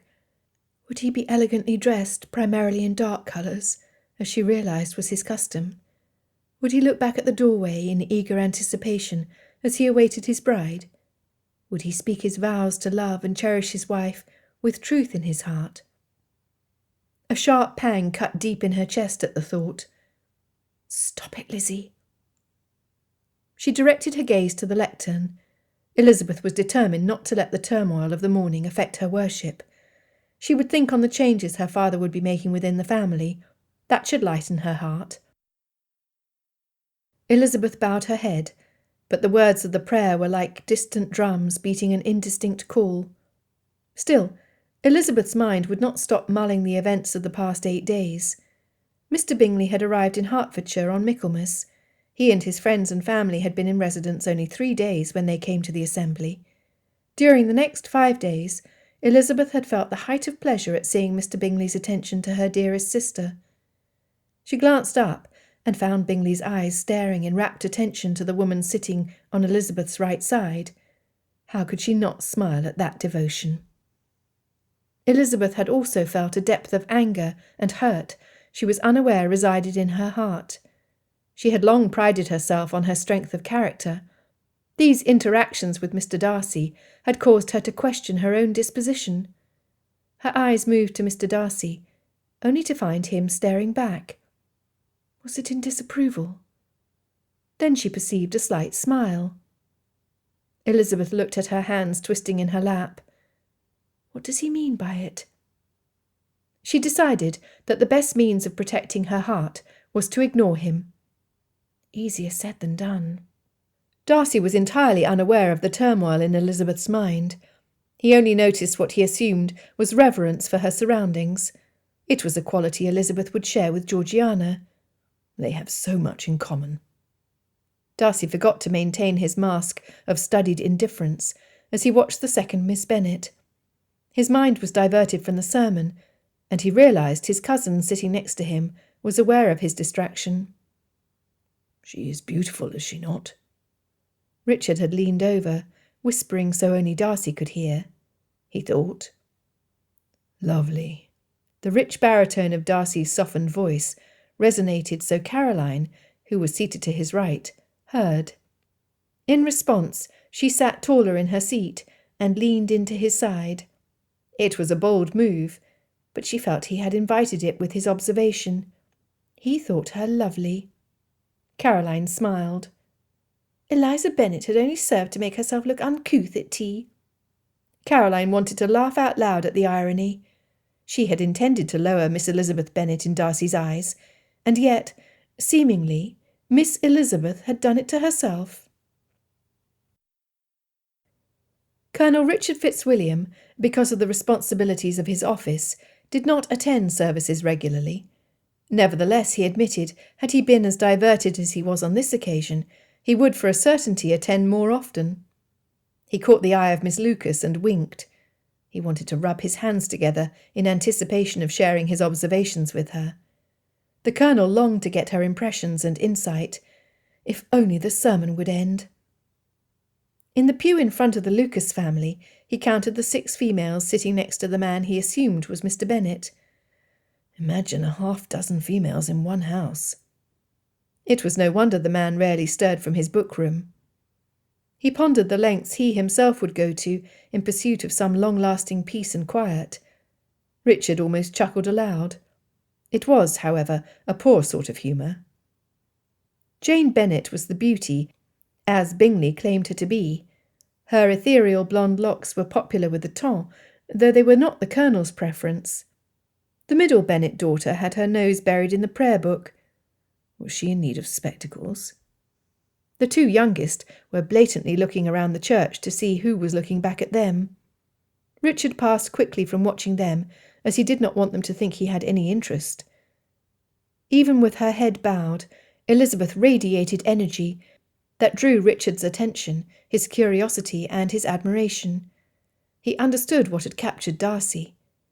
Again, the Colonel considered how she was perfect for his cousin. Darcy would benefit from Elizabeth's zest for life. Richard rarely thought of marriage, as his present circumstances did not lend themselves to a felicitous union. On the rare occasions he had reflected on the possibility, he did not believe a spirited wife would suit him. Any woman he married would need calm intelligence and maturity. She must understand a man who had lived on his own, who had responsibilities towards others, and who would not expect a grand lifestyle. He would need a woman like... His eyes moved to Charlotte. He felt something like regret. The Colonel sat up straight on the wooden pew, pressing his shoulders back. He closed his eyes, inhaling deeply. Resolution poured through him like ale from a tap. He would not marry. He could not marry. The life of a soldier was hard on a woman. Richard had observed the tears as husbands parted from wives, not knowing whether they would ever return.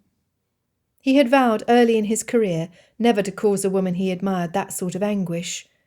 To him, marriage was the most reprehensible decision a military man could make. Darcy's frustration was growing until it threatened to consume him. After the services concluded, Caroline would not leave his side, though he had tried to pass her off to her brother. Bingley paid no attention at all. Mrs. Bennet seemed to steer Miss Elizabeth away from Darcy every time he attempted to get close to her. Mr. Bennet looked at him mockingly each time he tried and failed, and Elizabeth did not look at him at all. Desperate times called for desperate measures. As soon as Darcy handed Caroline into the carriage, he stepped back and closed the door. "Mr. Darcy, where are you going?" Miss Bingley could not imagine him not wanting to return to Netherfield Park in her company. Darcy walked to the back of his carriage and untied the horse he had brought along for just this purpose. He noted that his cousin had already collected his mount and was standing next to Sir William Lucas. Darcy then draped his mare's reins over the hitching post in the front of the church, knowing she would put him through his paces after being tied up in such an inelegant manner. He was determined to speak with Miss Elizabeth Bennet. When Elizabeth emerged from the church, Darcy bowed to her, smiling, and murmured, "Miss Elizabeth." She was wearing a dark blue pelisse, which made her eyes look like the sapphires his father had purchased for his mother from a merchant ship from Ceylon when they first married. The jewels were kept in his London safe for the next Mrs. Darcy. "Are you well?" Elizabeth offered a polite smile, though it did not quite reach her eyes. "I am well, Mr. Darcy. You, sir, are you well?" "I thank you for asking, Miss Elizabeth. I am well." Frustrated by their inane discourse, he continued, his words coming out in a rush. "I've requested my sister to come to Hertfordshire. Will you allow me, or do I ask too much, to introduce her to your acquaintance?" Elizabeth cocked her head to the side as if puzzled. "I would be happy with an introduction, sir." Darcy looked directly into her eyes. The warmth he had been drawn to like fire on a cold day was gone. What had happened to her? Was she in distress? He had to know. He realized she was either upset with him or uncomfortable, and he had no idea why that was so. When she left Netherfield Park after tea, she had smiled at him. Elizabeth dropped her shoulders and released her breath in a huff. She lowered her eyes to the ground, closing them briefly. She shook her head slightly. As she took a step past him, he turned to walk beside her. Elizabeth decided to be blunt, so he would leave her alone. "I'm particularly curious, sir. When were you going to inform the neighbourhood of your engagement?" "Engagement?" Good heavens, did she think he had an arrangement with Miss Bingley? He shuddered. "Miss Elizabeth, I have no idea of what you speak. I am not, nor have I ever been engaged." "Is that so?" Sarcasm dripped from her voice. "Would Miss de Bourgh have the same response to my question, sir?" "Anne?" Darcy was utterly confused. His eyes went to Richard, the only possible person who knew Lady Catherine's misguided hopes. She had long promoted a match between him and her daughter. Other than his cousin, no one else in Hertfordshire could possibly know. Why had Richard talked to her about such a thing? Darcy was going to wring his neck when they were alone. So her name is Anne. Elizabeth felt the knife pricking her heart plunge ever deeper. Your familiar use of her Christian name belies your claim, does it not? With that, she straightened her shoulders and climbed into the family carriage without looking back. "Miss Elizabeth!" Darcy called after her in a futile attempt to stop her. He moved to untie his horse and follow, when he felt a restraining hand on his arm. "Do not." It was Mr. Bennet, and from the look in his eye, he was resolute. Elizabeth refused to glance his way. Darcy wanted to hit something, though he knew he would not. How had things gone awry?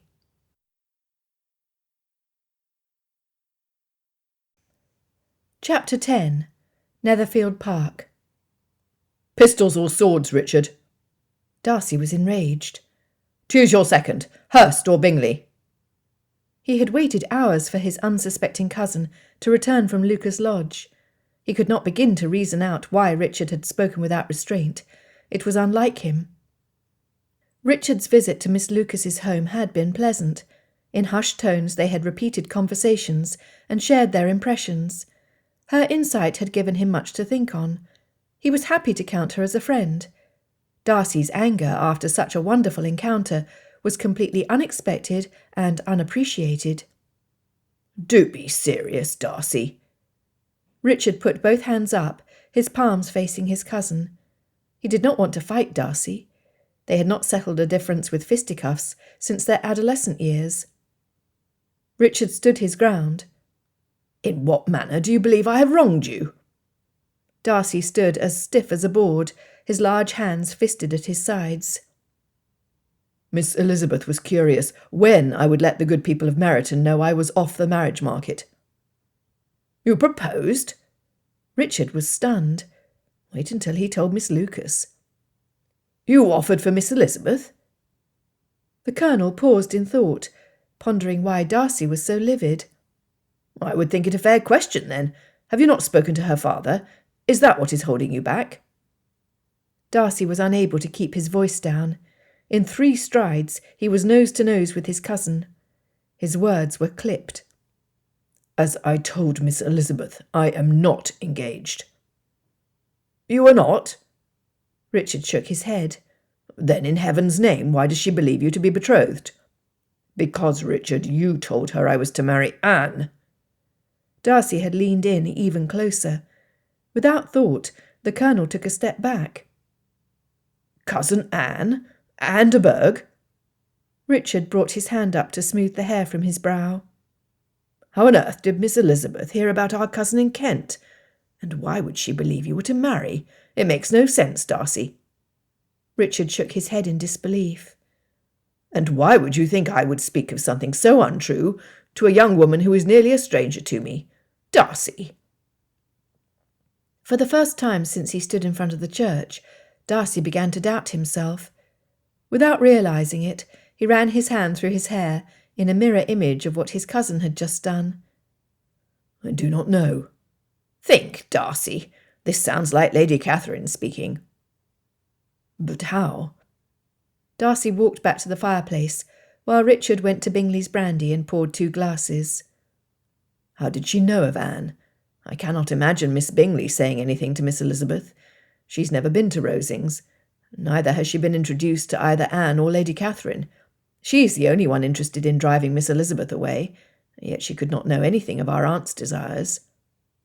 But somebody does. Someone who has access to the Bennets. Like Darcy, Richard enjoyed strategy, moving players until they were in their proper position.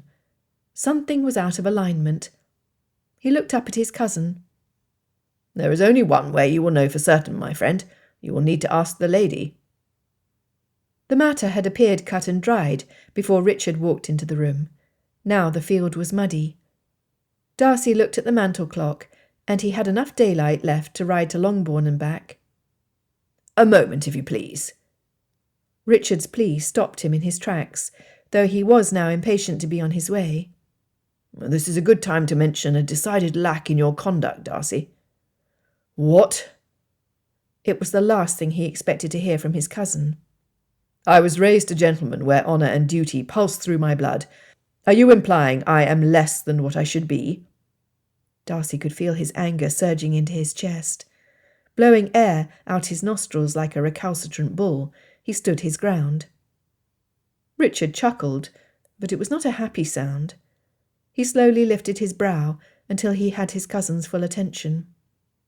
Mighty arrogant of you to say so, Darcy. Have you already forgotten your insult to Miss Elizabeth? Of course I have not. Darcy stood firm.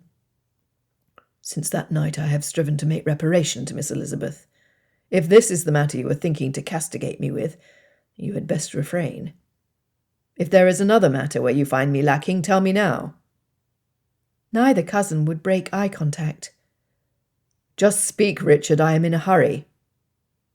Richard admired his cousin. There was not one other man of his acquaintance who could have stepped into George Darcy's shoes with such alacrity. Like his father before him, Darcy was unbending, with high expectations for himself. When are you going to tell Lady Catherine that you will not marry Anne? It is not fair to her, Darcy. Anne has waited patiently for 5 years for you to do your duty, and now she has no other options. And what of Miss Bingley? When will you tell her there's no hope? For as long as we've known her, she's made her preferences known, so do not say you're unaware. You leave these women dangling. It is badly done, Darcy, badly done. Darcy was stunned.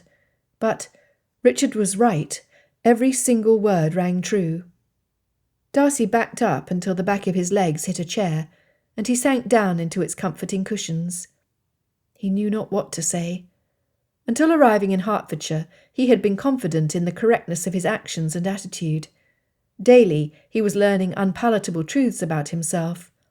That he should act deplorably towards these women was unconscionable. No matter that he had no respect for either Lady Catherine or Miss Bingley, his refusal to speak up had consequences to others. These were not the actions of a gentleman. Shame washed over him. He knew what must be done. Standing, he walked back to his cousin. "I thank you, Richard." No apology was uttered as he walked out of the library. None was expected. It was the way of men. Longbourn. The din around the table at the noon meal was deafening. Mrs. Bennet, Kitty and Lydia spoke at once. "But, Mr. Bennet, our daughters will never find husbands." "But, Papa, the militia are coming." "Officers." Mary Bennet felt only relief. She was not of a sociable nature and despised being out in society.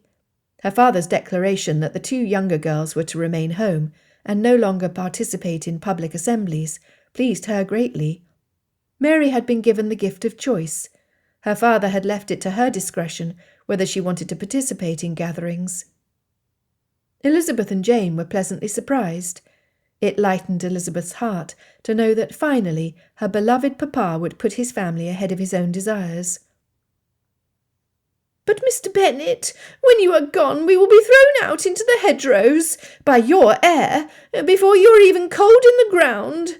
Unless at least one of our daughters marries well, we will be destitute." "Mrs. Bennet!" In Elizabeth's recollection, her father had never raised his voice to his wife. The babble stopped instantly. In a much calmer tone he continued, "With the distraction of the youngest girls out of the way, you may focus your attention on finding mates for our eldest daughters. The more the Bennets are represented by proper conduct, the more elevated the gentlemen will be who come calling. This will benefit not only the older girls, but the younger ones as well. They will be exposed to the sphere of society you long to reach, my dear." Elizabeth shook her head at his reasoning. How so? Meryton society was Meryton society. With the exception of the Netherfield party, there was small chance they would meet anyone from an elevated rank. Nevertheless, Elizabeth had to give her father credit, as his arguments worked. Mrs. Bennet turned her focus to procuring a new gown for Jane before the next meeting with Mr. Bingley. Jane's cheeks blushed. Elizabeth was restless, and there was only one thing for it. She needed to be out of doors. Grabbing her heavy coat, she left Longbourn behind. As Mary would say, reflection was the order of the day. The fields were grassy and rimmed by trees naked of their summer foliage. The air carried a dampness that, when added to the chill of the day, seeped into her bones. Elizabeth resolved a brisk walk was the perfect cure to warm her blood. Near the fence between Longbourn and Netherfield Park was a stone folly which had been built generations past. Designed by an architect with an apparent love of the Greek style, it was constructed by a stonemason who took pride in laying each brick into place. The years had changed the colour from a light grey to a deep charcoal. In the centre was a circular bench, where a young girl with a vivid imagination could daydream of gods and goddesses, lords and ladies, and kings and queens. The stone was cold, and Elizabeth was grateful for the thickness of her wool coat. Sitting in her favourite spot, she heard the hoofs of a powerful horse. Seeing the tall form riding with ease, his great coat black against the dreary sky, Elizabeth recognised Mr. Darcy. After their abbreviated conversation that morning, she doubted he would stop. He did. "Miss Elizabeth." He bowed to her after dismounting from the mare. With the reins in hand, he put one foot on the bottom step, but came no further, not knowing whether his presence would be welcome. However, he was determined to find clarity from the morning's conversation. "Mr. Darcy?" She stood, waiting for him to make the next move. After experiencing her impertinence when she encountered him outside the church, Elizabeth doubted he would stay. "May I?" Darcy motioned to the bench next to where she had been seated. Sighing, Elizabeth said, "You may." Her hesitation was in not having shown herself to an advantage earlier that day. She had been embarrassed by her own conduct. She sat back down and waited for him to secure his horse. His approach was slow and measured, as if he was trying to think of his exact words before he arrived. Darcy was unskilled in parlour conversation and lacked the finesse of his cousin Richard. "Do you have family in Kent, Miss Elizabeth?" To her, it was an odd start to the conversation. Not having any idea what thread he was weaving, she answered succinctly, "My father's cousin, Mr. Collins, has the living at Hunsford Parsonage in Kent. Do you know him, sir?" "We've not met, Miss Elizabeth, though I know of him from my aunt." In one short sentence, the matter was revealed in full to Darcy. William Collins was the newly appointed parson to Lady Catherine's parish. Even though they had not been introduced, Darcy knew the type of man his aunt preferred to dispense spiritual advice to those under her care. He would be a self-righteous sycophant, whose only purpose was to ingratiate himself with his patroness, following her every command. "Mr. Darcy, though you have every reason to believe otherwise, I despise gossip." Elizabeth huffed out her breath. "Over the years, I have seen the damage one small piece of misinformation can do to a stellar reputation. Therefore I pray you forgive me for speaking of something wholly unrelated to me. Again, sir." Darcy shuffled through his memory to recall an earlier apology. It was when they met in the field. However, his own error pushed her words of regret deep into the vaults of his recollections. "We are of the same opinion, I believe, Miss Elizabeth. Nonetheless, I have also observed there is often a measure of truth to the tales being told, enough to make it acceptable to the listener." Elizabeth questioned the response from her heart. At his words, the beats came faster and harder, threatening to jump from her chest. It was the same feeling when someone or something frightened her. Why did she fear what he might disclose? So the small element of truth in the information Mr. Collins wrote in his letter would be— She could not look at him, nor could she complete her bold question. Though it was not her concern, she held her breath until he answered, not wanting to miss one syllable. "My aunt has long desired a marriage between her daughter Anne and me. Lady Catherine claims it was the wish of my parents that Pemberley and her estate Rosings Park be united, yet I cannot recall either of my parents mentioning it to me. Had it been their will, they would have made it known." Darcy removed his beaver and tapped it with his hands, finally settling it on his knees. They were seated next to each other on the bench, both staring straight ahead. "The fault for this misinformation is mine." "How can that be, sir?" Elizabeth finally looked sideways at him, knowing the blame was hers, not his.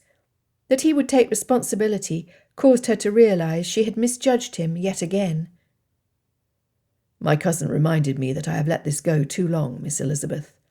The first time this marriage was mentioned to me by Lady Catherine was the spring after I lost my beloved father. At that time I had much responsibility pulling at me, and had no inclination or time to ponder taking a wife. Therefore I politely rebutted her blatant insistence on a match between Anne and myself. As the demands persisted, I tired of repeating myself over and over, so I stopped.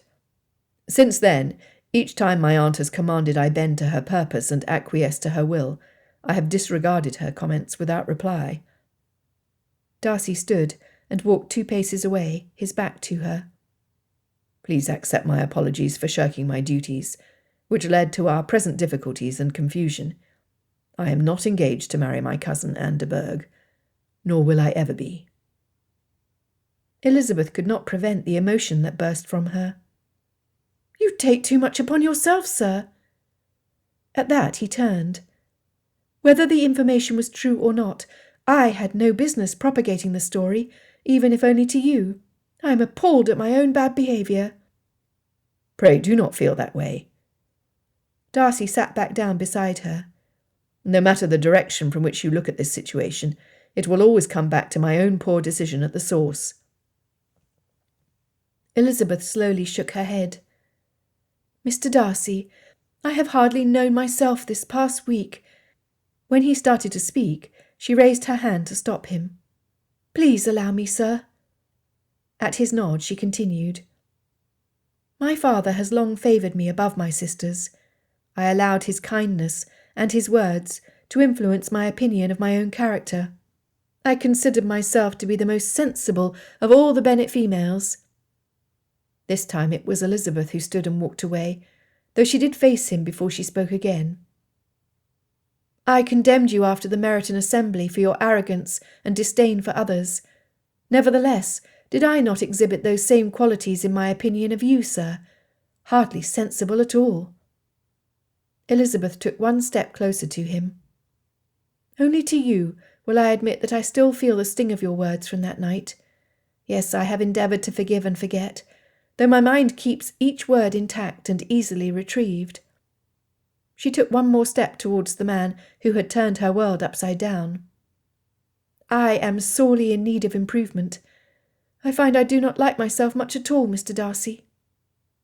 "But I like you," was Darcy's quick response. He was shocked at the words which had escaped from his mouth. Once spoken aloud, though, they danced around them both, like the ballet of butterfly wings moving in harmony. There was a freedom in having his feelings in the open. Darcy was not the only one surprised.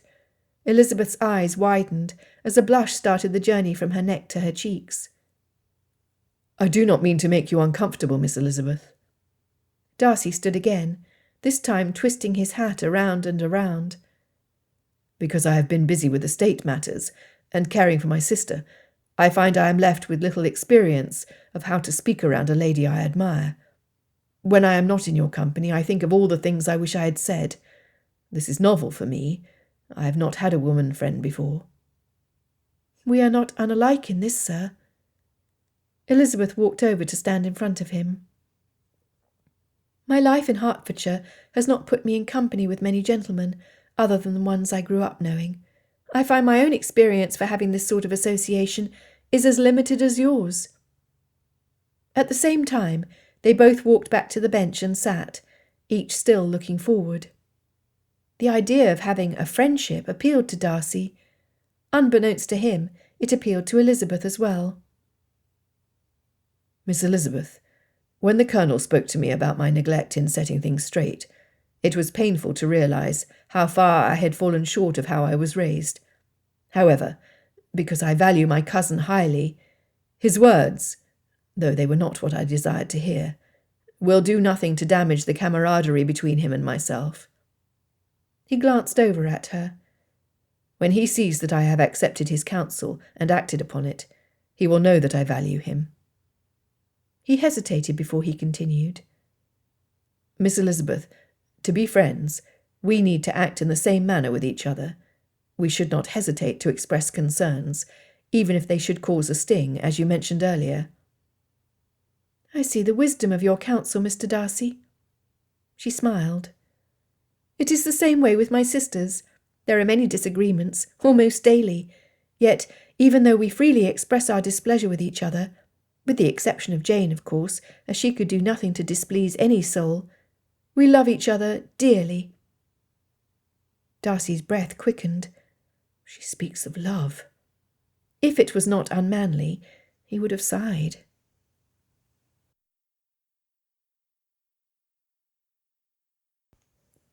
Chapter 11. Friday, 11th October, 1811, Longbourn.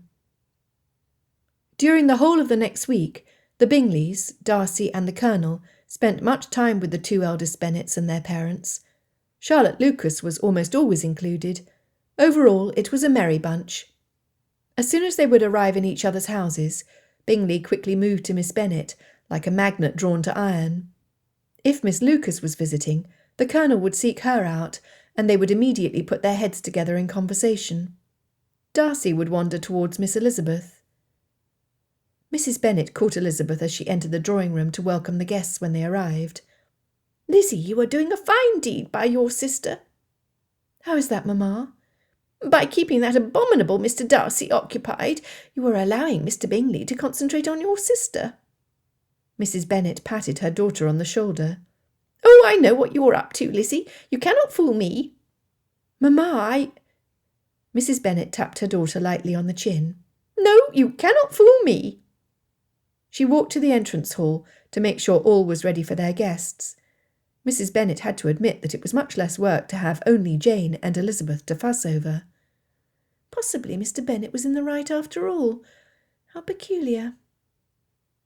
Although frustrated that she had not been allowed to explain the change in her relationship with Mr. Darcy to her mother, Elizabeth's wisdom and experience indicated it was best not to try.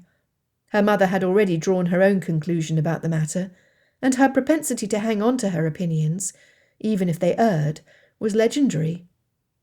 Oh, my heavens, I am my mother. Dazed, Elizabeth walked into the drawing-room and dropped into the nearest chair. "Lizzie, are you well?" Jane noted the bemused, pained expression on her sister's face and rushed to her aid. "I hardly know." Elizabeth shook her head slowly.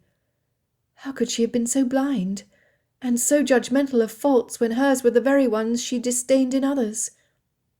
It was humbling to realise she was not just the product of her father, but her mother as well. "They are here, Lizzie." Mrs. Bennet felt the light coming in from the south window was complimentary to her eldest daughter's complexion, and seated Jane there each time there was a possibility of visitors. It gave her a perfect view of the driveway. "Oh, Lizzie, it appears that all of the Netherfield party have arrived." This was most unexpected. The Bennets had not been in company with Miss Bingley and the Hursts since church the Sunday prior. Something quite extraordinary must have stirred the women from their nest. When Mr. Darcy and Colonel Fitzwilliam reached back to assist a young lady from the carriage, the reason was clear. Miss Georgiana Darcy had arrived. Once the group was inside and introductions had been performed, Miss Bingley moved close to Miss Darcy and bent her head to whisper her opinions of the room's occupants. "Do not be distressed, dear Georgiana. We shall bear this company for a short while." Caroline's eyes were riveted on Elizabeth as she spoke. To no one in particular she said, "It appears not all the Bennet girls are here. They tend to add a certain liveliness to the occasion." "Caroline." Bingley gazed directly at his sister and lifted one cautioning brow. He immediately turned to Jane to see whether she was affected by his sister's arrogance. Jane's head was bowed, and her face flushed. Darcy was appalled. It had been his purpose in inviting Georgiana to expose her to Elizabeth's liveliness and warmth. He wanted to rip off his cravat and stuff it in Caroline Bingley's mouth. Discomfort radiated from his sister as Darcy pondered his move. He glanced at his cousin in time to see him reach for a sword that was not there. Elizabeth stood and walked to Georgiana. "Pardon me, Miss Darcy." She smiled as Georgiana finally raised her head. She was a lovely girl. "I was hoping to request a favour of you." "Me?" There was no other word that came to Elizabeth's mind when looking at the young girl's eyes, but limpid. A clear blue, framed with long black lashes, they were stunning in a face with much softer angles than her brother's. Georgiana's hand moved to her chest, uncertain. Elizabeth laughed softly. "Yes, Miss Darcy, you." She offered her hand to Georgiana. "I have an interest in geography, in particular the northern portion of England. I have never been, though I have longed to visit the Lake District and the peaks. Have you been?" "Well, of course she has been, Miss Elizabeth." Caroline Bingley's voice was filled with exasperation. "Pemberley is in Derbyshire after all." Ignoring Miss Bingley, Elizabeth continued, her tone steady and inviting. "Miss Darcy, would you be willing to show me the area of your home on my father's map? I believe it would give me a better sense of where you are from." Georgiana almost bounced from the settee, taking Elizabeth's hand as she stood. At nearly 16 years, she was alert to the attentions unmarried ladies paid her, like Miss Bingley. It was rare to have someone give her notice without also seeking that of her brothers. As far as Georgiana could tell, Elizabeth had not looked at her brother once. Elizabeth tucked her hand in Georgiana's arm and walked her to the far wall, where a framed map of the British Isles hung. It was cartographer Louis Briand de la Tour's 1783 version, which was a particular favourite of Mr. Bennet's. The contention between him and his wife at his desiring its presence in the drawing-room had been fierce. However, his will had won out. There simply was no more room available on the library walls for more. Elizabeth appreciated its presence on this occasion. Once London and then Hertfordshire were found, Elizabeth slowly moved her finger towards the north of the country. Turning to face the younger girl, she kept her finger heading up the glass-covered parchment. She watched as Georgiana became more excited the higher her hand rose. Deciding to have a bit of fun, Elizabeth moved the direction slightly to the west. Then she moved it slightly more. When her finger hit the northeast shore of Ireland, Elizabeth was pleased to see a slight lift to the corner of Miss Darcy's mouth. Mr. Darcy walked up behind them. Feigning a serious mien, he said, "As many times as we've travelled between Pemberley and London, I do not recall crossing the sea. Do you, Georgiana?" Both ladies giggled, putting their hands over their mouths to fruitlessly hold in their mirth. Darcy leaned forward between the two and placed his finger directly at the point in Derbyshire where his estate was located. "It is there, Miss Elizabeth, sister." Georgiana's radiant smile delighted him. Though she was naturally quiet, she had been a happy child. Until Ramsgate. Until Wickham. Darcy forced any thought of that despicable man from his mind. Today was a day for pleasure, not bad memories. The Darcys closely observed Elizabeth as she studied the map. "Pardon me, are you looking for somewhere particular?" Darcy assumed from its location that she would be familiar with the map. "Miss Darcy, here is a name I am familiar with, which appears to be quite close to your home." Georgiana moved closer to the map. "Which name, Miss Elizabeth?" "Lambton. Do you know it?" Yes, the small town was only 5 miles from Pemberley. Many of the staff had family who lived in Lambton. Because it held no attractions for visitors, it seemed odd that the village was the one Elizabeth mentioned. "I do." Darcy looked at his sister in anticipation of her adding more. However, her natural timidity kept her from doing so. When the silence continued, his curiosity got the better of him. "How do you know of Lambton, Miss Elizabeth?" "It is where my aunt grew up. She has fond memories of traipsing through the woods and visiting the streams and rivers in the summer." Elizabeth put her finger to her chin, recalling past conversations with Madeline Gardiner. "In fact, she mentioned a great house in the area. I am wondering whether she was referring to Pemberley." The Darcys looked at one another with a smile. There were few estates in England as large and well-positioned as Pemberley. It was the grandest in the county. "I would imagine so." Pride laced Darcy's voice. "Do you know your aunt's name prior to her marriage?" "Clark. Are you familiar with Miss Madeline Clark?" Elizabeth knew they ran in completely different spheres. Her aunt had been the daughter of a bookseller before marrying Mr. Edward Gardiner, her mother's younger brother. The Darcys were landed gentry with ties to the peerage. Elizabeth was surprised to see Darcy check his cousin before replying. Still, the Colonel moved closer to the threesome. Darcy cleared his throat before answering. "Yes, Miss Elizabeth, Miss Clark is known to me." "Miss Clark? Miss Madeline Clark?" The Colonel was intrigued. "Who is Miss Clark, brother?"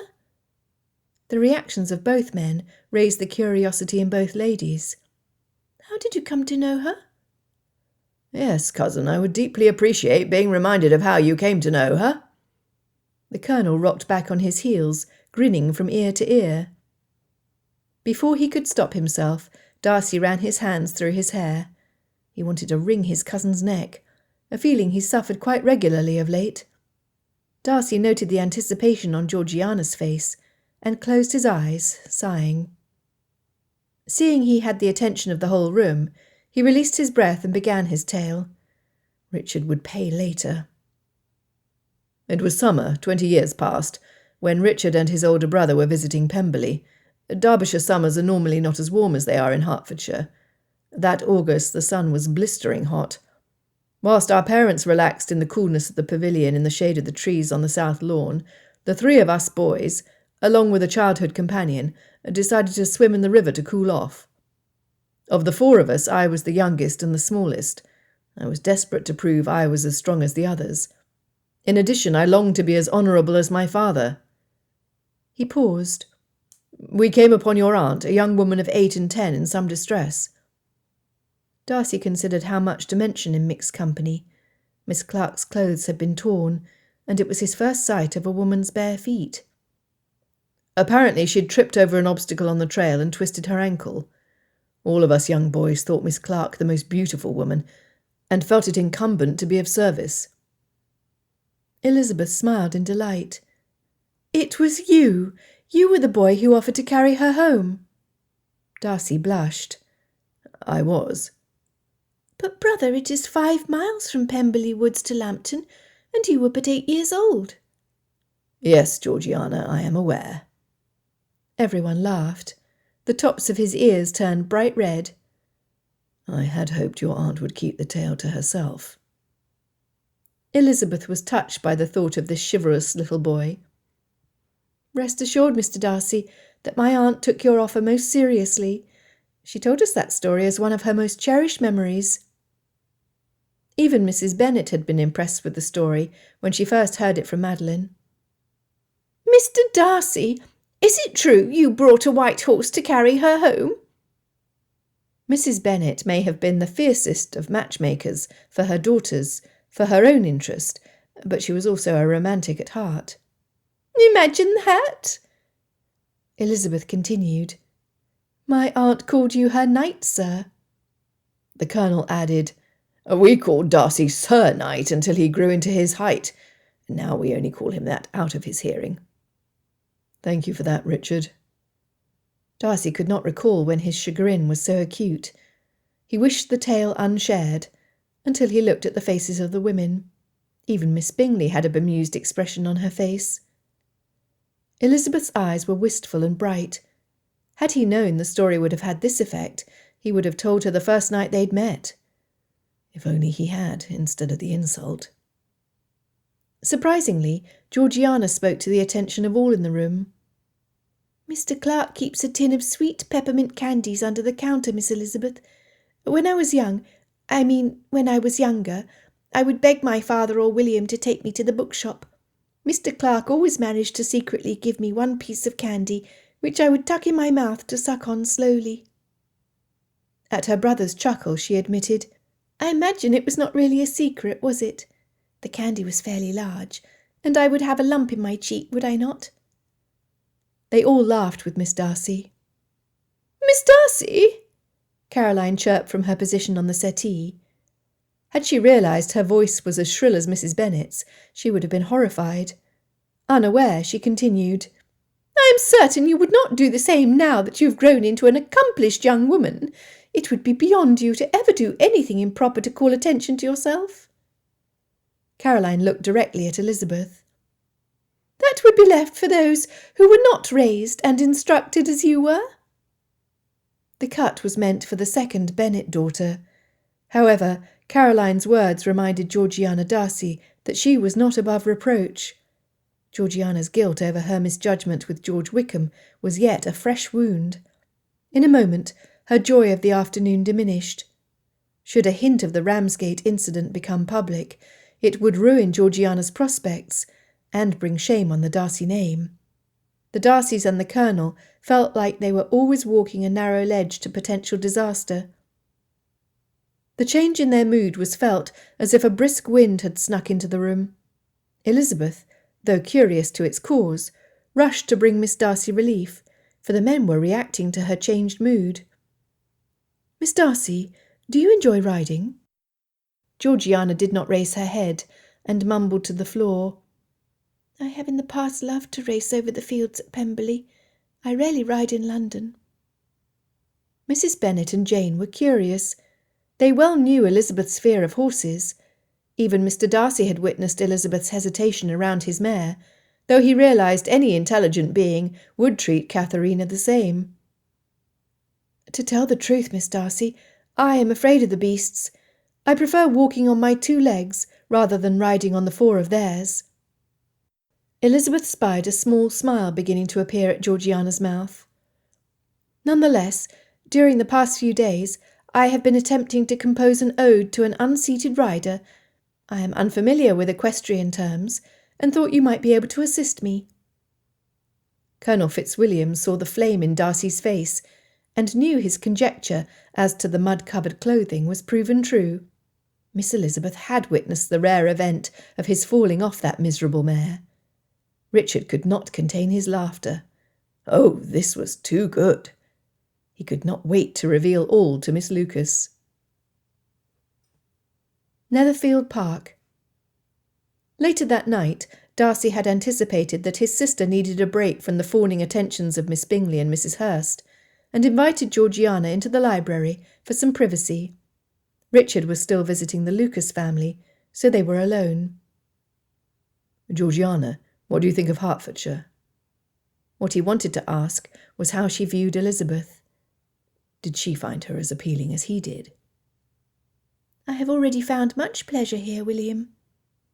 The cushions of the oversized chair invited relaxation, and Georgiana sighed as she kicked off her slippers, tucking her feet under her. "The Miss Bennets are very different, are they not? Miss Bennet is quiet and reticent, a bit like myself, I believe." Darcy nodded his head in agreement. When she did not continue, he pressed, "And Miss Elizabeth, what is your opinion of that particular Bennet lady?" "Oh, William," Georgiana smiled at him, "I like her very much. She's kind, and her laughter comes easily." The Bennets were not of the first circles, and the expectations of the Fitzwilliams, her mother's family, was that her brother would seek a wife from the highest level of society. Thus the interest her brother was showing such a woman surprised her. Longbourn was a small estate, and the family was unheard of in their sphere.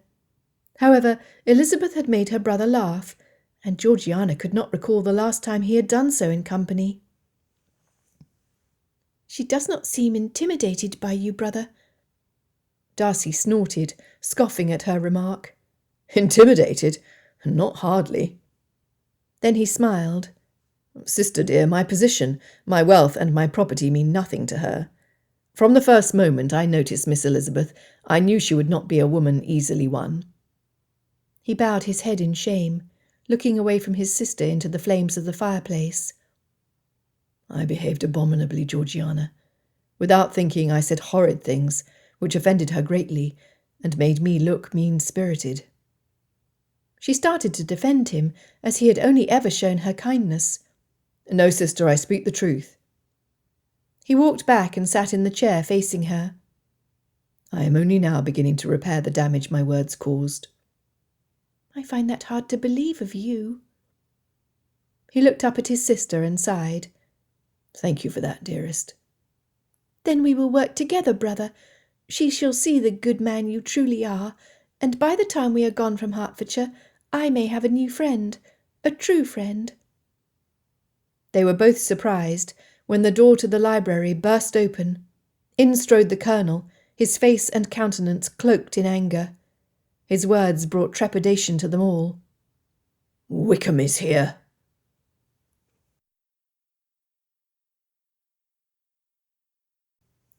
Chapter 12. Saturday, 12th October, 1811. Meryton.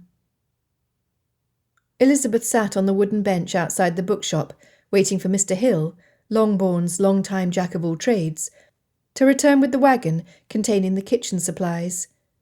Typically, spending time in Meryton's variety of shops was a pleasant occupation, satisfying her curiosity of what might be new since the last time she strolled through the village. When her father had requested she pick up his latest order of books, Elizabeth was pleased to make the 1-mile journey with Mr. Hill. However, she knew Mr. Hill would be impatient should she make him wait. He knew her propensity to lose track of time in the bookshop. hence the bench. The small town was quiet for a Saturday morning. It was early yet, so few people were on the footpaths bordering the main thoroughfare. The militia had arrived, and she would see small groups of officers walking in and out of the shops. As a whole, the men seemed to avoid the bookshop. Elizabeth chuckled to herself as she endeavoured to not be judgmental.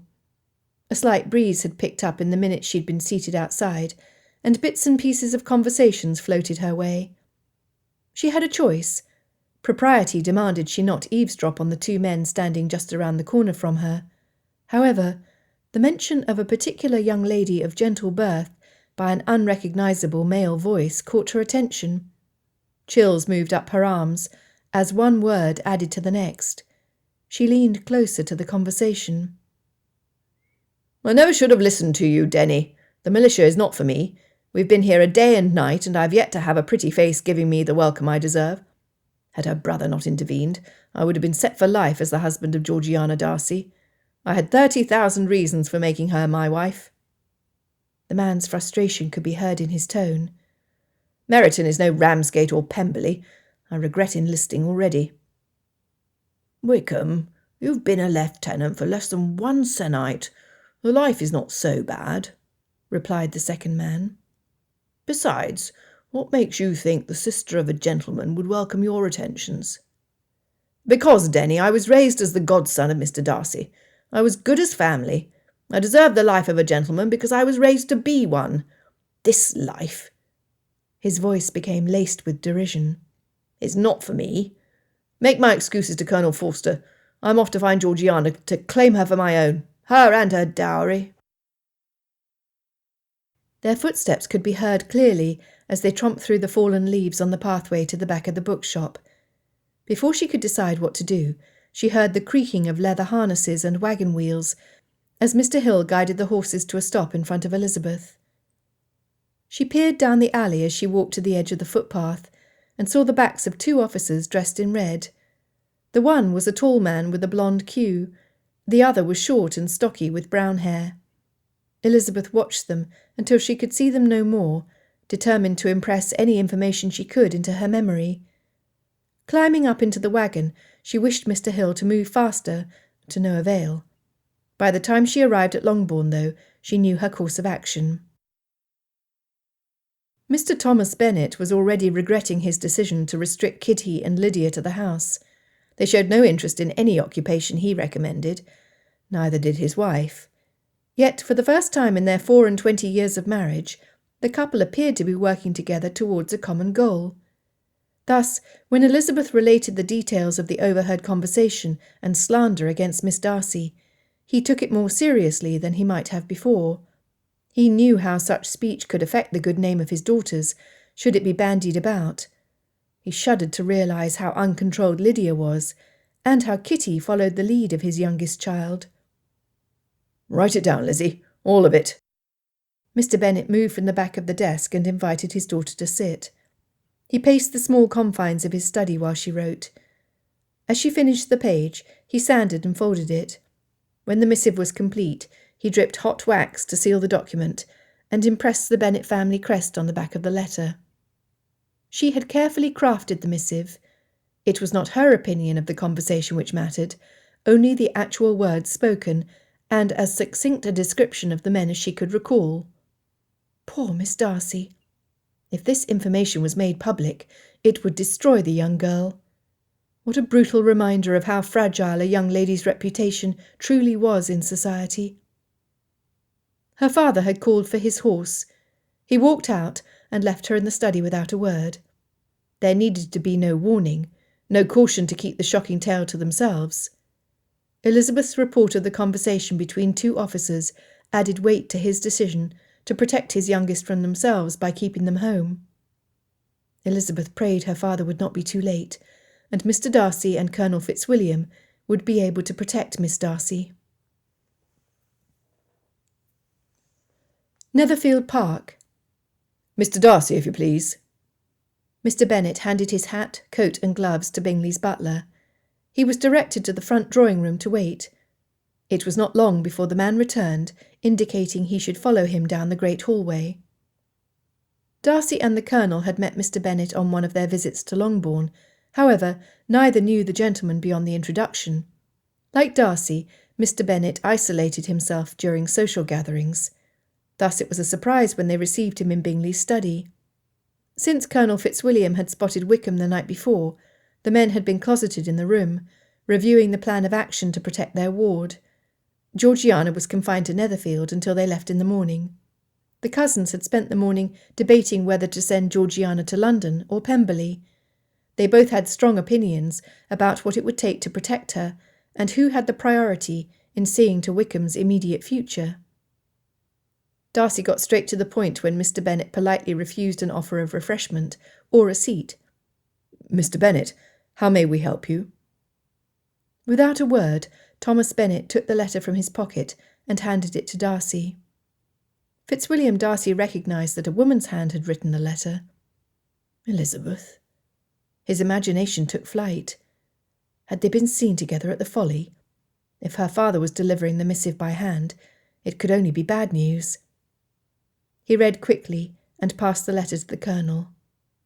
Dear Lord. His heart was pounding so hard he was surprised the other men could not hear it. Turning from both gentlemen, he walked to the fireplace and roughly kicked the burning log to the back of the brick enclosure. He hated Wickham. Sparks flew to the hearth. Blast and damnation. Richard looked up at Mr. Bennet. "You are aware of the contents, sir?" "I am."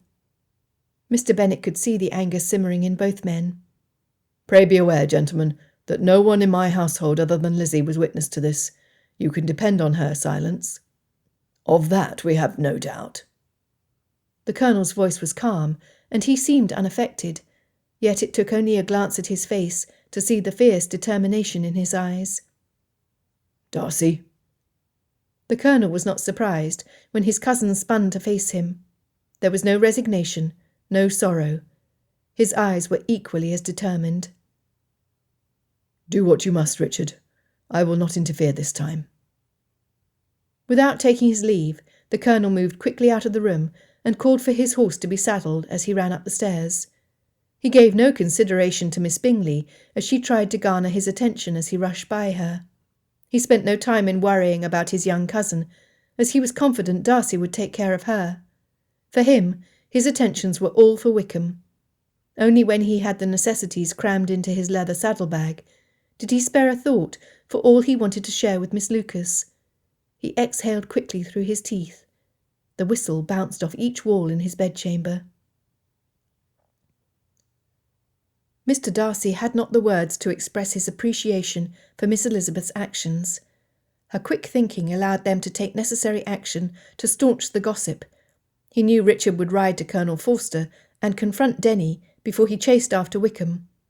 Richard had the freedom to draw on all of Darcy's resources to isolate the two men so they would never be able to blacken the Darcy name.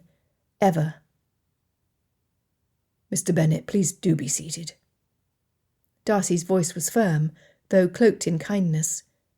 He looked carefully at the man in front of him and recognised the resemblance there was to his daughter.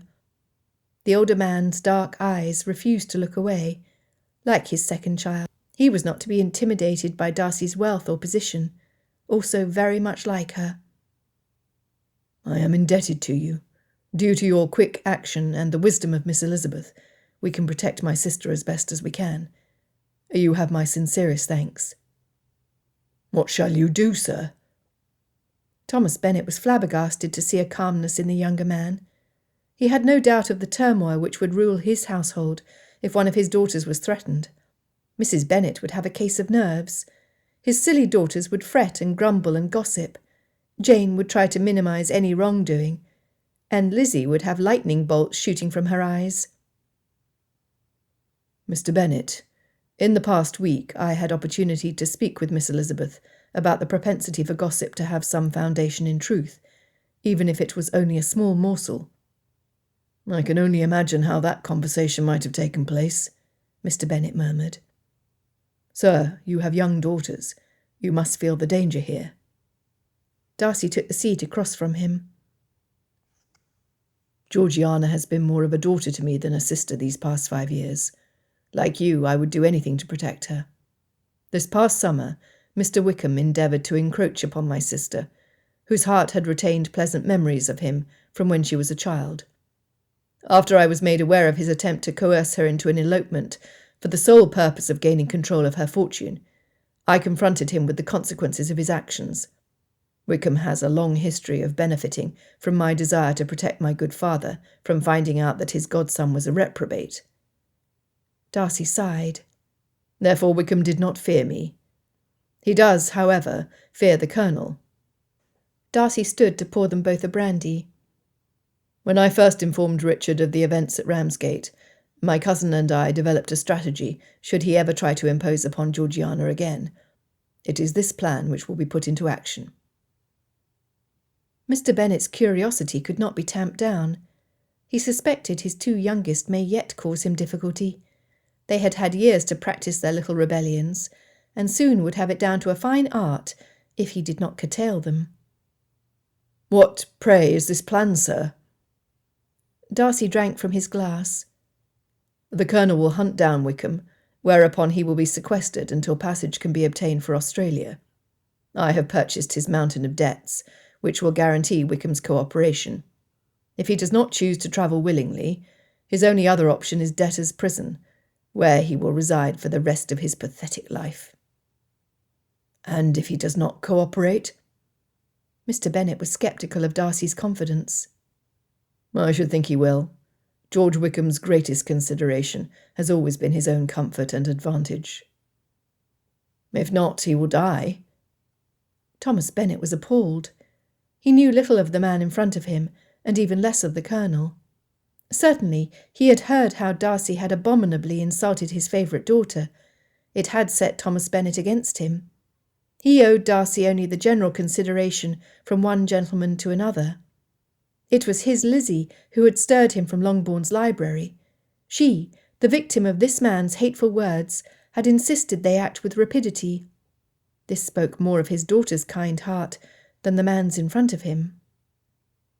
Come, Mr. Bennet, does my cousin look like a cold-blooded killer? Darcy lifted his brow, in a manner Thomas Bennet was very familiar with from his Lizzie. Mr. Bennet recalled the look of fierceness in the Colonel's eyes upon reading the letter. I do not know. Darcy chose to ignore the older man's concerns and continue his description of the strategy.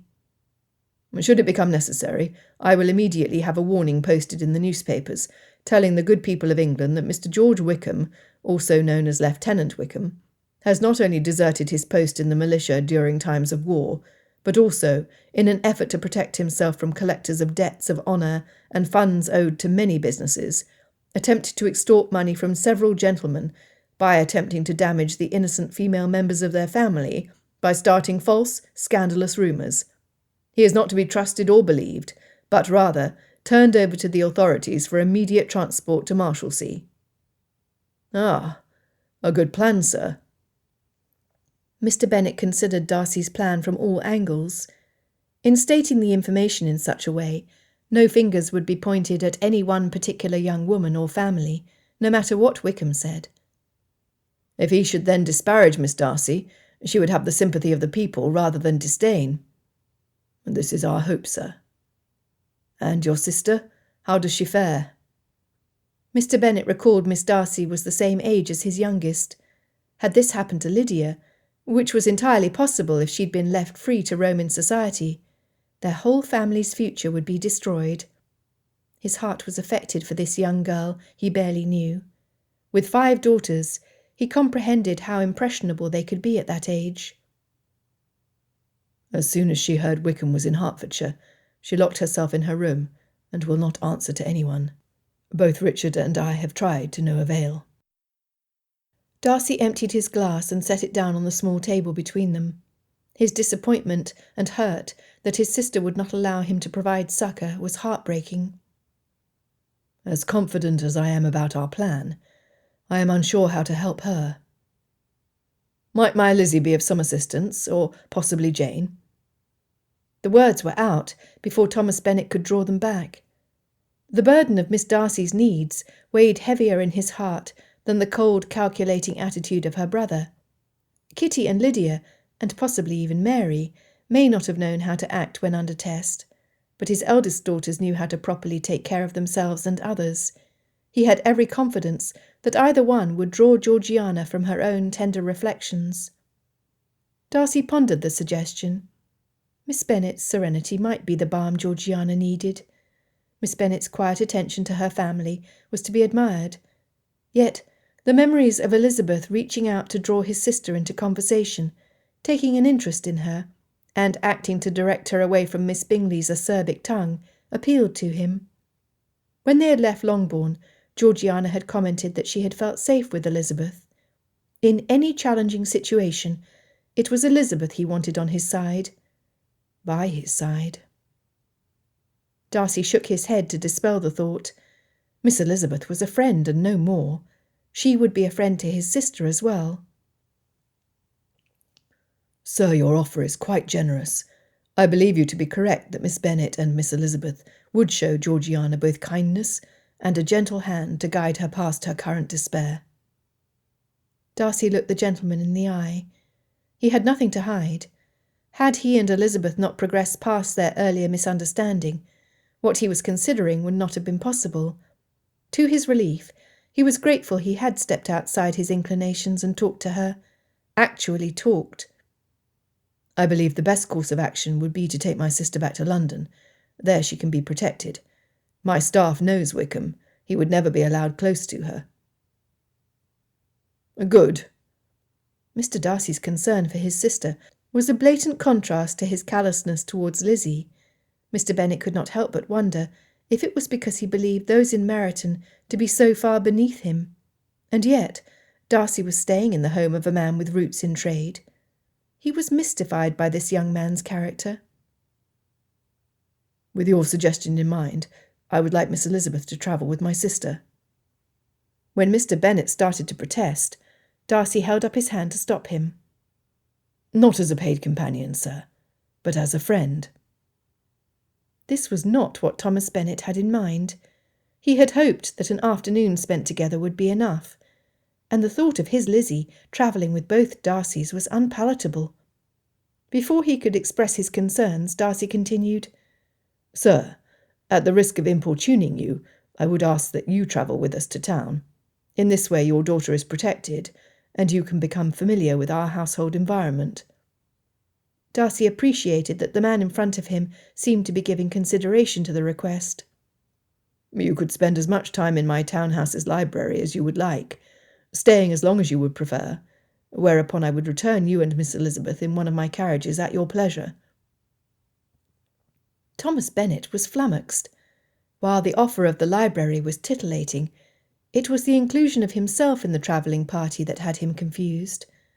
If a man as spiteful as Lizzie proclaimed Mr. Darcy to be would give such consideration to the concerns of a father and his own sister, how, or rather why, had he spoken of Elizabeth in such a shabby manner?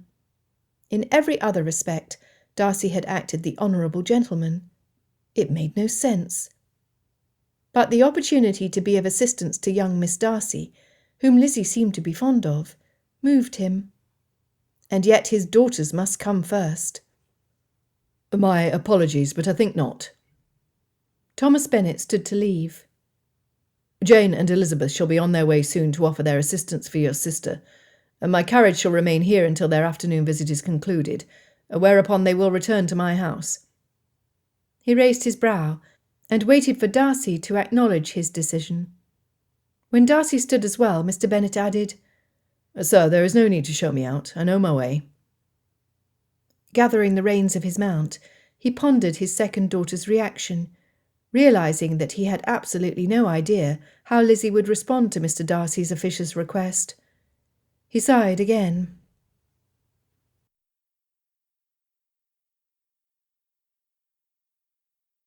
Chapter 13. Fitzwilliam Darcy knocked softly on his sister's bedchamber door. He was again met with silence. It had been the same each time he had attempted to comfort her since she heard of Wickham's slander. The weight of his failure pressed his shoulders down. He had failed Georgiana at Ramsgate. He was failing her now. "Do not be discouraged, Mr. Darcy," Elizabeth whispered as she stood in the hallway alongside him and Jane. "Both my sister and I have much experience with younger girls." While it was certainly true, each sibling was different. You could not deal with stoic, righteous Mary, who only needed a word of correction to make an adjustment, in the same manner as the two youngest, Kitty and Lydia. Only harsh punishment seemed to do the trick, not that it was offered, as evidenced by their behaviour. Stepping forward, Elizabeth knocked briskly on the door frame before he could respond. "Miss Darcy, it is Miss Elizabeth. Might I have a word with you, please? It seems I am again in need of your assistance." At first they were met with silence. Nevertheless, only a few moments passed before they heard soft footsteps approaching the other side of the door. When Georgiana peeked through the narrow opening, Elizabeth easily noted the evidence of tears. "Yes, Miss Elizabeth?" Georgiana's voice quivered, and her eyes remained firmly fixed on a spot in front of her shoes. "How might I be of assistance?" Elizabeth reached her right hand forward, in the manner she had done at Longbourn, and waited. She kept her tone soft. "I am in desperate need of a remedy in offering my newest friend comfort. I hope to be of service to her, so she realizes she is not alone, that she is loved and cherished by her family and those who are just now becoming acquainted with her. I found this particular young lady to be quiet and mild in manner, much like my most favourite person in the world, my beloved Jane. This very young woman is a regal beauty for one not yet out in society, and my heart aches that hers is troubled. Might you be able to offer at least one suggestion that might lift her up?" Within a breath, Georgiana's hand clasped hers. Elizabeth stepped forward, only to have the door shut firmly behind her, leaving Darcy and Jane in the hallway. Jane noticed the shock registered on his face. She could not help the small smile on her own. "I pray you not be concerned. Lizzie will have things set to rights in no time." "I cannot help but hope you are correct, Miss Bennet." He recalled how Elizabeth had described Miss Bennet, and recognised how well matched she and Bingley seemed, cheerfully blind to all that was unpleasant in the world. He sighed. "We may as well join the others." Offering his arm, he escorted Miss Bennet to the drawing-room, where Bingley was poised to relieve him of his duty. Caroline rushed to Darcy's side, attaching herself as soon as Jane was seated. "Have you misplaced Miss Elizabeth, Mr. Darcy?" Darcy could not help but compare the Bingley siblings. Even though the events of the morning had moved Darcy to commandeer the Netherfield study, Charles had not inquired into his business. Caroline, on the other hand, had tried every possible manoeuvre to find out what had driven Georgiana to her room, and what had caused Darcy so much tumult. Her efforts met with no success. How frustrating for her. He wanted to snicker at the thought, though he refrained. "Come, Mr. Darcy, we have a lovely tea set out for your pleasure." Sure enough, his preferences seemed displayed to perfection. "I have brought many of your favourites in from London." She turned her attention to Jane. "Come, Miss Bennet, I am certain you have not had the opportunity to try such delicacies. This is your opportunity to be adventurous and expand your palate." Again, Mr. Hurst loaded his plate, while the other two men abstained, their hearts and stomachs engorged with the emotions of the moment. With Bingley not partaking, Jane had no desire to eat. However, she indulged her hostess by asking Miss Bingley to select a few savoury offerings. Upstairs, Georgiana collapsed onto her bed, failing to look at Elizabeth. "Miss Darcy, I have no desire to intrude. It is your business, not mine." Elizabeth kept her voice firm. "I would like to know how I might assist you, to give you present relief." With no response from Georgiana, Elizabeth could only wait. Finally, Georgiana spoke. "You will no longer wish to be my friend if you knew what I have done, Miss Elizabeth. My brother is everything kind and good. He has assured me that I am innocent, yet the weight of guilt I feel in my heart tells me differently." Georgiana took in a deep breath and expelled it in a rush. "I cannot help but feel my brother's disappointment, that under these circumstances he would wish me gone. Miss Darcy, I know about Mr. Wickham. Elizabeth laid her hand over those fisted together on Georgiana's lap. Your brother made the circumstances known to my father, and he shared them with me briefly before I departed Longbourn for here. Oh, how can you possibly stand to be in my company? Georgiana continued to keep her eyes averted. Her surprise at Elizabeth having knowledge of Ramsgate rapidly changed to dread and humiliation. Yet here I am I not? Elizabeth squeezed Georgiana's hand lightly. I am wondering, Miss Darcy, whether the exact circumstances were available right at this moment. Would you still be willing to elope with Mr. Wickham? Georgiana's eyes flew to Elizabeth's face. Of course not. Why ever not? What has changed since Ramsgate? Because now I am aware he is not a gentleman. It was not me he was after. Rather, my dowry was the attraction. Is that all? No. Her voice was firm. I clearly understand how my decision, even though I did not follow through, had consequences. Had I left with Mr. Wickham, those consequences would have been even more dire. I would never contemplate such a decision again. And I'm glad of that, Miss Darcy. Again she gave her hands a squeeze. Do you believe this will be the only lesson you will have to learn in your lifetime? No. She pondered the question a moment longer. Her voice was more resolved when she spoke again. I am certain it will not be the only lesson. You are right, it will not be. However, tell me, I pray you, what lesson has your brother learned by observing your growing maturity in developing discernment and understanding? I had not thought of it in this manner, Miss Elizabeth. Finally she looked at Elizabeth. It would be my greatest desire to have him think well of me. Have you ever read or heard of the process of smelting? Georgiana shook her head, confused. It is where fiery heat is applied to metal ore to separate the pure gold from what is called dross. Only after it has been put under this fire does the real gold shine through. Elizabeth leaned her shoulder into Georgiana's. Would you describe your lesson from Ramsgate as a fiery test? Did it not produce in you something valuable, something you can use to protect yourself and the Darcy name for the rest of your years? She nodded. The treasure is when we do not have to experience trouble to learn from it. No doubt we should learn from our own mistakes. However, would it not be better to be observant and learn from the mistakes of others? Georgiana was deeply appreciative of the means Elizabeth used to help her set her mind at ease. Is this what you do? She was surprised when a chuckle erupted from Elizabeth. It is what I strive to do, Miss Darcy. None the less I fail with shocking regularity.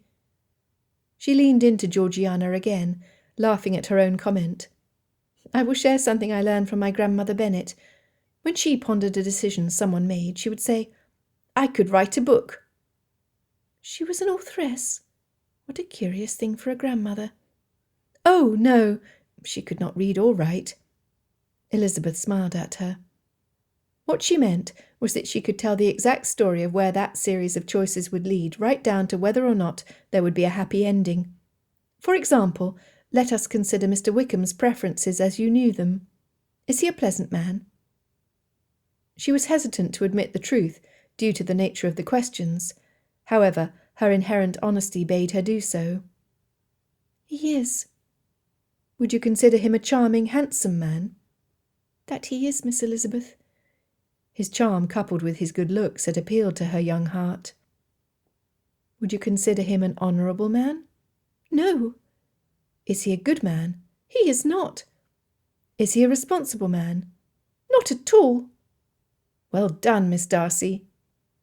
Elizabeth had noted how each time Georgiana responded, her voice became more insistent. Now let us write the book. Should Mr. Wickham continue down this path, what will his story be? Georgiana thought for a moment. In truth, I could see how other young women would be in danger. If he has chosen to find an heiress to wed, rather than use the resources he has at hand, he will try the same thing again. Very good. We have an endangered, wealthy young lady and a villain. Elizabeth was relieved to see the small smile grace Georgiana's face. What else, Miss Darcy? Even though he was raised to good advantage, he has failed to use his education and the opportunities he had available to him to provide for his own future. I'm sure you are correct. Elizabeth tapped her finger on Georgiana's hand. What sort of husband would he be then? How would he treat his wife when the funds are gone? Would he work hard to provide support for her and their children? I cannot imagine that he would. I now know it would be a miserable life to be the wife of George Wickham. Most likely she would be abandoned when he found another innocent to prey on. Would that not be a harrowing end of story for any young lady? A bit of a Gothic novel, I'm thinking. I believe so. Are you pleased you are not that young woman? Indeed. Then why were you downcast? Elizabeth knew this to be the turning point in the discussion. If Georgiana was to truly absorb the lesson and find strength from it, she needed to fully comprehend and imagine the circumstances she had almost placed herself in. I am indeed a hypocrite. How often have I had to learn the hard way? Elizabeth sighed. It was not the time to consider her own failures. Georgiana's embrace surprised Elizabeth. I had not fully considered what I learned from Ramsgate and how this information would benefit me in the future. Surely, I wish I had never given Mr. Wickham any notice. My lack of experience with the stronger sex left me unprepared to make the proper choices. Now I am not so ill-informed. I thank you, Miss Elizabeth. If you see my error and adjustment in this manner, I believe my brother would see it as well. After all, Miss Darcy, do not we all make mistakes? Are any of us perfect? Even Mr. Darcy, is he without flaws? Unwanted memories of his insults at the assembly crossed her mind. No, he was not a man without fault. He feels things deeply. Like his sister, I believe. Elizabeth returned the embrace. Dry your eyes, dear friend. We have a brother of yours to reassure. Downstairs, Darcy stood with his back to the group, worried about his sister and wishing he was privy to the conversation. He was appalled he no longer seemed to be a man under good regulation. Richard was correct. He was a mother hen. Wickham was soon to be travelling to Australia, which would forever remove him from their lives. Miss Elizabeth had shown her perception and kindness, so he knew she would be sensible in her approach to his sister. Surely he had no cause to repine. Darcy was well aware of the cause of his despair. Whilst Richard gave chase to the scoundrel, Elizabeth was comforting his sister, and he was in a drawing-room, trying to avoid the notice of Miss Bingley. He longed for the chase, a sword in his hand, or to have Georgiana turn to him for consolation. When she had done so in years past, he felt taller, stronger, and needed. It galled him that under these circumstances he, Fitzwilliam Darcy, was not necessary. Darcy heard them before he saw them. Soft giggles. Surely that was not the sister who would, in her sorrow, not allow her beloved brother into her presence. It was. Again, Miss Bingley jumped to attention as soon as the two ladies walked into the room. Elizabeth was completely ignored, as Caroline led Georgiana to a seat next to where she had been sitting. Within moments she had a plate of sweets filled and tea poured for the younger girl. Nothing had been offered to Miss Elizabeth. "Brother?" Georgiana's welcome voice travelled the distance to the window. "Are these not the shellfish you enjoy so much?" Darcy surveyed the raw oysters on the half-shell as he walked closer. "They are, Georgiana." "Indeed, Mr. Darcy, we are always happy to offer such hospitality to our esteemed guests. We had them brought from London this week." "When did they arrive, Miss Bingley?" When he saw his sister start to daintily remove the meat from the open shell, he put his hand out to stop her. He waited for Caroline's reply. "I would have to check with cook, Mr. Darcy. I believe them to have arrived on Wednesday, with the rest of the items we were not able to procure in Hertfordshire." "Do not eat them, Georgiana." He leaned over and took the plate away from her, placing it back on the tray. I never eat oysters unless freshly harvested during certain tidal periods.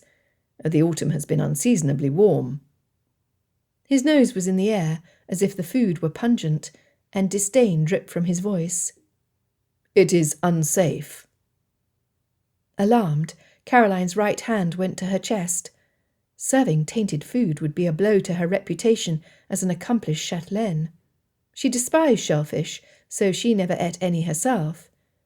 Glancing at the plates on the tray, she saw that her brother-in-law had a pile of empty shells before him, while Miss Bennet had only 2.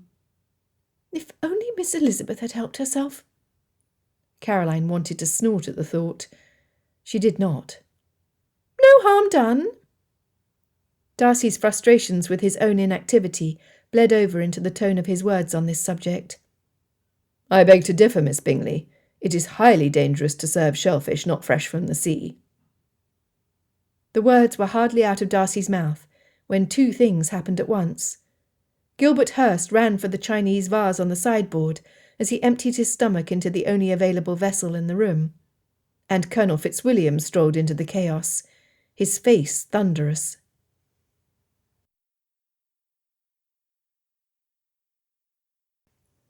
Chapter 14. Panic ensued. Louisa Hurst paled at her husband's display, while 2 footmen were summoned to assist him to his room. The volume of his gagging rose as he ascended the stairs. Jane Bennet flung her arms around her waist as her face vacillated between shades of yellow-green and pasty white. She had never tried oysters before. They had looked unappetizing on the plate, rather like blobs of gelatinous grey phlegm, but she had not wanted to insult her hostess, and had imitated Mr. Hurst in swallowing them quickly. "My hands and legs are tingling, Lizzie." Elizabeth pulled her sister to her feet as Bingley rapidly approached them. "Pray, accept my assistance." Bingley lifted Miss Bennet in his arms, calling orders as he bounded up the stairs. Elizabeth and Georgiana followed. "She may use my room," Georgiana offered. Caroline Bingley demanded the maids remove the revolting service. Windows were opened and the tables were cleared. It was not until the maids were finished that she realized she was left alone in the room with her sister. The men were gone, and her reputation as a hostess was in ruins. "Whatever happened here? I've never seen Hurst move so fast." Richard was momentarily distracted. "Miss Bingley served shellfish harvested from the estuary early this week." Darcy could hear the disgust in his own voice. "Oh, Lord!" The cavalry had been stationed off the coast of Spain the summer prior. Stores and munitions had not been delivered, and the delay had left his men hungry and suffering in the torrid sun. An enterprising few had begged some oysters from a merchant who was perfectly willing to part with the berberechos. The tidal flats were filled with a substance that turned the muddy waters red, and, unbeknownst to the soldiers, the local populace would not eat the shellfish. The merchant was overjoyed at the unexpected income, and was unconcerned at the damage the little oysters might cause foreigners. The men who gorged themselves were miserable, which made the others who did not partake suffer as well. They lost 14 of the soldiers within a day, strong, hearty, active men. He worried about the fair Miss Bennet. And Gilbert Hurst? His lifestyle of overindulgence would make it a challenge to recover. He wished them both well, but rather dreaded there would be bad news by the morrow. Miss Bingley entered her brother's study. "Do you believe a doctor should be called?" "Yes." They watched her leave. Richard closed the door behind her. "You have not written to post the notice about Wickham's desertion in the papers, have you?" The Colonel blurted to his cousin. The hours since he left Netherfield Park had been frustrating to the extreme, and he was barely holding in his anger. "I have not, Richard. And why are you returned so quickly? Has the miscreant been found?" A bad feeling roiled in the pit of Darcy's stomach, which he knew was not from Miss Bingley's fare. "Wickham chose not to desert." "What?" Darcy was stunned. "How is this possible?" The strength left his legs, and he collapsed into one of the leather chairs in Bingley's study. He knew Wickham. How could he not have deserted the militia? The Colonel ran his hand over his face. When I arrived at the encampment, I reported my suspicions that Wickham had abandoned his post to Colonel Forster. Imagine my surprise when Wickham was quickly collected from his tent and sauntered into the office. The Colonel's voice was rife with disgust. When I challenged him with making unsavoury comments about a young lady of quality, he admitted to doing so in a fit of disgruntlement against his present circumstances, and then he promised Colonel Forster never to do so again. What? Darcy jumped from the chair and started pacing, putting his large hands to both sides of his head. Richard, please tell me this is a sick joke. Tell me it is not true. Brandy. They needed brandy. The Colonel moved to the crystal decanter and poured 2 glasses to the brim. Darcy failed to acknowledge the glass his cousin held out to him. Yes, imagine my surprise, Darcy. I wanted to take my sword and carve the smirk right off his face. He knew what he was about. Richard downed the glass, drank Darcy's and refilled them to the brim. He set Darcy's on the table and watched him pace. Leaning back against the desk, he knew a flanking manoeuvre was warranted. If a frontal attack was ineffective, a change in tactics was needed. We cannot continue to worry what he will do next. You must call in his debts, Darcy, now. If I do, Richard, he will talk to all and sundry about the Darcys. He still could besmirch Georgiana's name. However, if we offered transport along with a sizable monetary inducement to somewhere other than Australia, he may be willing to leave England. I do not fear he would be a threat to you once he was in debtor's prison, but what do you have in mind, Darcy? Either Boston, New York, or Baltimore. Tensions between the governments are high, and the probability of war between the former colonies and England is equally as high. Darcy stopped and pondered a moment. If I pay for passage and give him enough money for a good start, he could travel to the western frontier away from the fighting, or he could stay in the city as long as he was welcomed. I cannot imagine any moneys I provided lasting him any length of time. Then he would need to fend for himself. But why do you care if he can fend for himself? Lord Darcy! The Colonel continued, his voice rich with sarcasm. Might I suggest India, cousin? Fortunes are still being made for an intelligent man. Wickham is without morals or conscience, yet he has been like a cat with 9 lives. You could drop him from a tower and he would still land on his feet. His self-preservation skills are unparalleled. Richard had spent many of his summers growing up in Wickham's company. He had never understood why his Uncle Darcy allowed the steward's son such close contact with the heir to Pemberley. Whatever the reason, no good had come from it. And why would Darcy fund a fresh start for the man when he held all his vows was a puzzle. With the war moving from France to spread across the continent, are ships even getting to the coast of Africa and beyond? And what about pirates and slave ships? They both exist, even though they've long been outlawed. A thought niggled at Darcy. I do not want him to die, as I could never wish that for any man. He was surprised at the thought, and pleased he did not wish his nemesis dead. Do I want him to pay for the wrong he has done the Darcy family? Yes. But the simple truth... Darcy sighed heavily. I just want him gone. Out of my sight, and out of any influence over Georgiana's future. Then you care not where he ends up? I do not. Richard stood and placed his empty glass on the table. He turned to the door, knowing his cousin would follow. You have your ledger and the receipts of his debts? Darcy nodded. Then let us go. Mr. Jones, Meryton's apothecary, had arrived and examined both patients. They were seriously ill. Both had purged the offending food, but now a level of paralysis had set in. Neither were able to retain drink or the apothecary's draughts to calm their stomachs. Elizabeth was fearful, as Jane had never been so ill. The response from her mother was terse and incredulous. "Lizzie, how clever of Jane to be ill at Netherfield Park.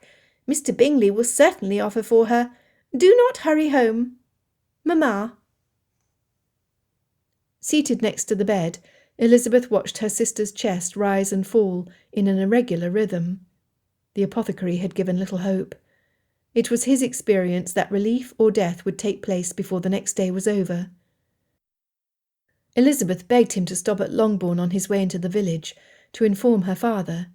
She doubted her mother had told him, and she did not wish to be on her own, should the worst befall Jane.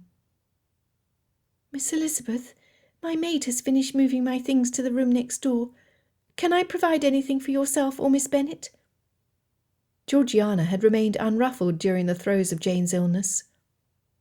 I thank you, no. Elizabeth would not take her eyes off her sister.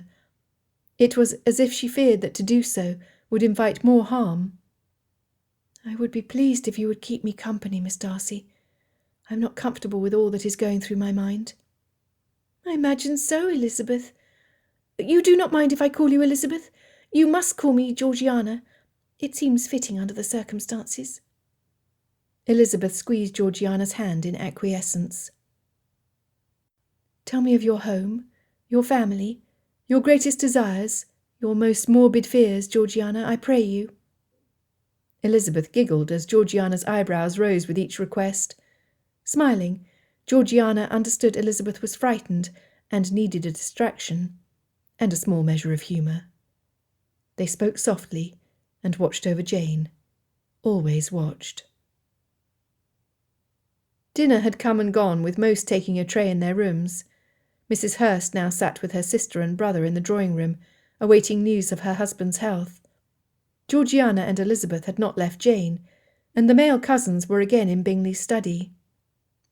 "Mr. Denny was a welcome surprise," said Richard, recalling the events of the afternoon. "Yes, at Wickham's comments his determination to shun all contact with the blackguard was to our benefit.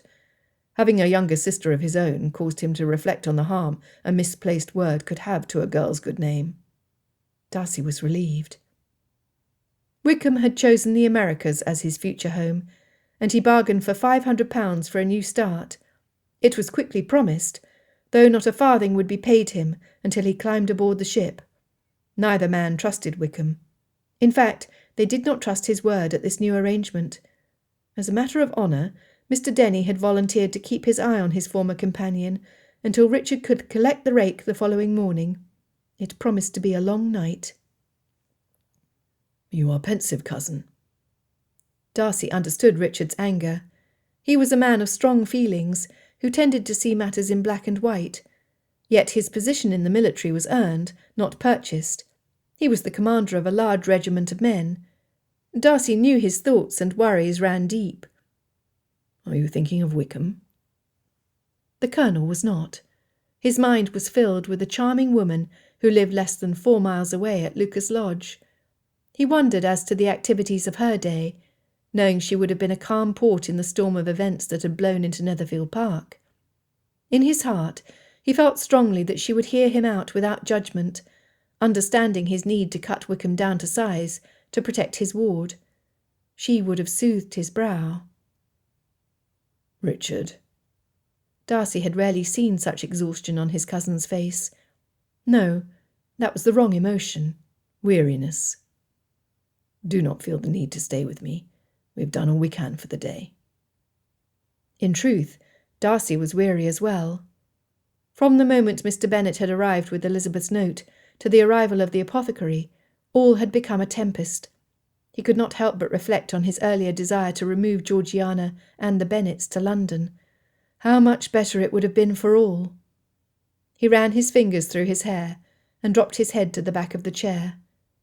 If only. It was not until Georgiana had returned to her new bedchambers and Jane fell into a less troubled sleep that Elizabeth felt she could leave the room. Mr. Bingley had offered the full use of his home, so she crept downstairs to find the kitchen. The house was quiet. She knew a servant could be found to help her, but she did not want to be a bother or to wake someone. It was not until she reached the bottom of the staircase that she saw Mr. Darcy, his hands filled with a plate of food and a mug of cider. They had been alike in their thinking. "Might I inquire as to the health of Miss Bennet?" Darcy's baritone whispered into the emptiness. His pleasure at being in Elizabeth's company filled him with satisfaction. For the past few hours he had hoped to see his friend, to be in her presence. Again, he wished they were safely tucked away at Darcy House in London. Mr. Jones has explained his concerns with this type of poisoning, sir. I still fear for my sister. Relief that she finally had small progress to share coloured her comments. I should not be long away from her, though she is finally sleeping soundly. My stomach was complaining so loudly I was afraid it would wake her. Darcy snickered, the sound a rumble which burst from his chest. Take mine, Miss Elizabeth. My diligent search of the kitchen has already been completed. I know where the treasures are. You would have to start anew. He moved the plate closer to her. When she did not readily raise her hands to grasp the edge, he added, It will return you to your sister much quicker if you take advantage of my offer, would it not? Elizabeth dipped into a quick curtsy and clasped the plate and mug.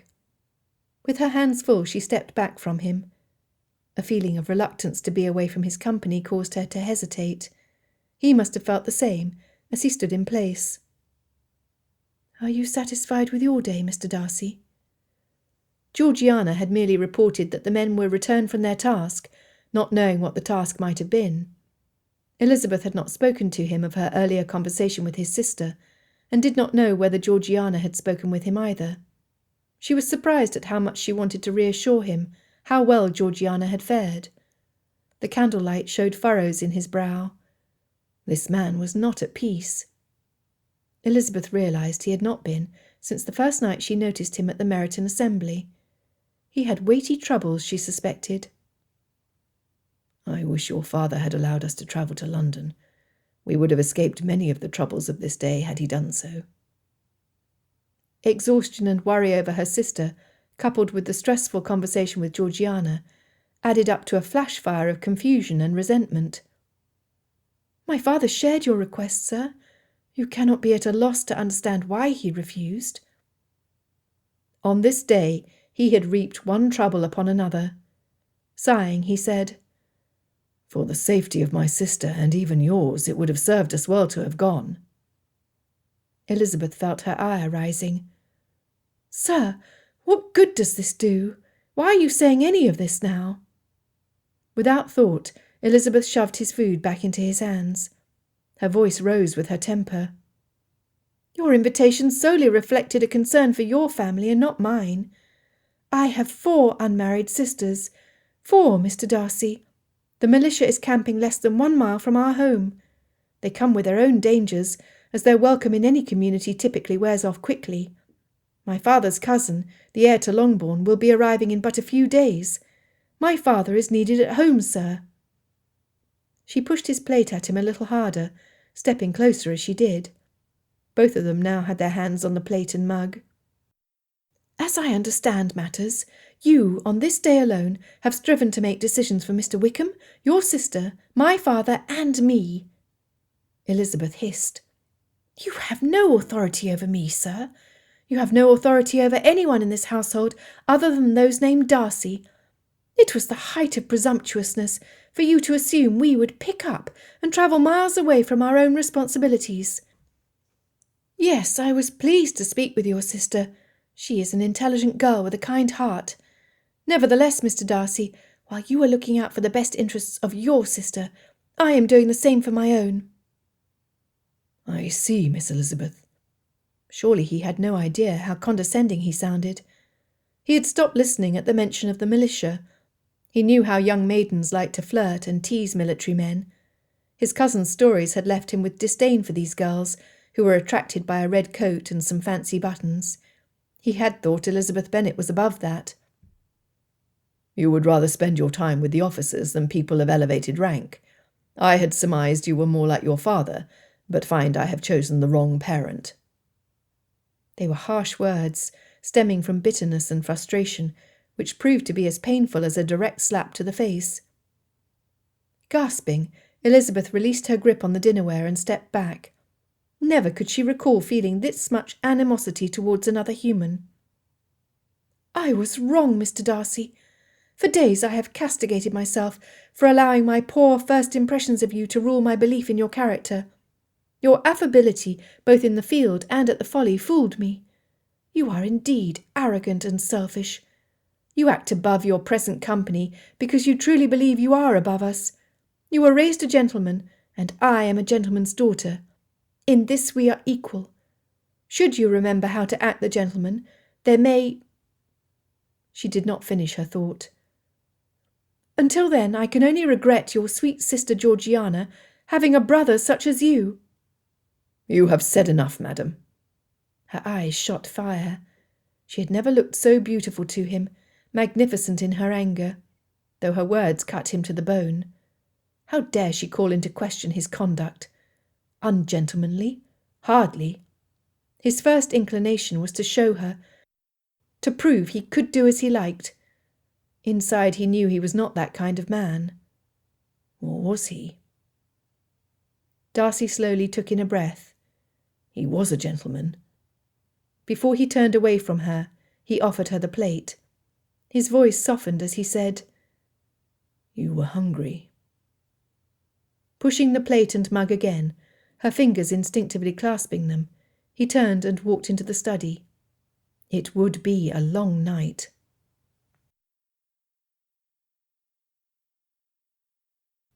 Chapter 15. Sunday, 13th October 1811, Lucas Lodge. Every morning, including Sundays, Lady Lucas complained when Charlotte returned from gathering the eggs from the hen-house. It was a task deemed by her to be far beneath the daughter of a knight. Nevertheless, it was an undertaking Charlotte had enjoyed since her youth, which she was unwilling to give up, her own subtle rebellion. She first heard the sounds of a horse when she dropped the latch on the coop. Though the hens were still complaining of her daily thievery, the noise of the bridle bit moving against the equine's large teeth, the creak of well-used leather, and the shuffle of hooves moving through the loamy earth, drew Charlotte's attention. It was a sound out of place in the early hours at Lucas Lodge. "Colonel Fitzwilliam, you were about early this October morn, and you've caught me tending the chickens." She was surprised to see no teasing smile on his comely face. Placing the egg basket on a bench, Charlotte approached him. He dismounted immediately. She was even more disconcerted when he quickly moved so close to her that she could feel his breath on her forehead. His arms reached up, as if they instinctively sought comfort in her embrace, though they halted their movement before he touched her.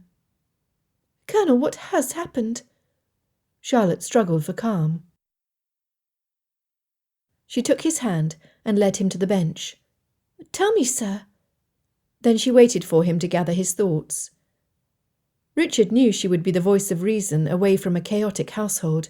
He had to come. He had to see her. Removing his hat, he dropped his clasped hands between his knees. He had no sense of how defeated he appeared. "Hurst has died." Richard heard the intake of her breath, though she said nothing. He appreciated her steadiness. "Tainted seafood was served yesterday at tea. Miss Bennet remains seriously ill. Needless to say, the household is in an uproar."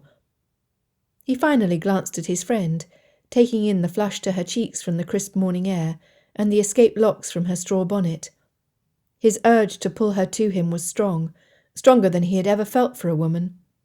He did not feel weak for wanting her. That thought made him reflect on the relationships at Netherfield Park.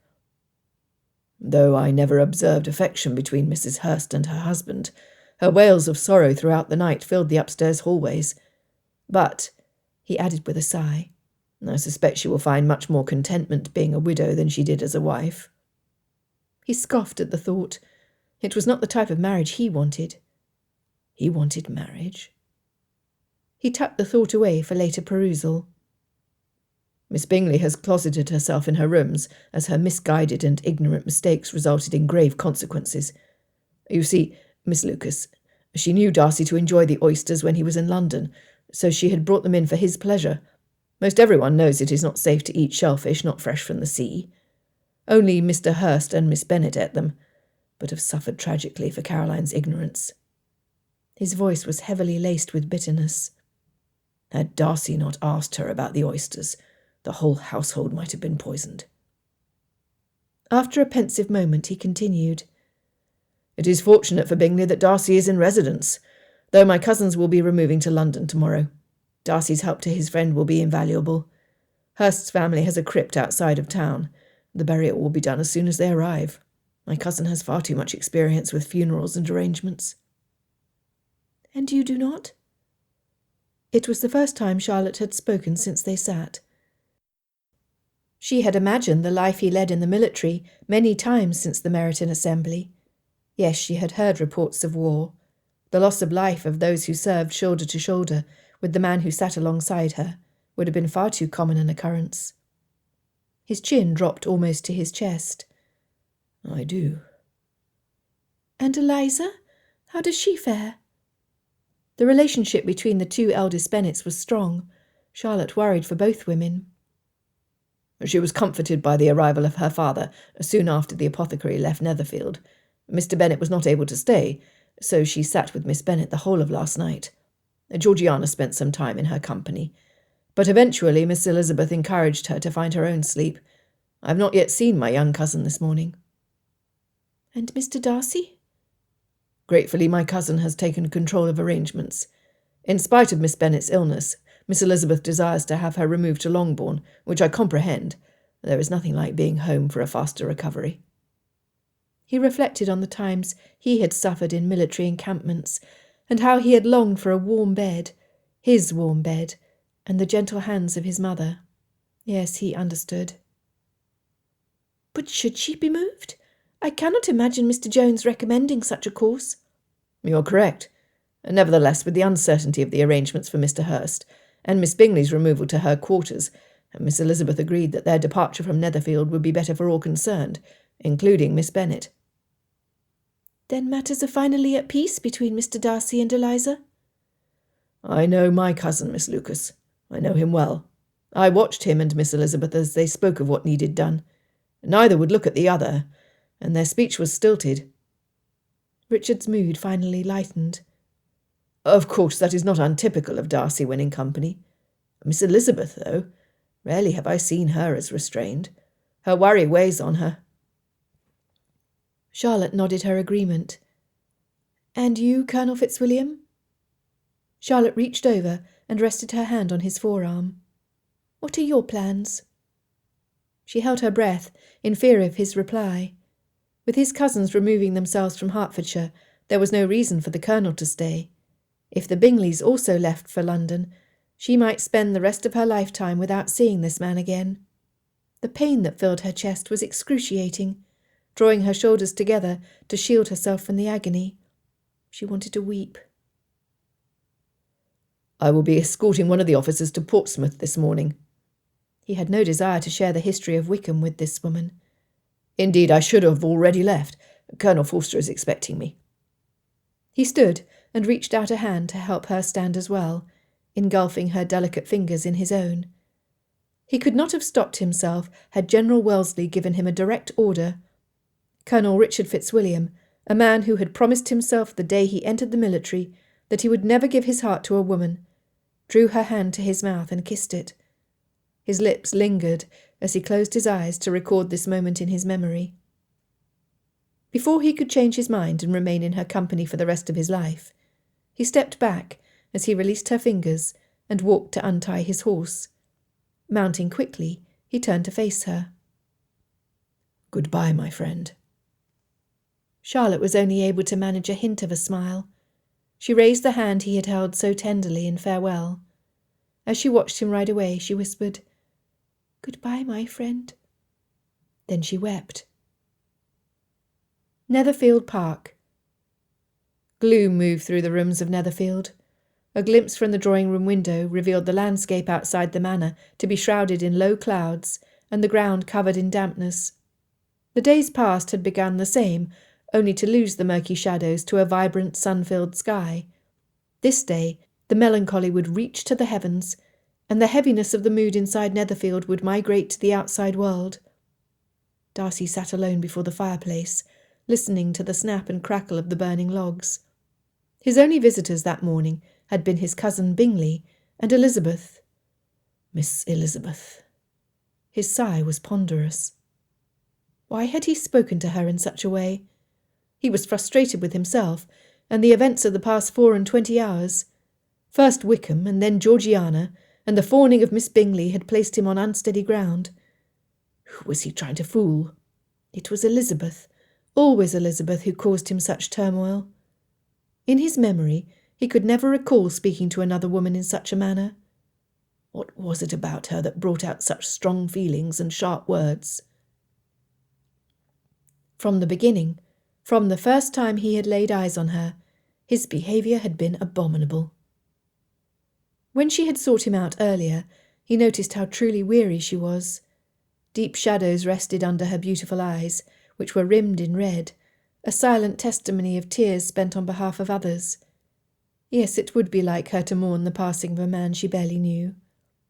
He had been uneasy in her company, though she did not remain long. He deserved her scorn, he deserved her derision, he expected her censure. He received only consideration.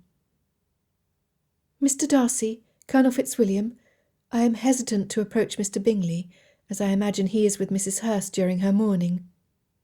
She barely raised her eyes to the men in front of her. "Because of the loss of Mr. Hurst, I believe it best to return with Jane to Longbourn. There she can receive care without interfering with the Bingley family. Thus I beg your assistance in loaning us your carriage." The last was said as a whisper. Darcy had easily agreed to her request, and called to the footman outside the door to have his personal carriage readied. He would have done so much more for her, if she only knew the power she held. Elizabeth then left the room to return to ready her sister for the 3-mile trip to Longbourn. It would be a slow, miserable journey for Jane Bennet. The Colonel left immediately after for the encampment. The long night before had been one of reflection for Darcy. As the rest of the household battled illness and sleep, he struggled with his emotions and his view of himself, the man he had allowed himself to become. How had he let his own concerns overrule politeness?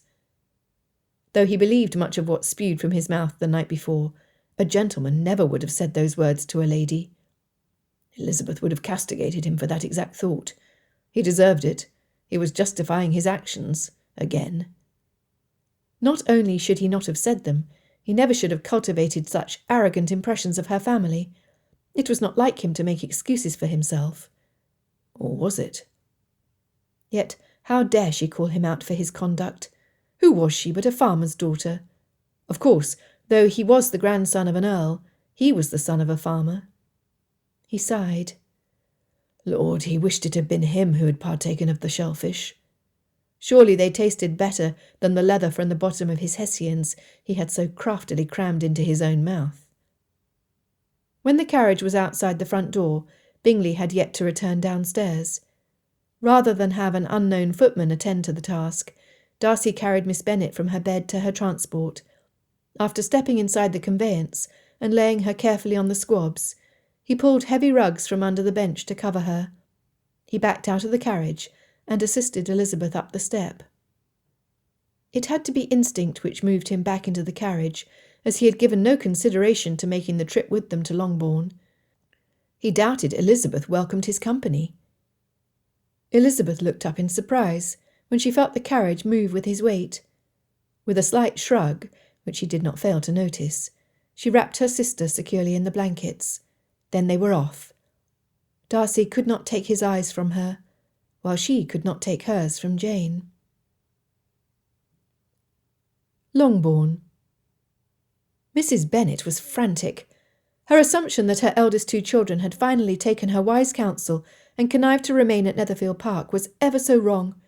The thought of harm coming to her firstborn was devastating. She loved her children enough to do whatever was needed to see them happily settled. Worry for Jane stubbornly warred with her inclination to match her eldest with the young man leasing the neighbouring property. She did not know what to do. Prior to receiving an explanation of Jane's illness from the apothecary, Mr. Bennet's cousin, Mr. William Collins, had arrived. He was a tall, heavy-looking young man of 25. His air was grave and stately, and his manners were formal. At first sight, Mrs. Bennet had no desire to have him in her household. She worried he was taking stock of the furnishings and cataloguing whether they would be useful or not when he inherited. After the apothecary left, and her husband raced to Netherfield Park, she finally understood the gravity of the situation. She wished Mr. Collins gone. Mr. Collins failed to perceive his presence during this crisis as an inconvenience to the household. Moreover, he was incensed by the lack of welcome, and slighted that attention for a sick daughter was greater than for a distinguished guest. "Mr. Collins, you must understand why we are in such an uproar. My Jane, my beautiful Jane, is deathly ill." Mrs. Bennet wrung the lacy handkerchief between her hands. She had not the desire to place his comfort ahead of her own child. "Mightn't you shorten your stay and return at a less difficult time, sir?" "Indeed not, madam." The parson grabbed each jacket lapel and moved his weight onto his toes, increasing his height exponentially. Looking down his nose at her, his nasally voice intoned, "On the contrary, Mrs. Bennet, my spiritual guidance can serve to bring solace to the household, should Miss Bennet not survive." Mrs. Bennet's outburst was not unexpected. He was used to the wailing of women in grief. "My patroness, Lady Catherine de Bourgh, has long assigned me to oversee the transition after the loss of a family member. I could not possibly remove myself now." He continued, unaware the woman in front of him was stunned by his ill manners. "She has determined, in her wisdom, that I should seek one of your daughters as the wife of my future life. Acting on a nature most humble, I resolved at once to do so. When Lady Catherine explained how my Christian duty would be glorified by lightening the burden to the Bennet family of the entail made by my esteemed grandfather, there was no other choice but to travel forthwith to complete the task." Mrs. Bennet was rarely without words. Within a few sentences of conversation, his intention to help place one daughter in the grave, while seeking a wife from amongst her remaining children, appalled her. Then, realization of what he said lightened her mood. Elizabeth married to the heir of Longbourn, the most convenient alternative. Mrs. Bennet was not a complicated woman. She had long calculated that having one of her daughters settled in marriage to a man who would help the rest of the family should Mr. Bennet die would guarantee the future of the rest. Therefore her welcome became much more gracious. When the carriage arrived at Longbourn, Mr. Bennet ran to open the door and climbed inside almost before it stopped. Oblivious to the other occupants, he gathered his eldest child in his arms, along with the assortment of blankets, and carried her into the house. Elizabeth finally looked at Mr. Darcy. Propriety demanded she leave the intimacy of the closed carriage immediately. However, she could not without giving thanks for his efforts to see them to Longbourn. "Please no, Miss Elizabeth. I did it only for you," was his soft reply. She looked at him questioningly. What in heaven's name had he meant by such a comment? She shook her head and left the carriage. She would think on it later. It was not until she was upstairs with her sister before she realized he might have regretted the harsh words spoken between the two of them.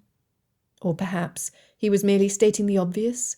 She had asked for transportation, and he provided it at her request. Whatever his meaning, she would probably never know. Filled with something like regret, she doubted she would see him again. Before leaving Netherfield, Elizabeth had been able to offer condolences to Mr. Bingley. She also arranged a correspondence with Miss Darcy. It would be good to have another confidant, though she could never imagine being able to speak as freely with her as she did Charlotte or Jane. Jane. Elizabeth wanted to sob at the sight of her sister lying on her bed. The paralysis which had set in the first hours after ingesting the oysters had lessened into a tingling during the night, as sensations moved from Jane's torso to her extremities. By this morning, Jane was able to keep the water and weak tea in her stomach. Resolved, Elizabeth would think, pray, and hope for Jane's recovery. Any other thought, especially of the Master of Pemberley, would be most unwelcomed. Mrs. Bennet was surprised to see that it was Mr. Darcy who had accompanied her daughters home. She had hoped for Mr. Bingley. The mistress of Longbourn did have to admit, though Darcy was an abominable man, he had elegant equipage.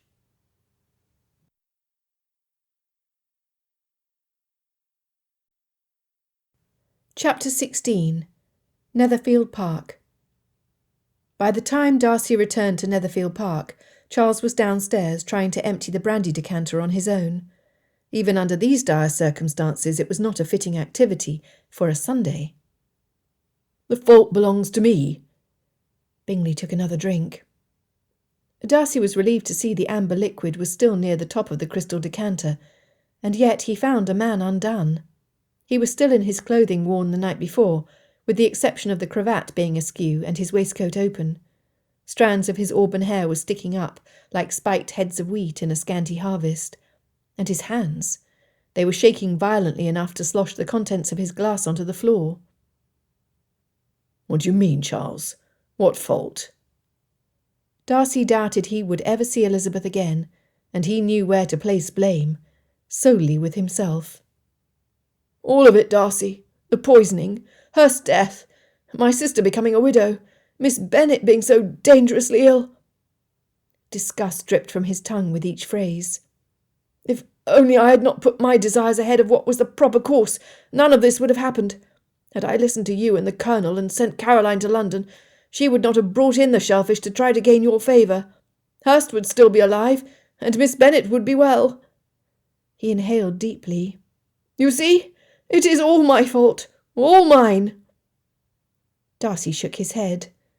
While there was a measure of truth to his friend's arguments, he was not to blame. "I understand, Charles, and I sincerely regret the loss to your family. I enjoyed Hurst. He was a good man." Darcy comprehended the pangs of death, the powerful ache in the heart, and the feeling of uselessness against such a foe. Death was an unyielding enemy. "However, you could never have foreseen what would happen with that one decision. Who would anticipate ordering delicacies from the London markets would have such repercussions?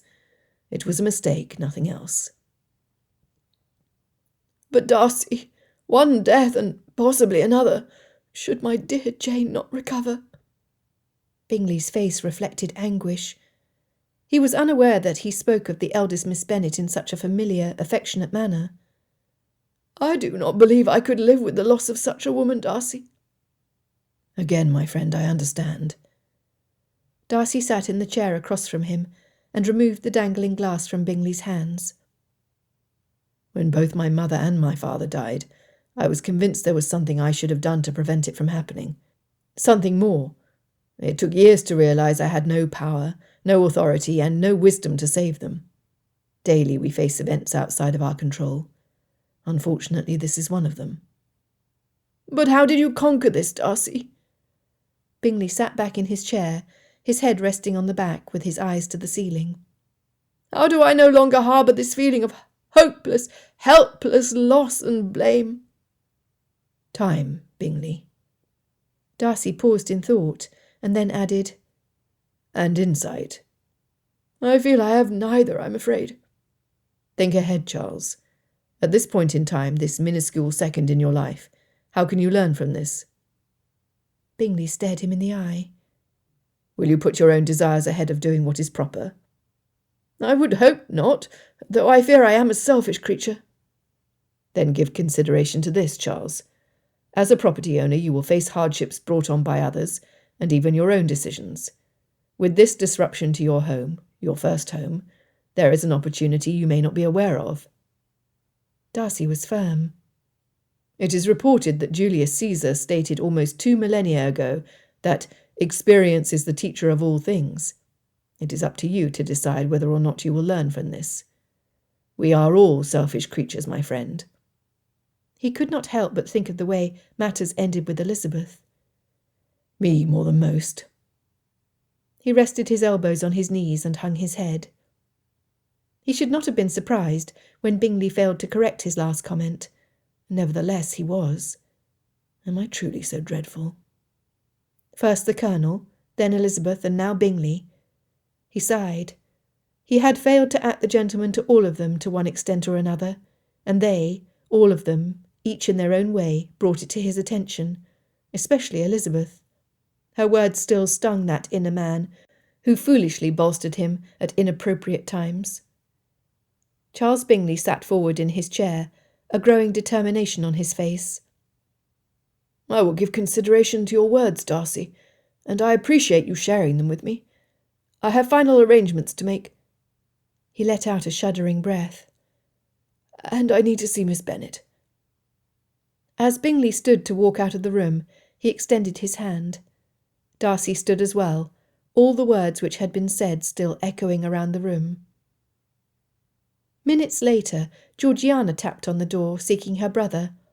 The few moments that morning she had spent with Elizabeth, before the two Miss Bennets' departure, had left her spirits improved, but she still had concerns which weighed heavily in her heart. "Brother?" She stepped into his extended arms. "Oh, Georgie." He had not used the shortened form of her name since before the death of their father. "Your own experience with loss cannot help but cause you sadness. I worry for you." "I love you, Fitzwilliam." They sat next to each other on the only settee in the room. "And the truth is, dear brother, I spent much of the night worrying about what might have been. I worried about you."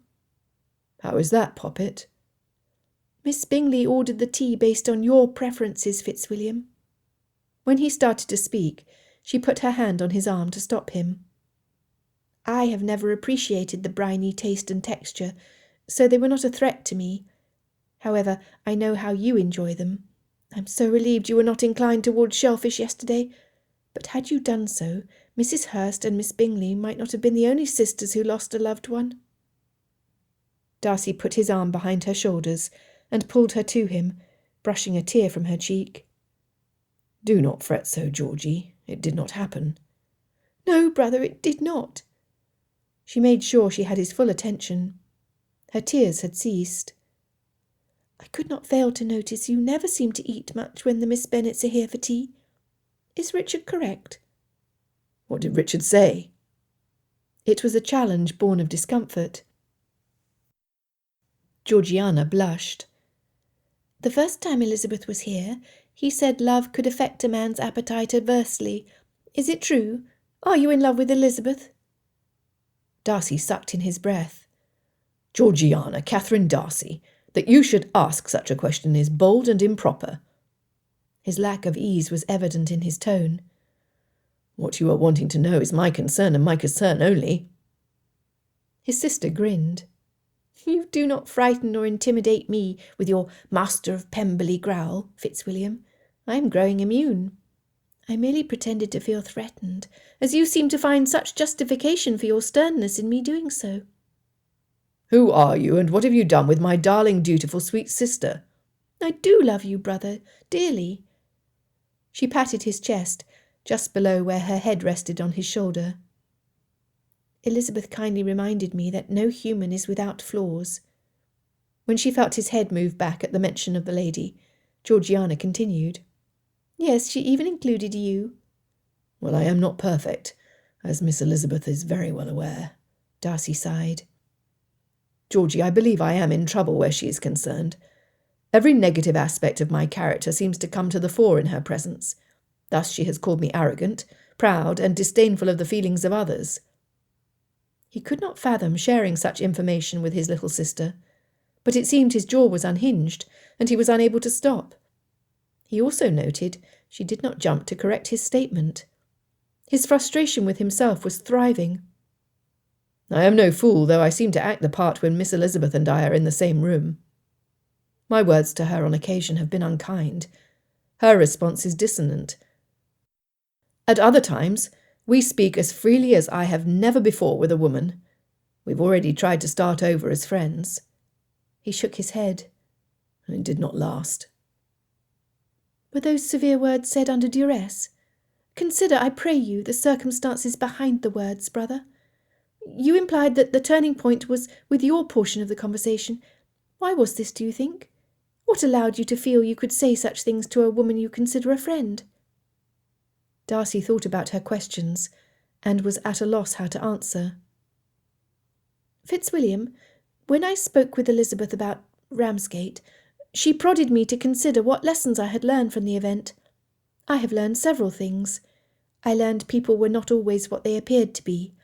I learned to not put faith in my own judgment alone, to seek counsel for matters I do not clearly understand. I learned that ignorance of the ways of the world is a dangerous thing for an innocent. And I also learned it was best to make decisions which would protect my future and the Darcy name. So while I wished my conduct undone with Mr. Wickham, at the same time I am grateful for these powerful lessons, which will serve me well when I am out in society. You cannot always be there to protect me, brother. So I ask you now, what lessons have you learned from your conflicts with Elizabeth? What prompted your conversations to fall apart? And why did you respond so vehemently? How can you prevent it from happening again? At this, she sat back and looked directly at him. She felt like she had learned to be like her new friend, and that Elizabeth would be proud of her for being so bold. Are you in love with Elizabeth Bennet? Every single one of his wise words of counsel to Bingley were coming back to bite him. That his young sister would offer those same principles was humbling. He dropped his head back to rest on the settee in the manner Charles had done earlier. He wished for the presence of his mother. She would soothe his wounds. Georgiana's counsel was not offered from spitefulness, but from the strongest love, which was willing to cause pain so there could be a healing. Finally he spoke. I will give serious reflection to all you have said, Georgiana. He noted her slight smile. Do I love Elizabeth Bennet? He was shaking his head slowly back and forth. His voice softened. I regret the chasm between us. I regret the loss of a friend. But I do not think the emotion I feel is love. His eyes closed with his last comment, so he completely missed his sister's eyes roll in disbelief. She wanted to give an unladylike snort. Behind his lids, Darcy clearly saw the events of last night play out again, how her eyes sparkled like diamonds in the candlelight, and how a becoming blush, born of ire, had cloaked her cheeks. Yes, she was magnificent, and because of his own deeds and words, she was lost to him. The pain was excruciating, and almost robbed him of breath. He damned himself for being such an arrogant fool. He knew what to do. Mrs. Hurst and Miss Bingley will be returning to London, and I have offered to share our carriage. Charles will be transporting Hurst to be buried at the Hurst family's crypt. I will attend him there. He plans to return to Hertfordshire and remain until Miss Bennet recovers, offering whatever assistance he can. But what of you and me? Will we return to Hertfordshire? Will we be in company with Miss Elizabeth again? The breath escaped him. I think not. Darcy needed to remove himself, to come to terms with all he had learned about himself. He had been in error, and knowing this shamed him deeply. He would forget Miss Elizabeth in time, and so would Georgiana. With her coming out in 2 years, Georgiana would be too busy to recall the events at Netherfield Park. Her next words put an end to his plans. Elizabeth and I promised to start a correspondence, brother. He wanted to sigh. Longbourn. Longbourn had been robbed of peace, pilfered by a man so offensive that it threatened never to return. Mary, Kitty, Lydia and Mrs. Bennet hovered silently next to Elizabeth around Jane's bed. Words were whispered and prayers were said. Their worry united them in a way never before. Mary moralised. Whether one member suffer, all the members suffer. None wanted to be anywhere other than at Jane's bedside. After less than a day since his arrival, despite her plans for her second daughter, not even Mrs. Bennet wanted to spend another minute in Mr. Collins' presence. The day prior, Mr. William Filbert Collins had seated himself in the largest chair in the drawing-room, waiting for the eldest daughters to enter Longbourn and greet him when they returned from Netherfield. It was his due. The odious man had not deigned to rise until Mr. Darcy assisted Elizabeth from the carriage and walked to the entrance hall.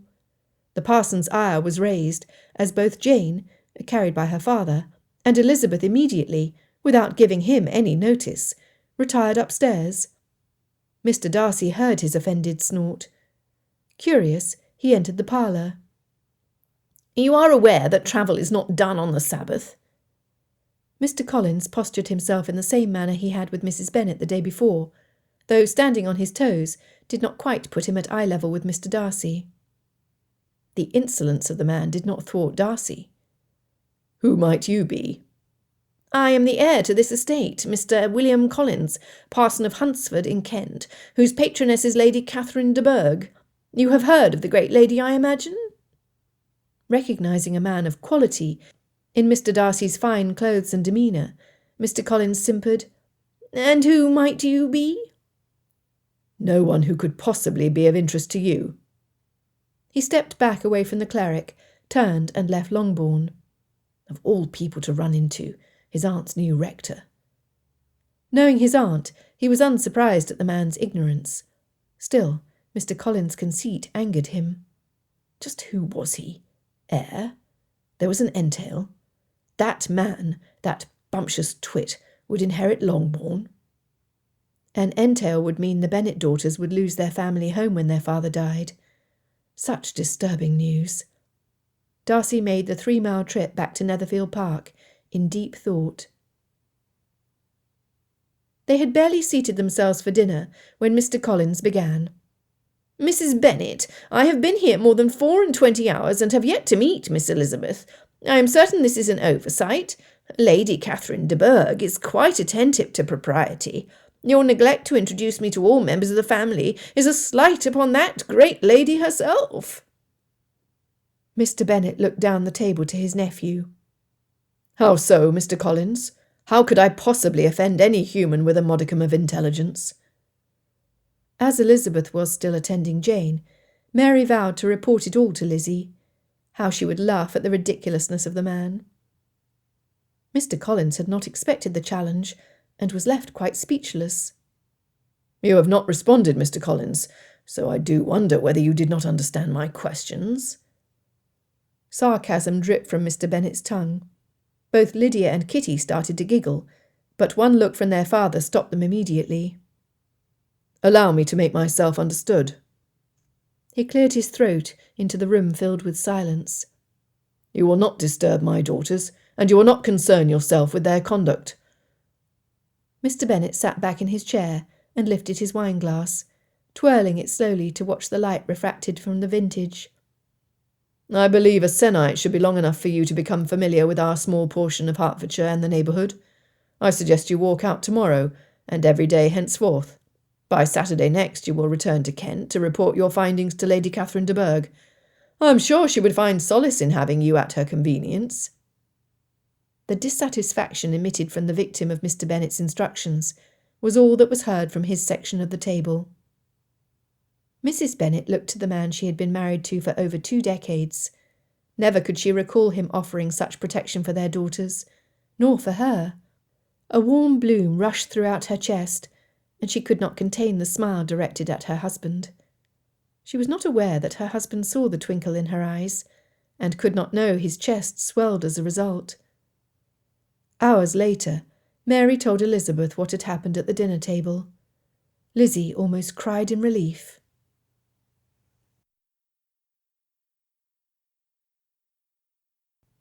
Chapter 17. Friday, 18th October, 1811. By the end of the week there was cause for celebration in the Bennet family. Jane's health was improving daily, albeit slowly, and after his return to Netherfield Park from London, Mr. Bingley had not failed to visit once and sometimes twice each day. Unfortunately, Mr. Collins' propensity to capture Elizabeth's attention as the object of his affections could not be hindered. A woman so devoted to the care of a loved one would be an asset to his home. "Mamma, does Mr. Collins wake early?" Elizabeth had avoided her odious and condescending cousin by dutifully remaining at her sister's bedside. He spoke of his own humility in a way that an educated person could easily discern he was anything but lowly-minded. He reminded Elizabeth of the old rooster who ruffled his feathers every time a hen was in sight. Mrs. Bennet, though her mind still hoped for one of her daughters to marry the heir to Longbourn, accepted that her own heart balked at the idea. Over the past days, she conceded there were fates worse than the hedgerows. "The man does not rise until the noon hour. You are safe to walk out if you would like." She gave her daughter a knowing look. "I will stay with Jane." That was all the invitation Elizabeth needed, as the day beckoned her to enjoy its rich blessings. She kissed her sister's cheek, padded softly down the stairs, and donned her outdoor coat and boots. While she strolled briskly through the countryside, she thought of her last confrontation with the presumptuous Mr. Collins the night prior. The household had long since quieted for the night, and Elizabeth had left Jane's room to fill a pitcher of water. She had not expected anyone to be in the hallway. Therefore, when Mr. Collins whispered out of the darkness, she almost dropped the pottery in her hands. "Mr. Collins!" He had startled her, and continued to do so when he approached far too closely. "May I be of assistance?" "My dear Elizabeth, how fortuitous to meet you here, alone." He wiped his brow with his meaty hand. "At the request of my patroness, Lady Catherine de Bourgh, I have come to Longbourn to seek a wife. Your patience and fortitude in dispensing care to your sister is admirable. I have heard the eldest Miss Bennet is the beauty of the family. Though I have been in the household for nearly a se'nnight, I have yet to determine whether this is so. However, Mr. Bingley continues to call on her, so I feel it incumbent upon me to seek the next best daughter. I would at this time approach your father for his permission to court you. I can imagine no impediments to his agreement." "Mr. Collins, you presume too much, sir." Elizabeth could not recall ever being this angry, not even with Mr. Darcy. She also had never felt as uncomfortable as at that moment in her own home. Feeling her courage rise, she continued in hushed tones. "I have not given you permission to address me so familiarly. I am Miss Elizabeth to you. Furthermore, you have yet to ask my permission for a courtship. Therefore there is no basis for you to approach my father with such a request." She was livid and could feel her whole body tremble. A picture formed in her mind of taking the heavy water jug and smashing it on the side of his head.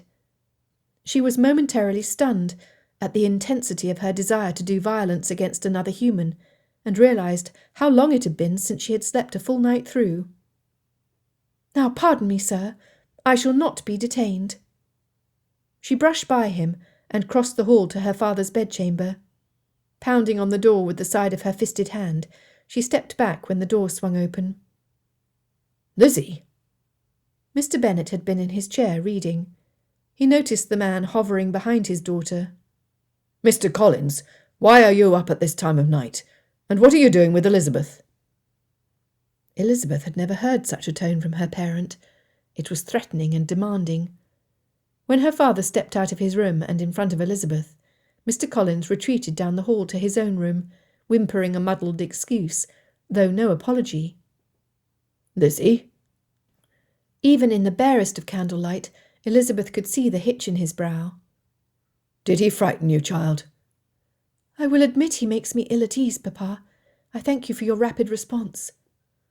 "Oh, my girl." Mr. Bennet gently tugged the ribbon at the end of her thick braid, which had swung forward and draped over her chest to land at her waist. It was something he had done to each of his daughters since childhood. It made the girls giggle to have the bows undone, and made his wife furious. He stepped back into his bedchamber and motioned her inside. "Is Jane asleep?" "She is. That is why I thought to fill the pitcher." She breathed in deeply to calm herself. "I did not expect to find that man in the hallway." "No, I do not suppose you did." He took the pitcher from her hands and placed it on the bedside table and patted his own bed. "Come." Elizabeth had not crawled into her father's bed in years. Yet the childhood memories were welcome reminders of when she and Jane would beg him for a tale of knights and princesses. Though he was a scholarly man, he was imaginative enough to entertain little girls with fairy tales. "I have not had opportunity to speak with you, dearest daughter, since your return home. How did you find Mr. and Miss Darcy while you were at Netherfield Park?" It was the opening Elizabeth had longed for. She knew the impression her father had of Darcy. "Papa, I confess to some confusion where Mr. Darcy is concerned." She paused to place her thoughts in order, pulling the blankets up to her chin as she piled the pillows behind her back. "The man has been both high-handed and considerate. He is an excellent brother and a good friend to amiable Mr. Bingley, yet has been shockingly rude to me. Further, he expresses such strong opinions about matters which are entirely wrong." Elizabeth was not one to cover over her own errors. Our last conversation surely resembled two gladiators fighting over a cherished prize. She sighed. I said some terrible things in defence to his unkind words, Papa. I'm not proud of my conduct, and I do not believe I can ever forgive his. Mr. Bennet easily recalled how Darcy had publicly embarrassed his favourite child. If he had done so again, unlike the last time, he would have an interview with him for his ungentlemanlike behaviour. Darcy wore his pride of position like a fashionable outer garment, and Mr. Bennet anticipated the satisfaction of stripping it off him. Has the man left Hertfordshire? He has, Elizabeth confessed. Miss Darcy and I have agreed to a correspondence. They are now residing at their London home. She saw the anger radiating off her father. Papa, before you ride off to confront him, you should know that Mr. Darcy and I had the opportunity to speak in private, twice. Father, he let down the mask he hides behind, and I found him to be a surprisingly pleasing man. He is intelligent and has a sharp sense of humour which greatly resembles your own.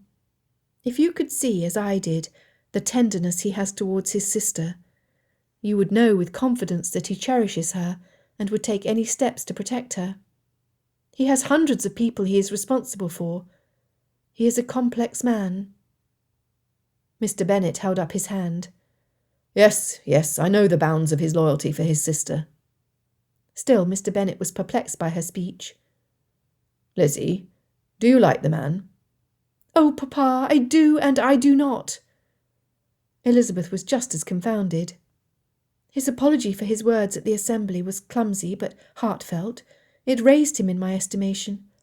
Then his assumption that he could direct my life and the life of my family by expecting you and me to forget our own concerns to attend Miss Darcy in London were the height of presumptuousness. She felt her words were making little sense. How could one man behave in such extremes? I do not understand. Lizzie, dear, men are simple creatures. Mr. Bennet chuckled at the thought. Though he would like to think himself outstandingly different from the masses, he knew he was not. We are not unlike two stallions that ignore each other until a new mare is introduced. When a pretty miss is involved, men become antagonistic and aggressive, entirely out of character. Whether someone threatens our authority or our position, the same result is achieved: antagonism and aggression, or in Mr. Darcy's case, arrogance and excessive pride. He sat next to his daughter. By chance, did Mr. Darcy explain why he acted in such a manner? Elizabeth reflected back to the apology after she found him on the ground in the field. Yes, Papa. However, he did not offer a reason why he was so officious when we argued at Netherfield. Think of what you know about the day the man had. If he is the sort of brother you claim him to be, how challenging would it have been to keep calm, with the threat of serious harm to his sister? How could he have helped but have his senses heightened by the danger? Elizabeth bent her head, meditating on the questions. She had felt the tension at Netherfield Park. Before the food poisoning, Elizabeth had looked forward to reassuring him of the ease with which she had been able to speak with his sister. All had changed by the time she'd met him on her way to the kitchen. Papa, she whispered, at the end of our heated discussion, when the harsh words were still echoing in the hallway, he handed me the food he had gathered for himself, knowing I was hungry. I do not understand the man at all. Do you want to? Mr. Bennet's heart felt the first twinge of break. Suddenly he felt his ears. My Lizzie, is all of this your frustration at not having had the opportunity to find a way to make peace with the man? Are you concerned for him? It is of no consequence, Papa. Mr. Bingley reported that he does not expect a return of his guests. I will write to Miss Darcy, but I do not believe I will ever see Mr. Darcy again. Mr. Bennet wondered whether she knew how despondent she sounded. Perhaps he would not call on the man after all. Lucas Lodge. Lady Lucas welcomed Mr. Collins with open arms. Her hopes for a match between Colonel Fitzwilliam and Charlotte were crushed when he departed Hertfordshire with no promise to return. Though she secretly hoped to crow about her daughter wedding the son of an earl, even a second son, She was not willing to overlook any possible candidate for a son-in-law, particularly the heir to Longbourn. Mr. Collins was impressed with Miss Lucas's countenance. She was a calm woman who appeared well qualified to run a home. As his cousin Elizabeth was strong-willed, Miss Lucas appeared amenable. Thus he accepted the invitation to remove himself from Longbourn to Lucas Lodge with little misgiving. However, Miss Charlotte Lucas was seriously displeased. Longbourn. Elizabeth's walk was as restorative as she had hoped it would be. She returned in time to meet Mr. Bingley as he handed off his horse to Longbourn's groom. His smile seemed a hazy outline of what it had been prior to the loss of Mr. Hurst. Miss Elizabeth, I was longing for a chance to speak with you. Elizabeth walked closer and saw the lines furrowing his brow. Please tell me how it goes at Netherfield Park. She led him to a bench below the drawing-room window, where they could be observed but not heard. My home is filled from the bottom to the top with silence. He grimaced. I met with it when I enter each room. It is my most constant companion. Elizabeth's heart ached for Bingley. She wished to make it return to the days before the tea. He grimaced. How are Mrs. Hurst and Miss Bingley? Have you had news of them? I've had letters from them both. Louisa complains about Caroline, and Caroline does the same about Louisa. Bingley snorted. It seems the death of my brother-in-law shifted the power from my single sister to the new widow. Caroline writes that Louisa has let it slip several times, how Caroline was responsible for the poisoned food. He was not surprised to see Elizabeth's eyes widen. In addition, the fact that Caroline's required to be in mourning along with Louisa has seriously affected Caroline's spirits. He shook his head. I do not believe my youngest sister is at all pleased with the situation, and finds London not as pleasant as she thought it would be. Elizabeth noted the sly smile on his face. And you? Are your spirits improved? I will admit that they are. Bingley's mood lightened. I have heard from Darcy that Caroline called on Miss Darcy the day after they returned to town, and was quite put out when she was told they were not receiving anyone. Bingley nodded his head. If I may, I will share this next intelligence with you for 2 reasons. The first is that I hold you and your sister in the greatest of confidence, and the second is because you were often the victim of Caroline's barbs as she endeavoured to attach herself to Darcy. Elizabeth's curiosity was at its peak. Her joy was just as high. That he would speak of Jane as an intimate brought such pleasure to her heart. It was a struggle to keep her countenance. Darcy informed me that he had let it go too long. He wrote that he told Caroline in clear terms that she would never be mistress of Pemberley. Though he considered her the sister of one of his closest friends, they would never be more. Bingley let out a breath on a huff. I can only imagine how she has excused his decision as being the result of the tainted oysters, and is undoubtedly calculating how long until he realises she was not at fault. He shook his head. My sister is a fool. Elizabeth agreed, though she did not say so aloud. Mr. Bingley, I am not owed the information you shared. Nevertheless, might I repeat this to my sister? He blushed. Pray do. She believed it incumbent to offer him relief by telling him what he most wanted to know, as he had just done the same service for her. I hope you are aware that each day you sit in our parlour, Jane is told. My mother reports to her exactly what is said, even what you wear. She saw his face take on a crimson hue. Charles Bingley was the most precious of men. His inexperience with being a landowner was not a degradation to a knowledgeable woman, and Jane Bennet was knowledgeable. His coming to Longbourn showed a devotion that any woman dreamed of. She speaks of me, then? Quite often. Elizabeth was keenly aware how embarrassed her sister would be if Jane knew she was speaking of such to this particular young man.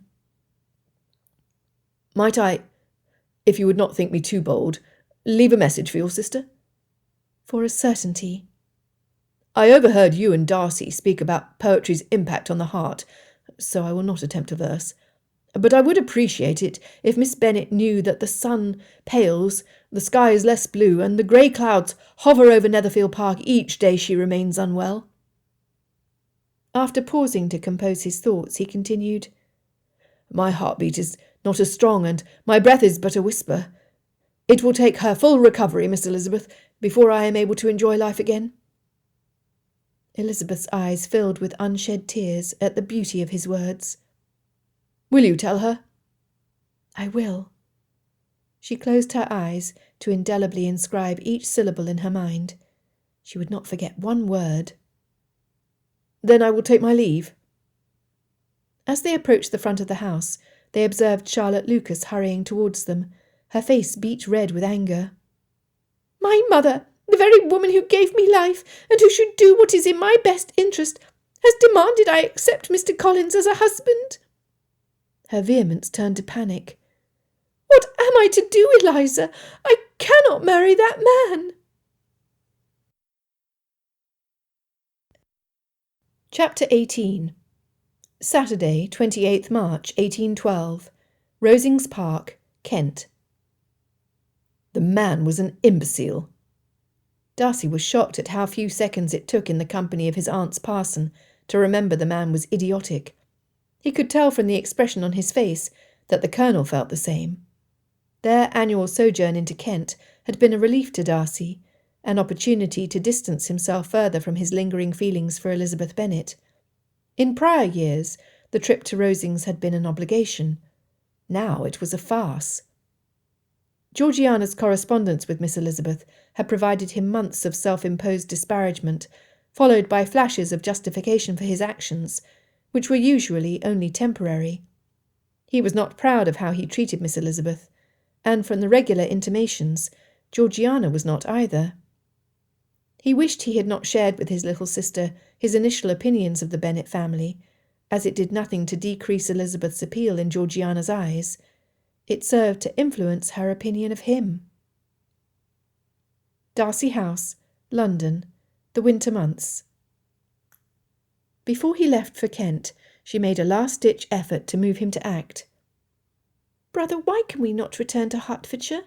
Mr. Bingley is alone, and has written several times to offer an invitation. Miss Bingley is no longer there to distract you. Besides, Miss Elizabeth reports on her sister's improvement and her joy at having Mr. Bingley call each day.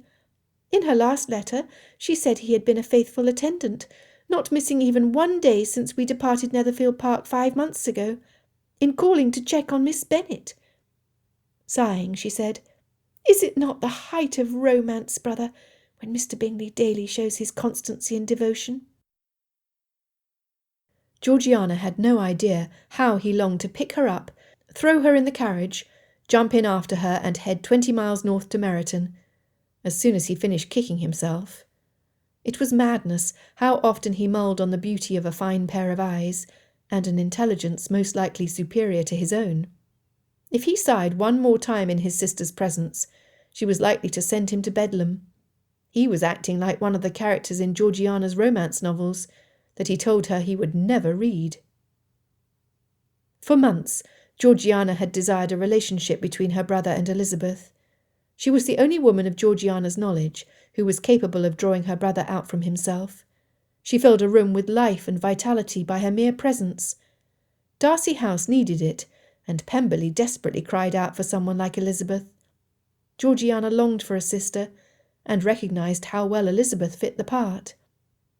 It confused her at first how two such intelligent people, who were so well matched, could not seem to get along peacefully. Then she thought of the little she did know of their interactions. They were both strong-willed, both confident of their own intelligence, and, most likely, both passionate by nature.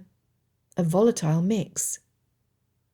When she and her brother first returned to London, she noticed his interest whenever Elizabeth's name was mentioned, or when a letter from her arrived. At first, she satisfied him by imparting the information.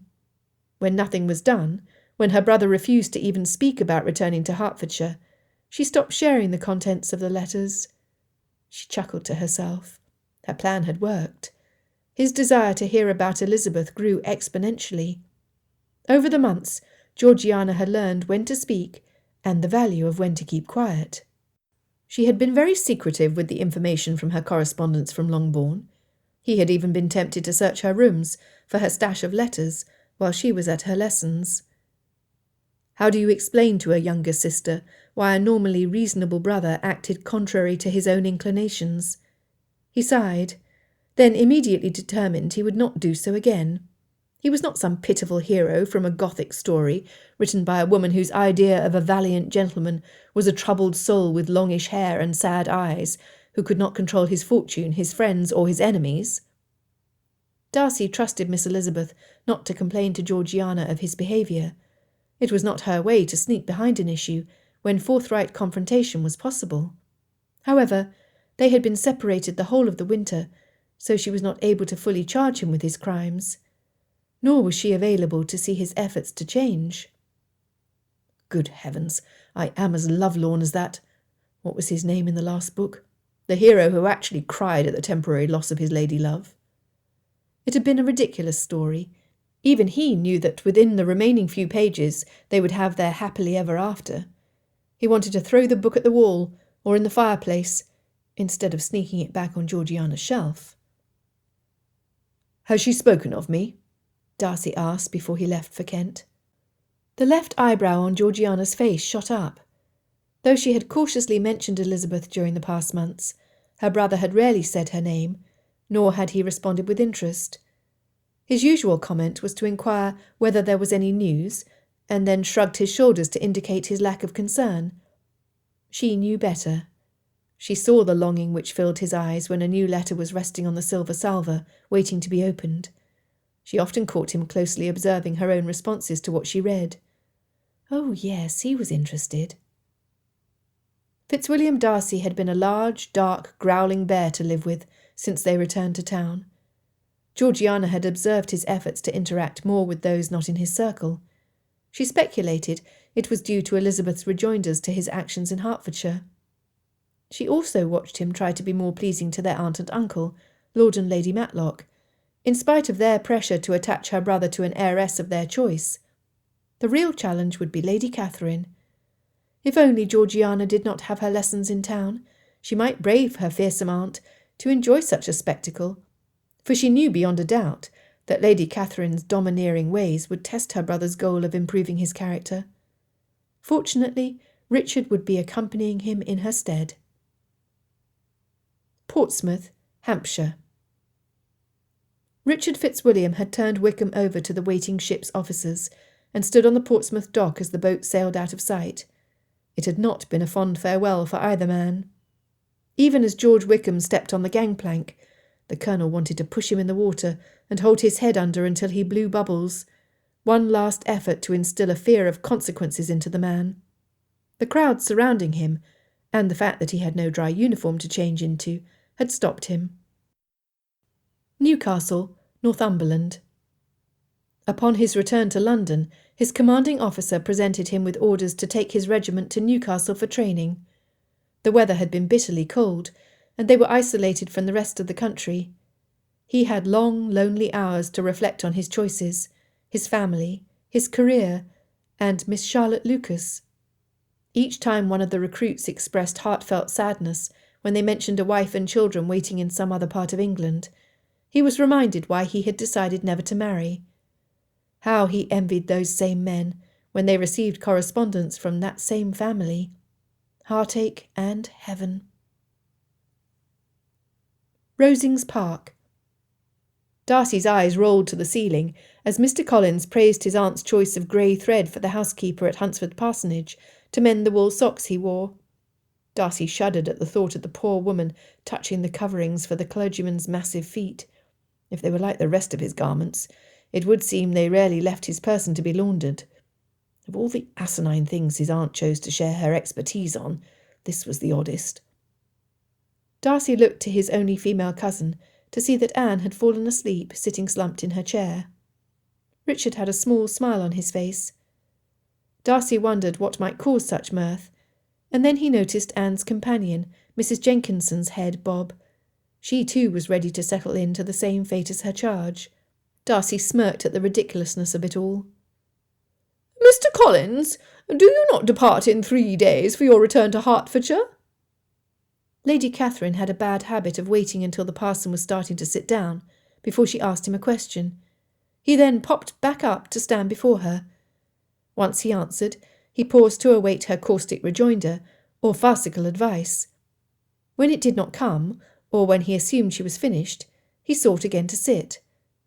Darcy wondered whether it was a deliberate ploy on his aunt's part to have the man dance like a marionette as she pulled the strings. Mr. Collins looked Darcy's way. He had been surprised to learn the man who escorted the Miss Bennets back to Longbourn was none other than his esteemed patroness's nephew, Mr. Darcy. In the 10 months he had held the living at Hunsford, he had often listened to Lady Catherine expound on the importance of the great name of Darcy. He wondered what Darcy had been doing at Longbourn, but had not the boldness to ask.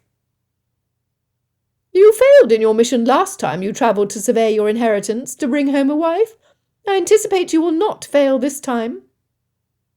Though it was not stated as an order, it was intended to be one. "Yes, Lady Catherine, I am pleased to inform you of 2 particular ladies who are vying for the position of mistress of Hunsford Parsonage." He stiffened his spine and raised his nose in self-importance. "My cousin, Miss Elizabeth Bennet, and the daughter of Sir William Lucas, Miss Charlotte Lucas, are well qualified and long for the position. It is my intent to choose the one who would be most docile and appreciative of your kind attentions and guidance, Lady Catherine." "What?" Darcy and the Colonel exclaimed at once. They looked at each other in disbelief. That man had bandied about the women's names as if he had the right to do so. Vying for Mr. Collins? Absurd. Lady Catherine's head snapped to Darcy. "What is the meaning of this?" At the eruption, both Anne and her companion startled awake. Darcy's mind was spinning. He recalled Mr. Collins' arrogance at Longbourn and his claims of being the heir. He was an ignorant braggart. That the vile man thought Elizabeth as docile showed a tremendous lack of understanding of her character. That he would consider her as a potential mate was revolting. He could not allow it to happen. He would not allow it. Darcy glanced at Anne, relieved she had not pressed a marriage with him. When he met with her earlier in the day, she clearly and without hesitation informed him it had never been her desire to wed Fitzwilliam Darcy. It was a figment of her mother's dreams, not hers. As if facing his future, Darcy studied the parson. "A husband to Elizabeth Bennet? I think not." Why had it taken a comment from a sycophant to bring to clarity his own heart? He no longer wanted Elizabeth Bennet for a friend. He wanted her for his wife. If anyone was to marry Elizabeth Bennet, it would be him. She was the reason he had taken it upon himself to improve his character. She was the woman who nightly invaded his dreams, whom he wanted by his side for the rest of his years. She was a woman who deserved to be pleased, and he determined he was the only man to do so, not some puffed-up toad. "Well?" Lady Catherine insisted, as was her wont. "What have you to say for yourselves?" Colonel Fitzwilliam spoke up. "Aunt Catherine." Lady Catherine de Bourgh detested it when he spoke in such a familiar manner. He was the only one of her nephews who did it with what sounded like teasing disrespect. To her, he had never outgrown his childish foibles. She wanted to shake her finger at him, and vowed to give him a tongue-lashing as soon as she found out what had stirred both men to their rude behaviour. "Aunt Catherine." Striving for an excuse to disguise their outburst, Richard thought of Georgiana. "I have only received a letter from Georgiana, asking for our immediate return to London. I was attempting to gain Darcy's attention." "That makes no sense, Richard. What would cause such an outburst? Where is this letter? She's my niece, and I am her closest living relative. Bring it to me." "No." Her nephews erupted in tandem. Lady Catherine had gone from confusion to anger. "I demand to know why you are allowing a young, foolish girl to dictate the lives of 2 adult men. Has she become so spoilt? I command you to give her over to my care unless—" Lady Catherine stood in front of Darcy. "I demand you honour your name by marrying Anne. Then, and only then, would you have a stable home to bring up Georgiana, to present her at court, and see her entry in society." Anne was unseen by her mother as she rolled her eyes behind Lady Catherine's back. She shook her head at Darcy, reminding him of her desires. They would not marry. Mr. Collins could read the first of the banns tomorrow. By the end of your stay at Rosings you could be wed. It was your mother's fondest wish to unite the two estates, and it has been Anne's wish as well. She was formed to be your bride." Lady Catherine's voice grew louder as she spoke, and Mr. Collins nodded his head in agreement. With each word, Anne shook her head more vigorously. Darcy did not need her signal to know Lady Catherine was demanding the impossible from Anne and himself. There was only one woman for him. Darcy was determined he must arrive in Hertfordshire before Collins, and convince Elizabeth that he was the only man for her. "That will not be necessary, Lady Catherine." Darcy's voice was firm. "I have no plans to make an offer to Anne, and she does not want to be mistress of Pemberley. There will be no marriage between us, and no joining of two estates." Before she could interrupt, he continued, "As for my sister, it was my father's expressed wish that she remains under our care. I thank you for your solicitous advice, but I am decided." He bowed to his aunt, and then looked to Richard. "With that, the two of us will leave for London as soon as our bags are packed. Georgiana is my first priority, and always will be." Darcy bowed over Anne's hand and whispered, "I wish you health and happiness. May God bless you." Then he turned to the clergyman. "Mr. Collins." He would not wish him success on his travels. His purpose was in direct opposition to his own. "Safe journeys." It was the best he could do. While Lady Catherine sputtered, Darcy walked out of the drawing-room, closely followed by Richard. Within an hour they were in Darcy's carriage headed to London. A rider had been sent ahead with instructions for Georgiana to pack. An express would then find its way to Netherfield Park to inform Bingley that he should expect guests before nightfall. "Richard." They had been on the road for almost a quarter of an hour before Darcy asked the question uppermost in his mind. He had hoped his cousin would volunteer the information, however, Richard had remained silent. "What caused such chagrin when Collins spoke of Miss Elizabeth as his future wife? Are you attached to her?" Darcy rubbed at the ache in his chest. "Miss Elizabeth? Why would you believe my interest lay in that direction?" "It does not."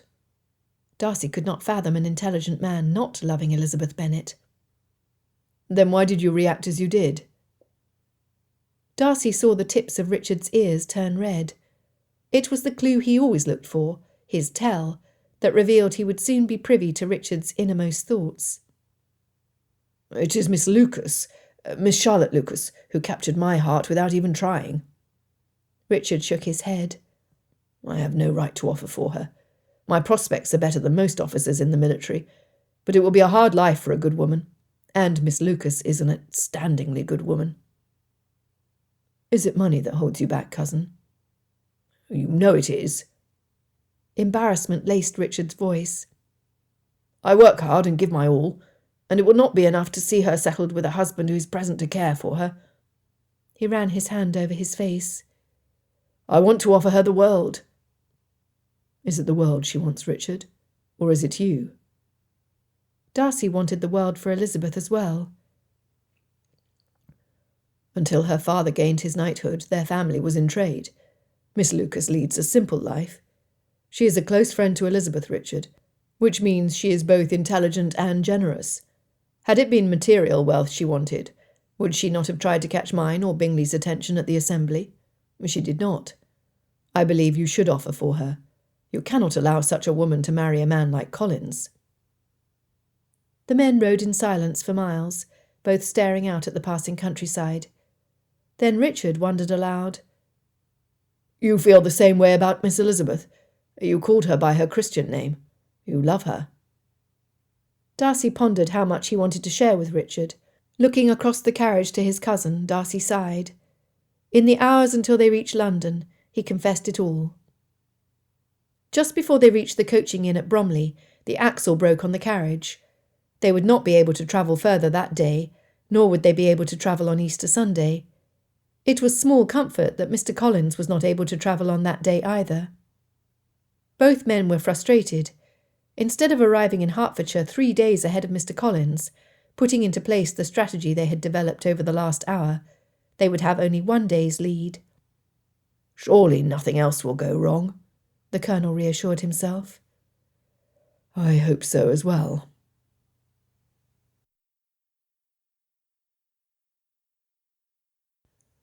Chapter 19. Monday, 30th of March, 1812, Longbourn. Spring was Elizabeth's favourite season. The fields were dotted with a carpet of colourful wildflowers, standing erect to soak up the light of the sun. For the past 5 months, whenever she received a letter from Georgiana, rain or shine, before breaking the seal, she would walk to the Folly and seat herself on the same bench where she had sat next to Darcy. On this day, Elizabeth was torn.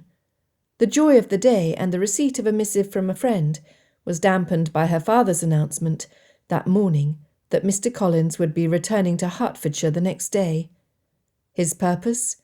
His letter had been specific. He was there to obtain a wife, and ostensibly Elizabeth was still an object of his desire. She scoffed at the idea. The family had quietly celebrated the festive season at the Meryton Chapel the day prior. The disaster at Netherfield Park in the autumn had cast a hushed calm over the Bennet household, a result of the length of Jane's recovery and Mr. Bingley's mourning. There had been no social gatherings. Even Elizabeth's favourite relatives, the Gardiners, had come and gone during the winter with little notice. The only shopping trips to Meryton had been solely for necessary items to run the household. All attention had been for Jane's recovery. Charles Bingley had become such a permanent fixture at Longbourn that his daily presence was no longer unexpected. He had recently informed Jane that he would continue to wear the black crape armband for another month. After that time, he would seek a moment of privacy with her to ask an important question. Jane had fallen deeply and irrevocably in love with the man. Everyone agreed it would be a good match.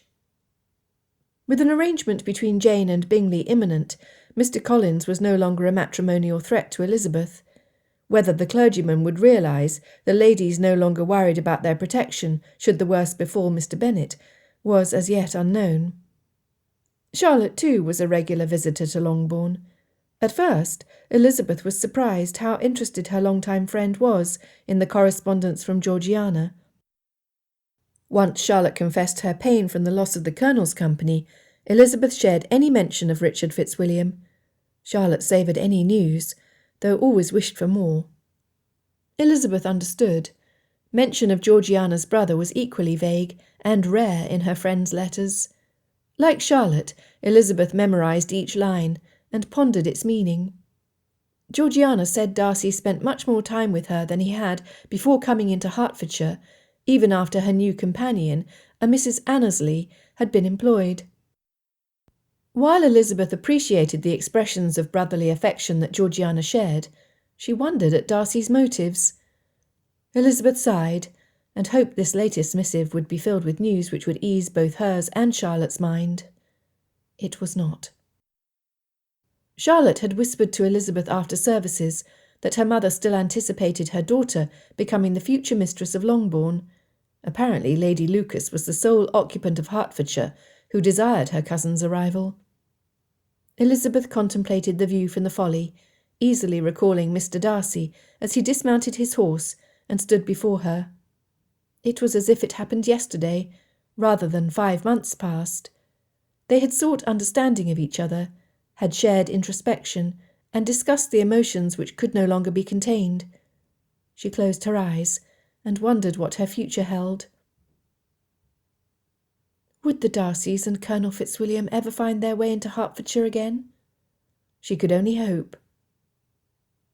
When Elizabeth meandered back to Longbourn, she intercepted Charlotte on the way. It was rare for Charlotte to walk further than the house. Something weighty must have been on her mind to move her to tread outside her normal limits.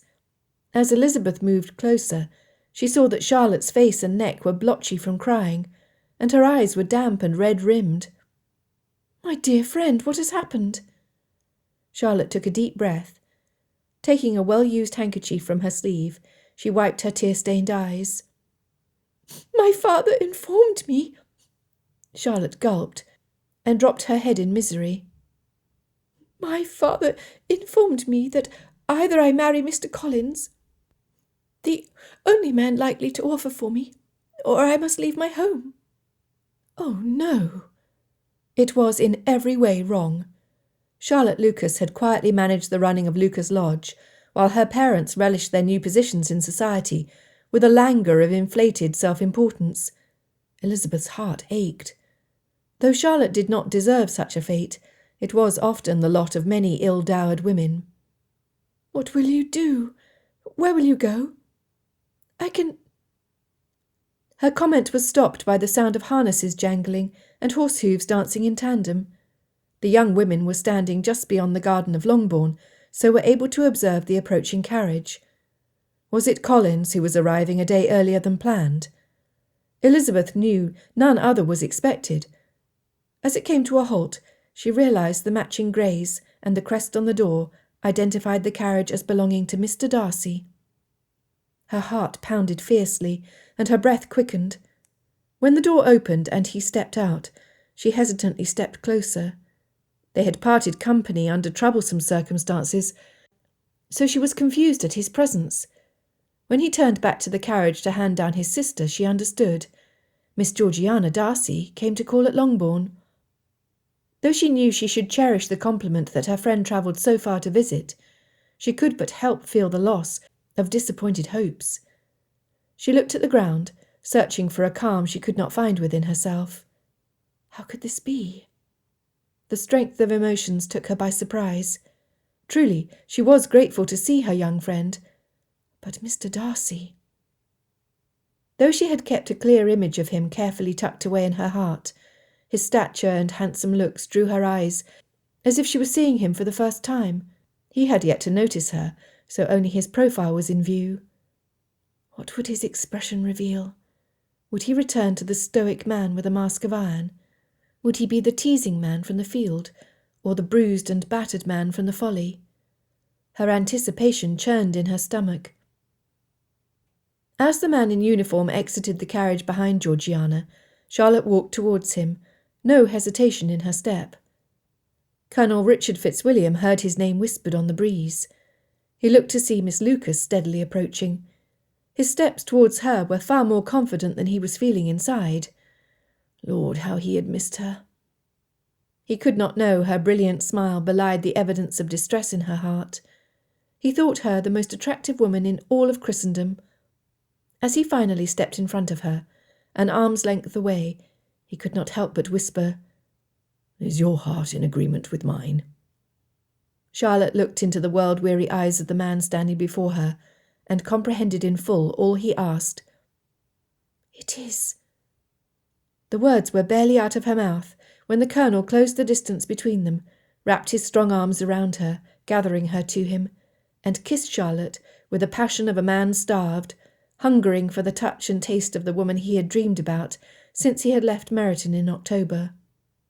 Georgiana gasped in shock, and Darcy uttered his cousin's name. Colonel Richard Fitzwilliam wanted to shout to the world the worth of this wonderful lady, and smile until his cheeks hurt. He did neither. He kissed her until the giggles of his young cousin reached his ears. He loved Georgiana to distraction, yet he wished her anywhere but there. When Richard finally broke the kiss, he brought his hand up to stroke her tears away, his roughened, calloused fingers scraping against the softness of Charlotte's skin. Would she be willing to live the life of a soldier's wife? Would she be willing to follow him wherever his career would lead? Would she be willing to remain behind, should he be assigned somewhere unsafe? Would she wait for him? Her eyes said yes to all his concerns. "I will speak to your father." "Yes." Richard paused before stepping back and taking her hand. He finally looked at the others. Beaming with joy for her dearest friend, and her own unease nearly forgotten, Elizabeth had joined the group and exclaimed, "You are all welcome to Longbourn." "Ah, the lovely Miss Elizabeth." The Colonel bowed to her curtsy, pleased to see her affectionately embrace his betrothed. Richard knew he had broken every rule of propriety in his manner of greeting the woman he loved, but he cared not. "Darcy, I will escort Miss Lucas back to Lucas Lodge. and find my own way to Netherfield." As he walked away with Charlotte at his side, the Colonel was confident Darcy and Elizabeth would have the situation under control in no time. It was their way. He wanted to hum, but remembered his musical abilities were on par with Darcy's. His heart was full of all the pithy sayings of love and hearts that he used to tease his married comrades about. They were now his realities. And yet he cared not whether he had earned their teasing when they learned the least matrimonially minded soldier of their acquaintance was intending to hurry his bride-to-be to the altar. Darcy wanted to rush to Elizabeth and embrace her as his cousin had done Miss Lucas, though he doubted he would have the same reception. She did not know him, the man he had worked hard to become. Surely, in her eyes, he was as abominable as she had thought him last autumn. He had much to repair, and prove to the woman he was a man worthy of her. "Brother, what has happened here?" Georgiana interrupted his thoughts. Though she saw the evidence with her own eyes of her cousin's attachment to a woman she knew little about, it unsettled her to see such intense emotions displayed so blatantly before her. Darcy turned to his sister and realised her question was rhetorical. She knew. He watched as she shook her head as if trying to dislodge a stubborn thought. "Lizzie?" "Georgiana, welcome to Longbourn," she said, laughing and tucking her arm in her young friend's, as they turned to walk through the garden paths to the house. She looked over her shoulder and tilted her head to Mr. Darcy, summoning him along too. Darcy was pleased, as both young ladies found delight in the reunion. Their embrace was warm and welcoming. How he longed to be part of it. He watched them both try to politely allow the other to speak first. When they both chuckled, it moved his heart to beat in a happier rhythm. "You quite caught me unawares, my friend." Elizabeth quickly hugged Georgiana again. "Your letter arrived by this morning's post, and it mentioned nothing about you coming our way." The muscles in his upper arms twitched, and his hands unknowingly flexed. Instead of reaching out for Elizabeth as his body seemed to desire, he tucked his sister's other hand in his arm. "We spent very little time at the midway point of our trip this morning, as someone," he tipped his head to his sister, "was overly excited to surprise her friend. Might we accompany you on your walk?" The garden path was lined with sunny daffodils, vibrant primrose, and swaying bluebells, which seemed to open their faces and smile at the threesome, inviting Georgiana to collect her fill. "May I gather a bouquet for your mother? She would enjoy that very thing, Georgiana." As his sister moved towards the blue flowers, Darcy extended the arm Georgiana had abandoned to her friend. When Elizabeth accepted his offer, Darcy felt contentment melt into the cracks and crevices of his worn and beaten heart, soothing him and filling him with peace. "Oh, Lizzie, I am happy to be returned to Hertfordshire. Yet to be truly pleased, I must know, is your sister truly recovered?" Georgiana, turning back towards the couple with a handful of fragrant posies, had been thrilled when her brother's express had arrived Saturday evening. However, she was beside herself with worry when he did not appear until early this morning. His frustration by the delay was evident as he hastened her into the carriage to continue on to Longbourn. "She is, Georgiana. The doctor recommended months of bed rest, which I am pleased to report Jane obeyed far more calmly than had it been me. It has been only 2 months since she has been allowed downstairs. Mr. Bingley was ever so grateful." Georgiana sighed. "He loves her, does he not?" "Georgiana!" Darcy was surprised to hear his sister speak of something so personal. "Oh, brother, do not worry so." Georgiana patted his arm with her right hand. "Lizzie and I are the best of friends, almost like sisters. Really, it is no different from you and Richard, except we most likely shall have fewer periods of ponderous silence." She had no idea the impact her words would have on him. He stopped in his tracks and looked at each lady to determine their expression. On his sister's face he saw freedom and joy, and his heart lightened to see her so recovered from Ramsgate. Elizabeth's smile was more restrained. He could not blame her. Again, Darcy recalled his words and actions at Netherfield Park with self-disdain. How could she not be wary? Oh, but to have her stand next to him! If he indulged in fancy, he could pretend she was his— Well, he refused to indulge. It was not manly. Do Bingley and Miss Bennet have an understanding? His friend had not been at home when they arrived at Netherfield Park. Bingley's housekeeper indicated she did not expect him to return until dinner. Elizabeth looked up at him. The sun was at his back, so his face was in shadow. Was he upset that Bingley might be attached to a Bennet? Elizabeth realised that was the crux of the problem between herself and Mr. Fitzwilliam Darcy, Master of Pemberley. She saw no distinction of rank where he did. Thus she was cautious in her reply. "They do not as yet, sir. As you know, Mr. Bingley has remained in mourning these past 5 months. It will be a good match for Bingley." The simple statement had much impact, and Elizabeth caught her breath, realising she waited for the insult to follow. When it did not come, she slowly exhaled.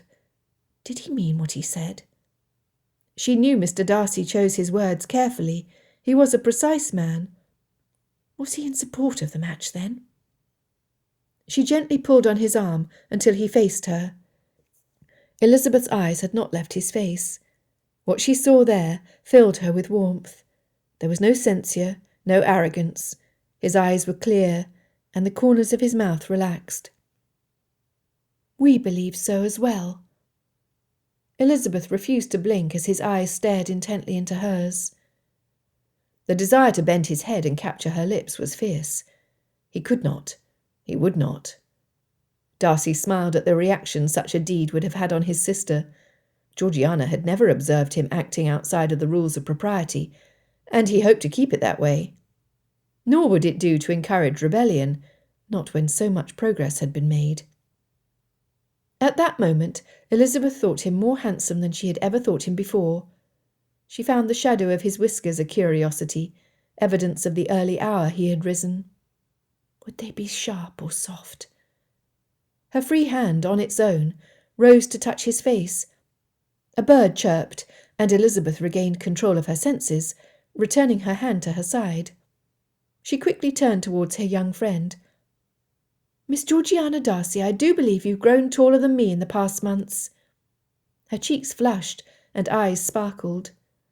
"You appear the same height as Kitty, who is nearly 18. Georgiana's smile was luminous. "You really think so, Lizzie? I do not believe sweeter words have ever been uttered about me." "Did you not write that you are now 16 years of age?" "I am." To be thought 2 years older was— She loved her friend even more for saying it in front of her brother. "I thank you, Lizzie." Georgiana wanted to skip, then remembered she ought to act the age she looked. "You're most welcome." "It seems love is in the air. First Mr. Bingley and your sister, and now Richard and Miss Lucas. I wonder who will be next." Darcy narrowed his eyes. The minx. Elizabeth's hand left Darcy's arm and went to her throat. "Lizzie, what is wrong?" "Pray pardon me." Elizabeth looked from brother to sister and back. "It has occurred to me how matters are changed now that the Colonel has attached himself to Charlotte. My father's cousin, Mr. Collins, will be here on the morrow. He is returning to Hertfordshire to claim a wife. Sir William and Lady Lucas had intended their daughter to be his bride. Now that she is no longer available—" "He will want you." Darcy spoke up before she could voice the thought. The parson had been clear in his intentions. Miss Elizabeth Bennet would now be the object of his desire. Darcy snorted. "Not if I can help it."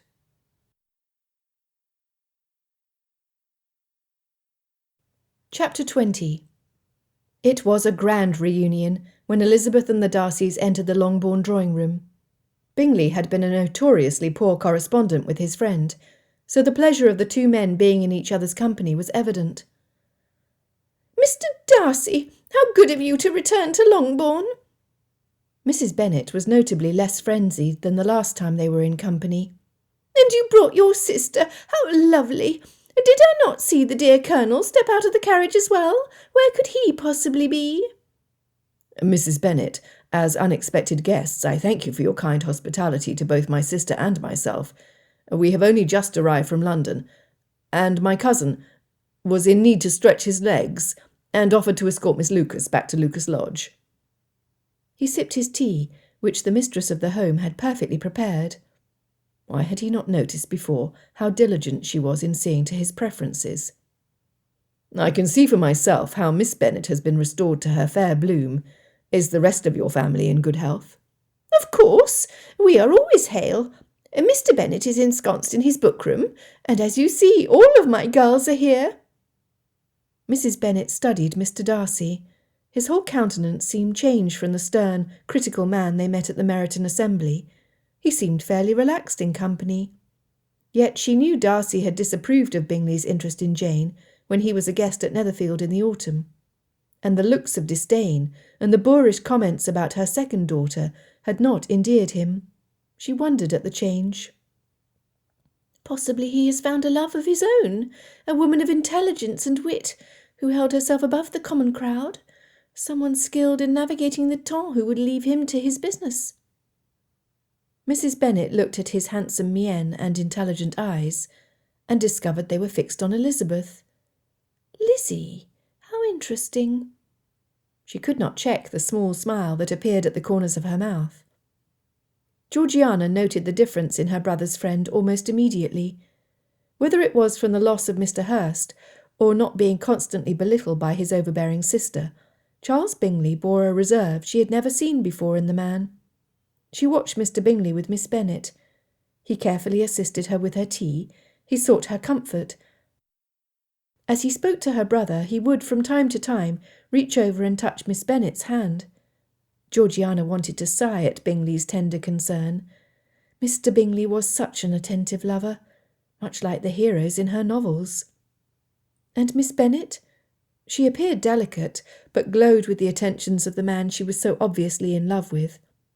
Georgiana could not help but recognise the beauty resulting from these emotions, and fathom that what she thought was love for George Wickham paled against the reality.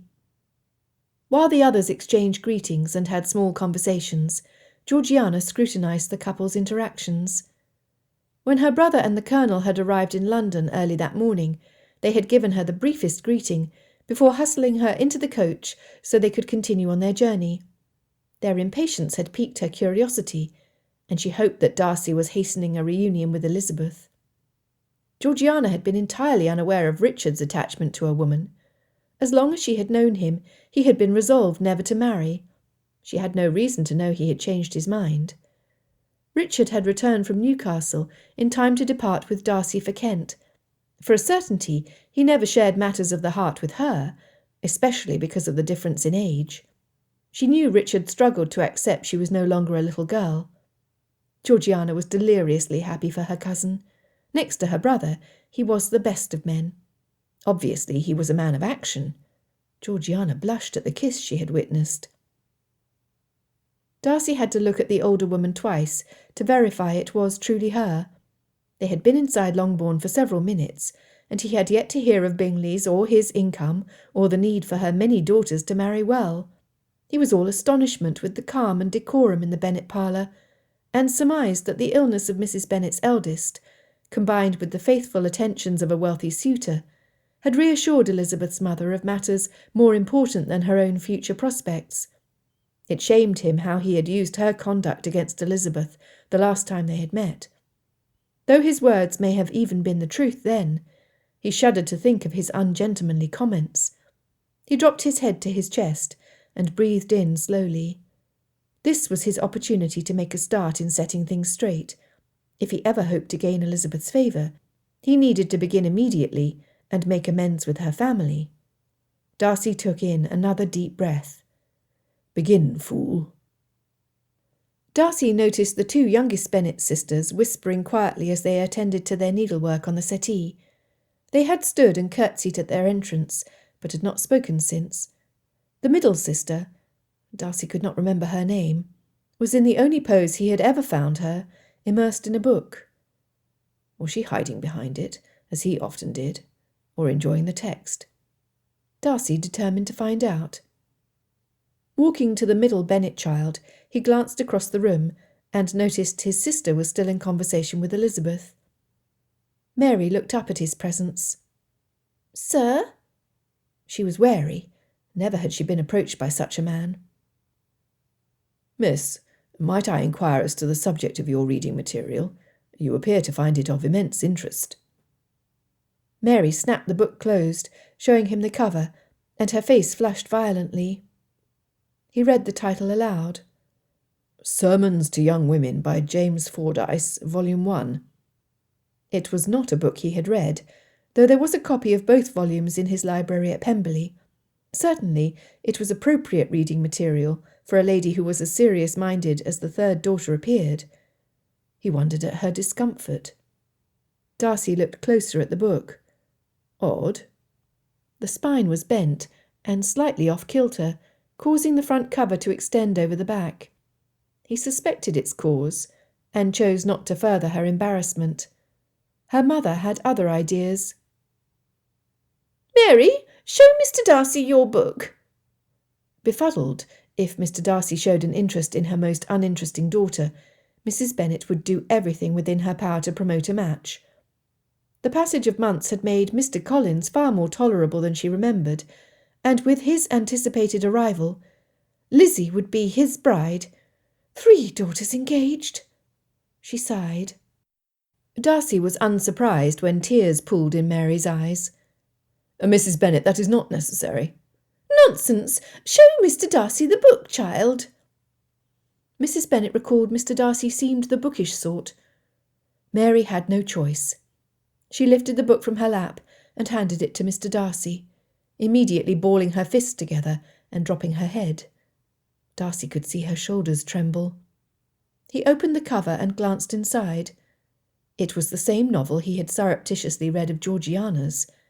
He breathed in deeply, wondering how best to handle the precarious situation. He did not want to increase her distress, nor did he wish to disappoint Mrs. Bennet. "I see, Miss Mary." Misery filled her eyes when she peeked up at his comment. "Though this is not the subject matter I typically read, I have read this very volume from cover to cover." "You have?" "Indeed I have." He handed her back the book and smiled. "I believe this current book is one my sister has in her room as well. She finds pleasure in the subject, and has many other books of like quality. Perhaps the two of you could discuss the matter." Mary's relief was obvious. Elizabeth observed the entire scene and wondered what Mr. Darcy was playing. Mrs. Bennet glowed at promoting common ground between Mr. Darcy and Mary. Georgiana was confused. She had no copy of Fordyce's sermons in her bedchamber or her sitting-room, nor did she plan to. What was her brother about? "Georgiana, might you join us?" Darcy's eyes pleaded for his sister's obedience. She acquiesced. Seating herself next to Mary, Georgiana easily recognised the title of the story inside the loose cover. It was one of her favourites. She looked to her brother, her eyebrow raised in question. He hated disguise of any sort. She was all astonishment. Leaning closer to Mary, Georgiana whispered so Mrs. Bennet could not hear, "I do have a book with the same cover." When Mary looked at her with shock, the two girls burst out in giggles. At that moment, Mary's opinion of both Darcys underwent a dramatic change. That Mr. Darcy would admit to reading a woman's novel was surprising. That Miss Darcy had done the same soothed Mary. They were kindred souls, and if Miss Darcy was willing, she would have a friend. Elizabeth had watched the drama play out.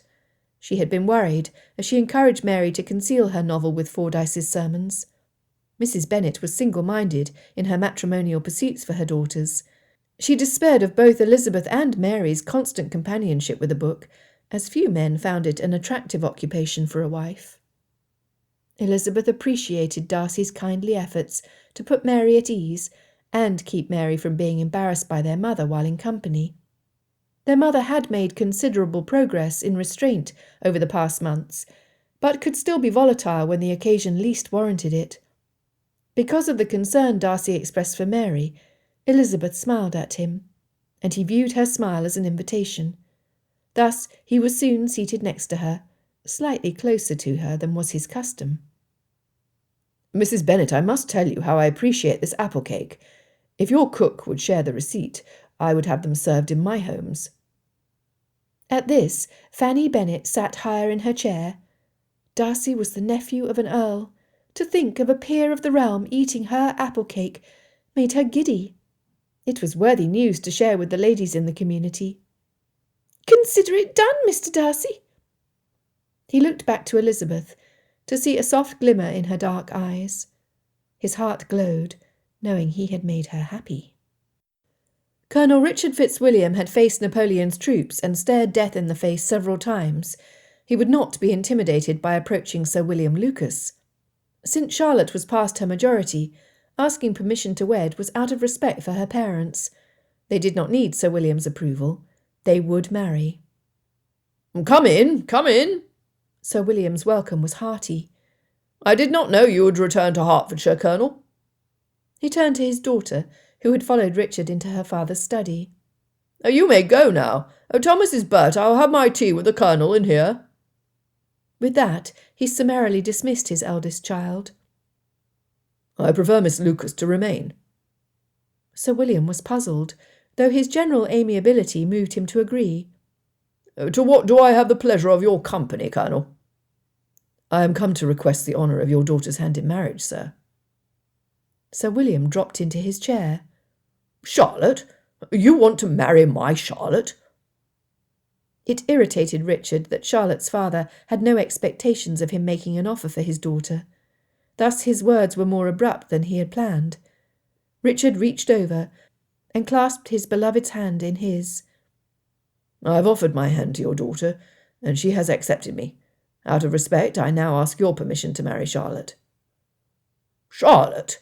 You want to marry Charlotte?" "I do." Once Sir William comprehended the seriousness of the colonel.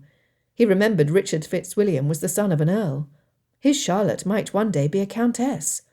The thought lifted his heart until his dreams of glory almost robbed him of speech. "Such a marriage! Such possibilities!" Sir William smiled at the prospects running through his mind. "Capital! Capital! We can even meet at St. James." Charlotte's father could not contain his excitement. "Sir, I am a humble soldier, though I am a second son of an earl. My brother is hale and quite happy with his role of viscount." Richard watched as the man's chest deflated. "Our life together will be simple. I have a small property in Derbyshire, which is close to my cousin Darcy's estate. It will be there where my wife will await my return each time I am called away. When I am in London, we will not have the resources or the desire to participate in the activities of the temps." Sir William was not one to be easily dissuaded from his desires. "But, Colonel, imagine how this will elevate my Charlotte, the daughter of an earl." Charlotte squeezed his hand.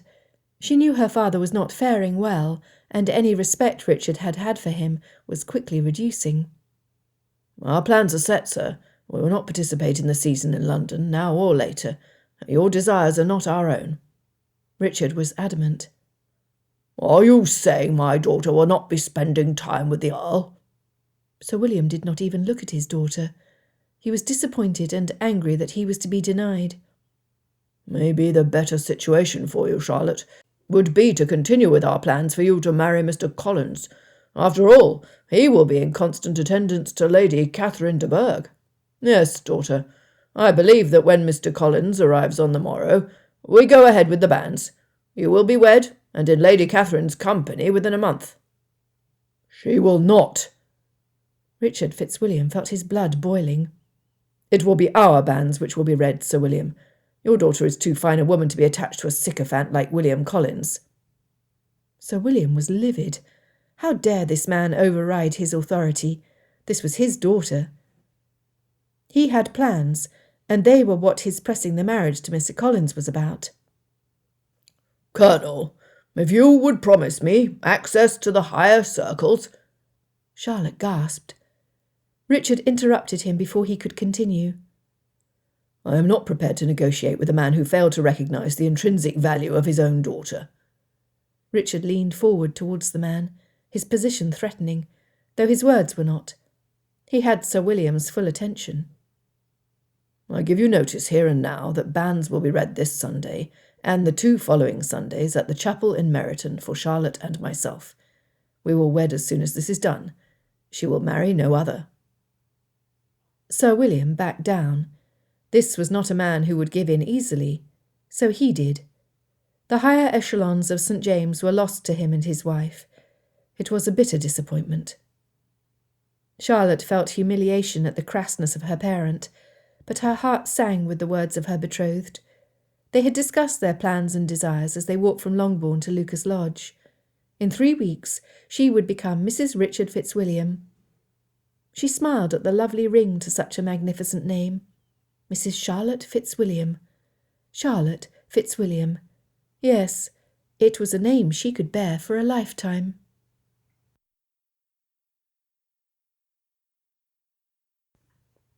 Chapter 21. Longbourn. Since Jane's recovery, it had become the custom each evening for all 5 Bennet daughters to gather in Jane's room for a conference before retiring to bed. On this night, those reclining on the bed and draped over the chairs included one more than usual, Miss Georgiana Darcy. The subject under discussion was the engagement of Charlotte to Colonel Fitzwilliam instead of Mr. Collins. "I never would have thought it of Charlotte Lucas." Kitty's estimation of their neighbour had greatly improved after hearing about the kissing business. "And she kissed the Colonel back?" Georgiana chuckled as Elizabeth confirmed the truth of the matter. 6 female sighs filled the room.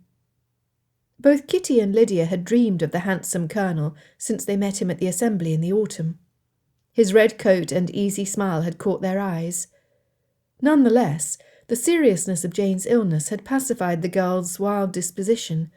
While Lydia had learned a measure of restraint, she was still bold. "Has Mr. Bingley kissed you yet, Jane?" At that, 5 of the ladies burst into giggles. Jane's face flamed. "Lydia!" "While he is not as brazen as the Colonel, we see the way Mr. Bingley looks at you, sister." At almost 16 years of age, Lydia was in love with being in love. Having a mother who, from birth, constantly impressed on each daughter the importance of matrimony, had not helped Lydia to have a mature outlook on the subject. Kitty added, "And we see the way you look at him too, Jane Bennet." "Do you love him, Jane?" Mary Bennet had romance on her mind. She had finished the novel Mr. Darcy had caught her reading, and knew beyond a doubt that she longed for the happily ever after that came on the final page. Like Jane and Lizzie, though, it was not her way to put herself forward. All the girls quieted at the question. Though Jane had admitted her feelings to Elizabeth, she had not made them known to anyone else, including Bingley.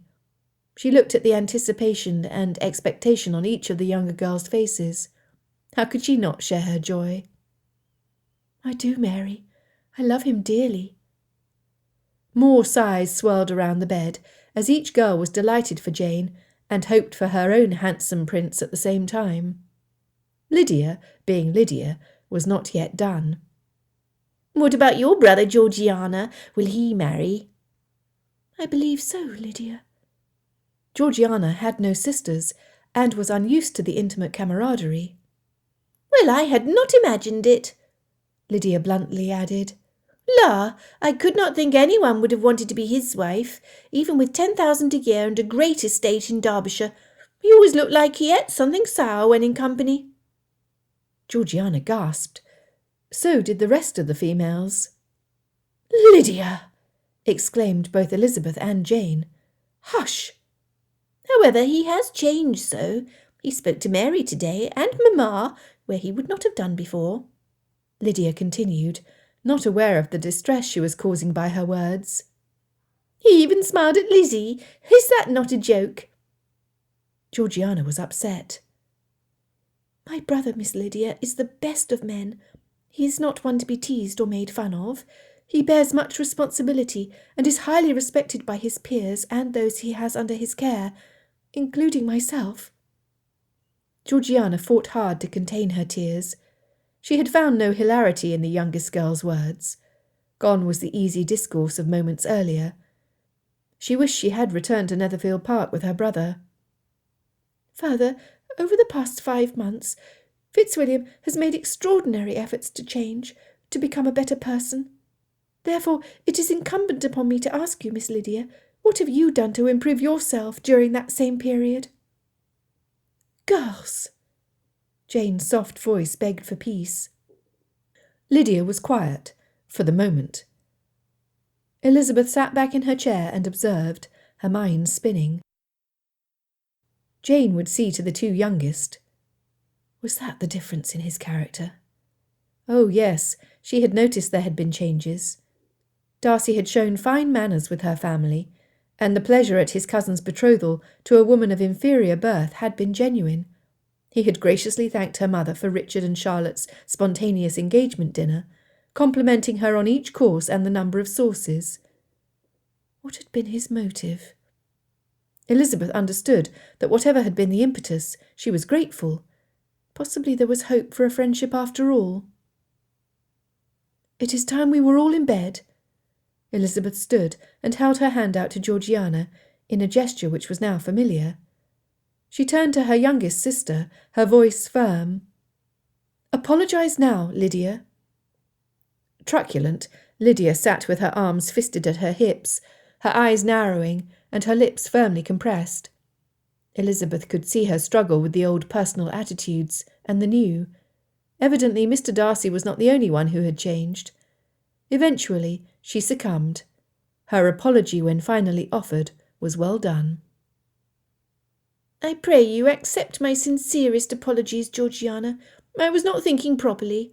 My motive was to lighten the mood, and I chose to do it at the expense of your brother, without thinking how my words would hurt you. Lydia abandoned her defiant pose. I am truly sorry. Georgiana Darcy had a choice. She could overlook the slight, or she could hold a grudge. She sighed. It was not only her brother who was learning to get on with others. She accepted Lydia's apology and left to share Elizabeth's room. With her, Georgiana felt safe. Tuesday, 30th March, 1812. The next morning, Mr. William Collins arrived at Lucas Lodge to find that Miss Charlotte Lucas was recently engaged to another. That it had been Lady Catherine's nephew who had stolen his potential wife out from under his nose was as yet unknown to him. He was undaunted at the disruption to his plans. He had his instructions from Lady Catherine, therefore he had no doubt he would return to Hunsford with a wife. He immediately removed himself to where the only other prospect resided, Longbourn. Collins speculated that leaving an unmarried woman alone for such a length of time without declaring himself had left his prospects vulnerable. What lady would not want to be the mistress of his humble home under the guidance of his patroness? Mr. Collins, were we expecting you? Mr. Bennet had come to despise his heir. During the time since Collins had departed Longbourn, Thomas Bennet had researched every possible avenue for breaking the entail. He found none. Unless, miraculously, he produced a son, Mr. William Collins was the heir presumptive. It galled him to think the most ridiculous man in England as master of his estate. Sir, I sent a letter by post more than a fortnight ago, with directions for preparation for my arrival. I cannot imagine the post has been delayed to an extent that would not have given you enough notice to prepare for me. Mr. Collins elevated his nose into the air as if he had come across an unpleasant odour. Mr. Bennet had met Mr. Collins in the entrance hall rather than receiving him in the drawing-room. He felt no need to welcome a man he did not want residing, even for a short time, in his home. Yes, Mr. Collins, I received your missive. The master of Longbourn took a page from Darcy's book of social etiquette. He stared without blinking, standing erect and unbending. Nevertheless, you clearly stated your intent of boarding at Lucas Lodge. Have you decamped already? It was easy to imagine what had happened. Turmoil must have met Mr. Collins at Lucas Lodge's door, so he sought refuge in an alternate home. Mr. Bennet knew he would have to offer hospitality, though he did not have to make it so comfortable that the rector stayed for an extended period of time. Collins cleared his throat. Charlotte Lucas had been his preference for many reasons. First and foremost was her meekness. Her plainness and maturity guaranteed him a spouse who would see to his needs and desires out of gratitude for having a man of worth offer for her. That she was no longer available was a blow to his tenuous confidence. "Mr. Bennet, I believe your closest neighbour, Sir William Lucas, has failed to comprehend my close association with the elevated ranks of society. My patroness will be displeased that I have had to alter my plans. For a certainty, sir, a lady of such keen understanding would—" Thomas Bennet quit listening. As the voice babbled on about the superiority of Lady Catherine de Bourgh, the elder man weighed the timing of the announcement of Charlotte's betrothed, so it would have the most effect. In mulling it over, he realised there was no time like the present.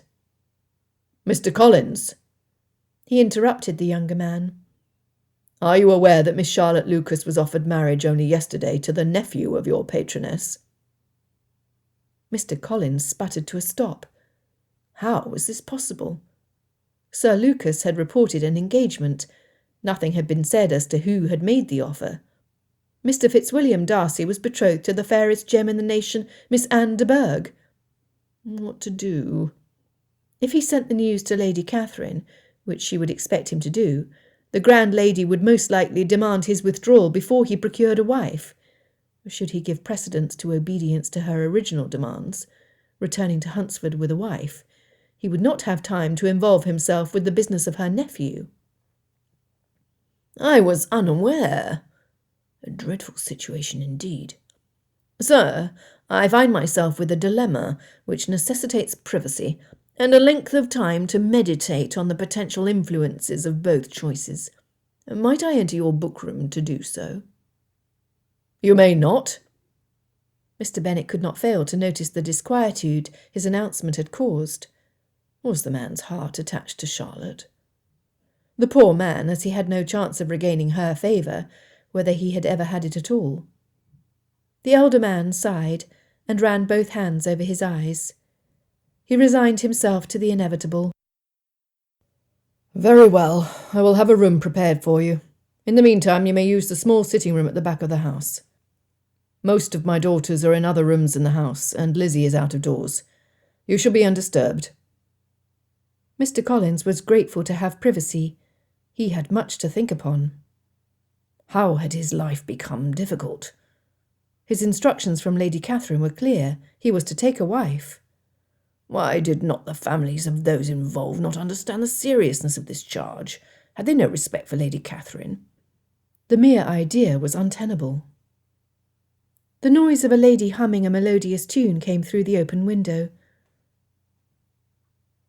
Looking out into the far reaches of the garden, he spied the second Bennet daughter, Miss Elizabeth. With her face turned to the sun and a smile on her lips, she was pretty.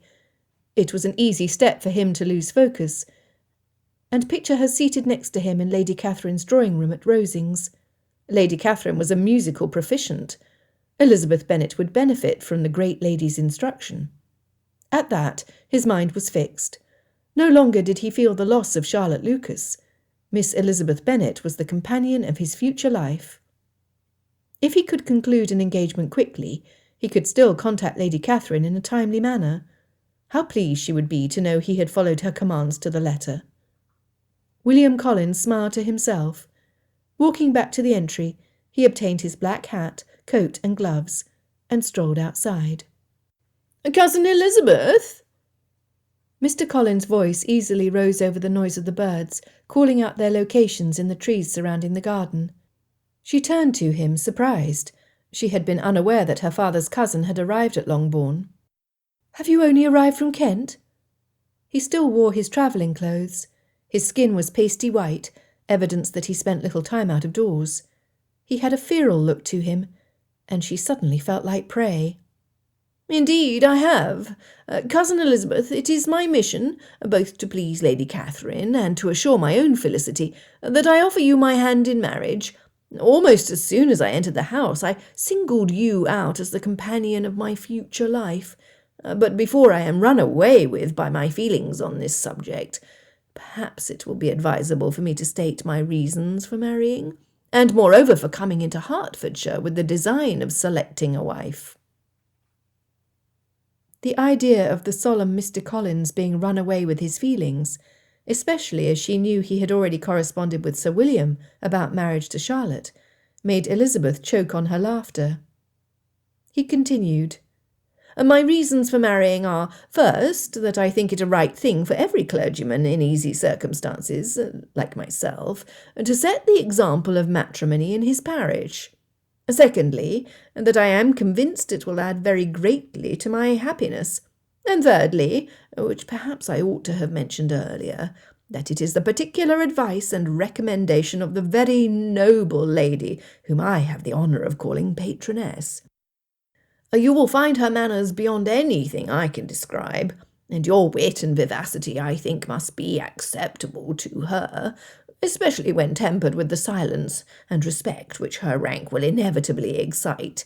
But the fact is that being, as I am, to inherit this estate after the death of your honoured father, who, however, may live many years longer, I could not satisfy myself without resolving to choose a wife from among his daughters, that the loss to them might be as little as possible when the melancholy event takes place, which, however, as I have already said, may not be for several years.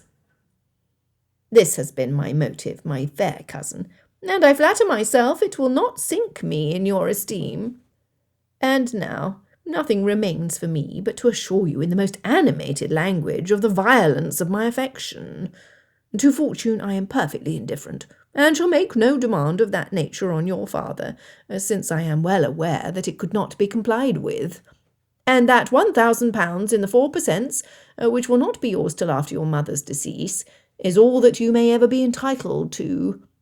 On that head, therefore, I shall be uniformly silent, and you may assure yourself that no ungenerous reproach shall ever pass my lips when we are married." It was absolutely necessary to interrupt him now. "Upon my word, sir," cried Elizabeth, "you could not make me happy, and I am convinced that I am the last woman in the world who would make you so. Nay, were your friend Lady Catherine to know me, I am persuaded she would find me in every respect ill qualified for the situation." "You must give me leave to flatter myself, my dear cousin, that your refusal of my address is merely words, of course. My reasons for believing it are briefly these. It does not appear to me that my hand is unworthy of your acceptance, or that the establishment I can offer would be any other than highly desirable.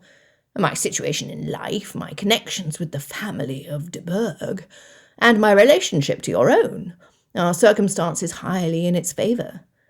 And you should take it into consideration that in spite of your manifold attractions, it is by no means certain that another offer of marriage may ever be made to you.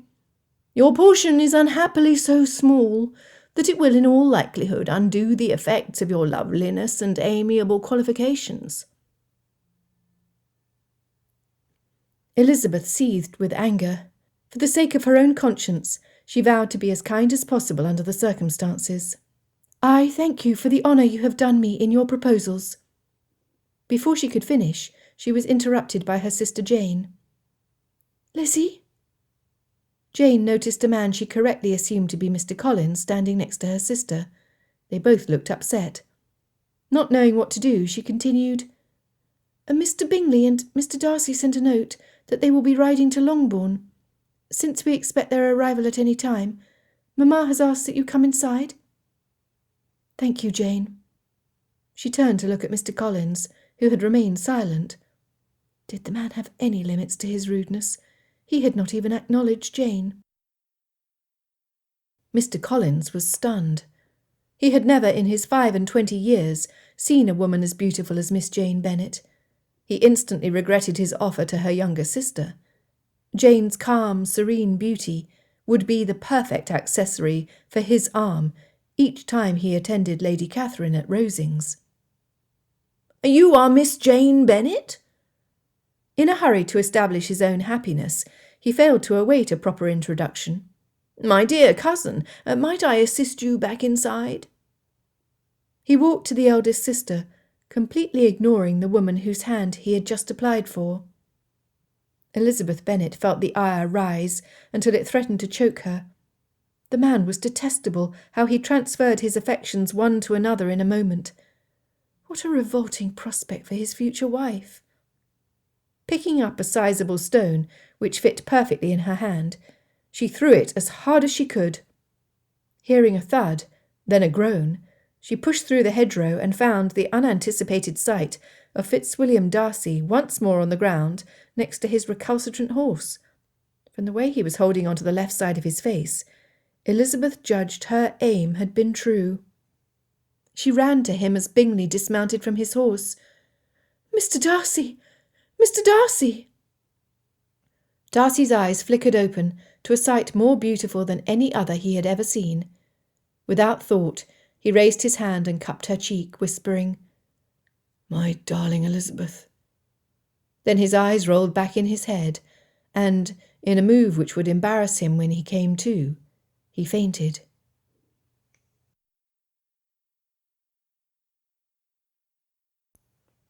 Chapter 22. Longbourn. She killed him. The tears pooling in her eyes blurred her vision, so she could not see Darcy's torso rise and fall with each breath he continued to take. The agony filling Elizabeth's heart threatened to crush it to pieces. How could she go on, knowing she had ended a good man's life? How could she tell Georgiana that she lost the last remaining member of her immediate family? Dropping her head on Darcy's chest, she sobbed. Bingley quickly mounted and rode the short distance to Longbourn, calling for assistance as he approached the front of the house. Darcy, his mind in a daze, thought he was in paradise. He cared not for the reason Elizabeth was holding him, only that she was. He wrapped his arms around her and held her tightly. "My Elizabeth, do not cry, I pray you," he whispered into her hair, grateful she had walked outside without her bonnet. He ran his hand up her back, entangling his fingers in the dark curls at her neck. When he felt her stiffen, he opened his eyes. "You are alive!" Elizabeth's head shot up to see his face. The area above his left eyebrow was swollen and inflamed, evidence of her poor aim. Guilt flooded her, followed by immense embarrassment. Pulling away from the intimacy of his embrace, she jumped to her feet and stepped back, carefully avoiding his beast of a horse. She could feel the warmth from her face, and knew she was a brilliant scarlet hue. She looked at the sky, the ground, and the trees, anywhere but at him. Wringing her hands, she sought to reassure Darcy. "Mr. Bingley has gone for help, sir." Darcy started to sit up, and quickly fell back to the ground. His temple was pounding, and his head started to swim. Closing his eyes was his only relief. "What happened, Miss Elizabeth?" She had been afraid he was going to ask. "How much should I reveal?" Inhaling deeply, Elizabeth decided to confess all. "I was walking in the garden enjoying the beauty of the spring day, when Mr. Collins approached with an offer of marriage." She paused in memory. "When Jane came to inform me of your impending arrival, the man took one look at her and abandoned me. I had no desire to be Mr. Collins' bride, Mr. Darcy. However, to be summarily disregarded, in addition to having my wants and opinions entirely ignored, infuriated me. I, unfortunately, chose to vent my anger with a rock from the garden, sir." "How could that be possible?" Mistaking his meaning, Elizabeth's ire started to rise, feeling a bit bruised from his assertion. "Indeed, Mr. Darcy, he did ask for my hand." Darcy groaned. Why were they always misunderstanding each other? Elizabeth assumed he was in pain. She dropped back down to her knees beside where he lay. "Mr. Darcy, is there anything I can provide for your comfort?" Darcy drew in a breath and concluded he had had enough. Clasping her hand in his, he clarified his meaning. "Miss Elizabeth, it was not my intent to doubt that the rector proposed marriage to you. Rather, it was that he turned his attention away from you to your sister. That was what I considered an impossibility." He gave her a moment to take in this information. "Furthermore, while we have this opportunity, you need to be aware that, while Miss Bennet has an elegant sort of prettiness, it is you who sets the standard for true beauty, Miss Elizabeth Bennet. It is your eyes which sparkle with vitality, your hair that glows with vibrant health, and it is your face and form I see in my dreams. That Mr. Collins was unaware of such proves he does not have a discerning eye, and that he has a decided lack of character." Fitzwilliam Darcy had no regrets at laying his heart bare. In the 5 months since they had been in each other's company, he had compared every woman he met against Elizabeth, and they all fell short. Yes, she was quick-tempered and capricious. Yes, she boldly reached intellectually where most women did not. And she was principled and kind, all attributes which complemented his own personality.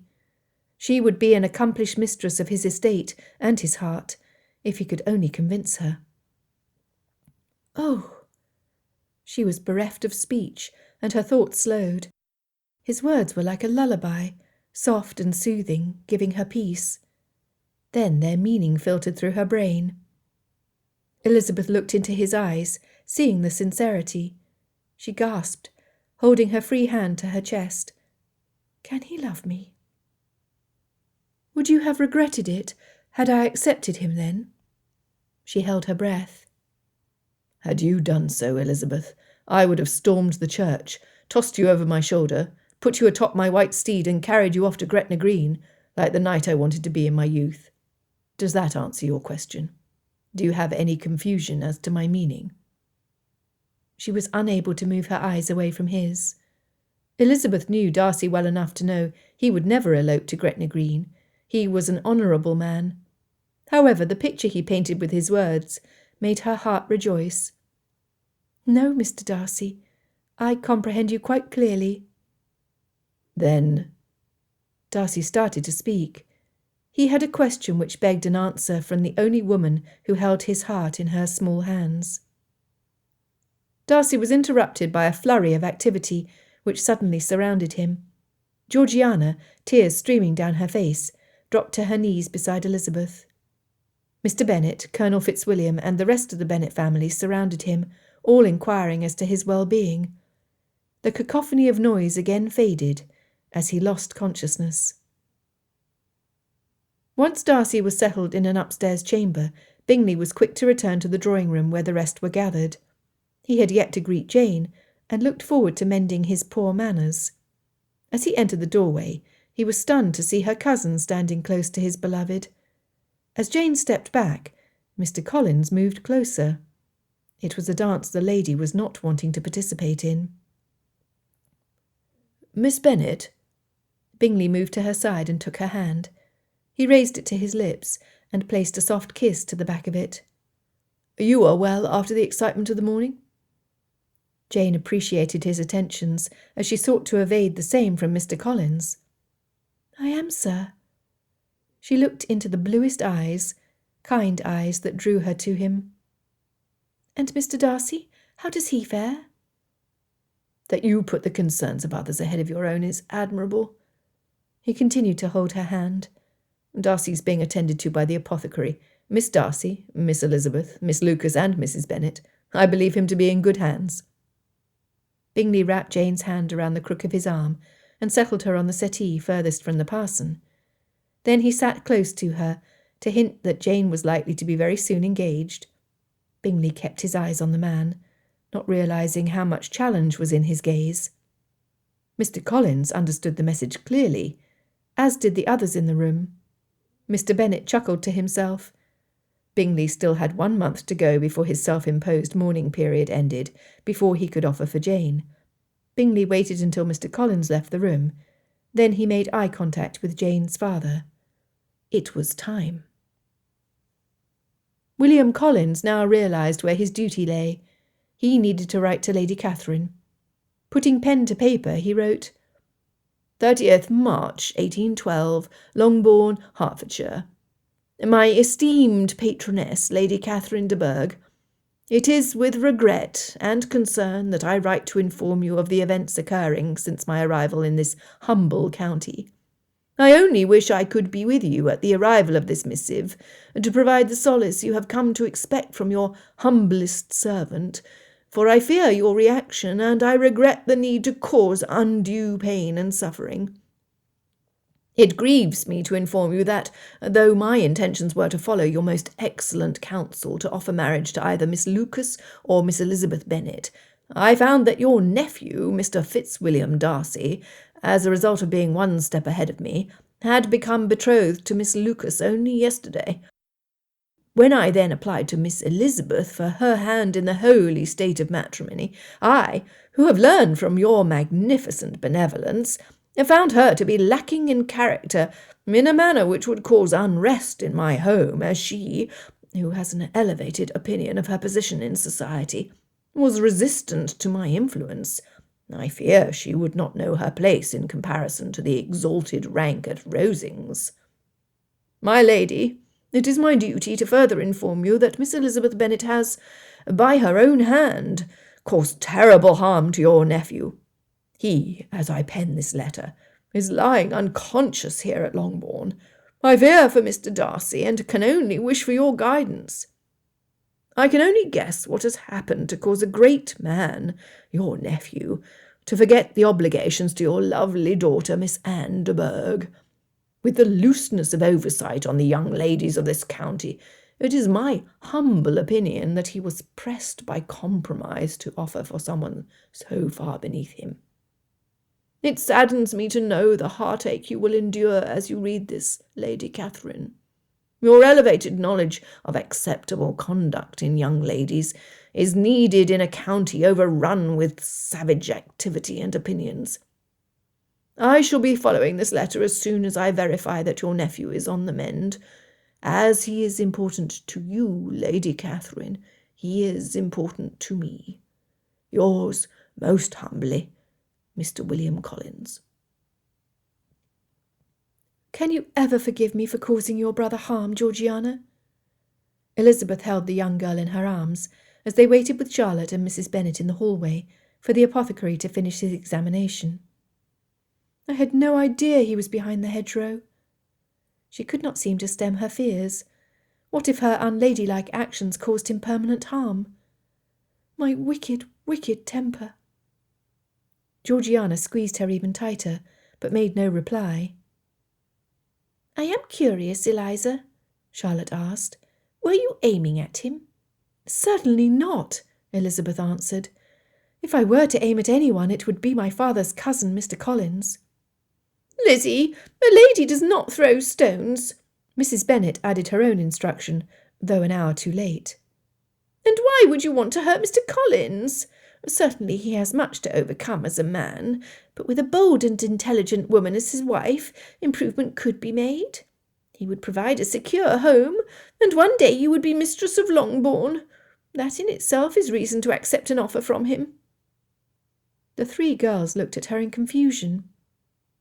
I thought you were against Mr. Collins, mamma. After his arrival in the autumn and his subsequent departure, Mrs. Bennet had railed on and on about what a miserable man he was. You wanted me to accept his offer? He did ask you to marry him? Mrs. Bennet was beside herself with joy. When Mr. Bingley marries Jane, I will have 2 daughters well settled. My future is secure. Mamma! Elizabeth released Georgiana and moved in front of her mother. I refused Mr. Collins, and he immediately turned his attention to Jane. I will not marry such a man, no matter that he will inherit Longbourn. I will not sacrifice my future to secure yours. What? He now longs for Jane? Mrs. Bennet heard as much of the conversation as she wanted to hear. Never. She's destined to be Mrs. Bingley, mistress of the greatest estate in Hertfordshire, Netherfield Park. With that, Mrs. Bennet left to return downstairs to make sure at least one of her desires would come to fruition. I'm deeply sorry you were witness to that, Georgiana. Think nothing of it, Lizzie.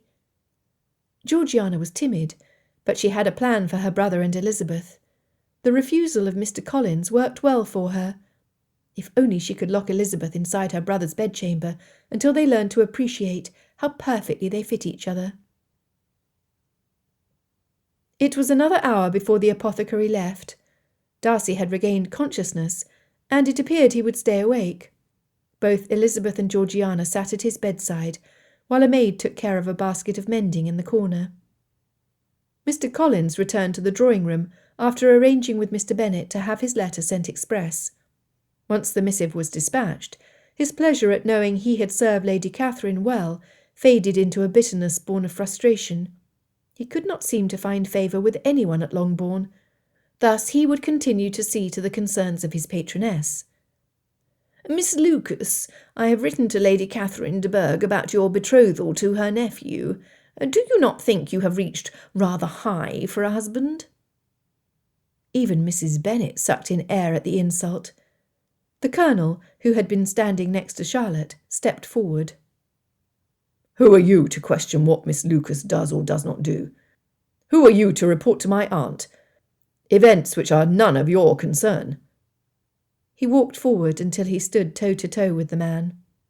Who are you to insult a woman whose shoes you are not fit to polish?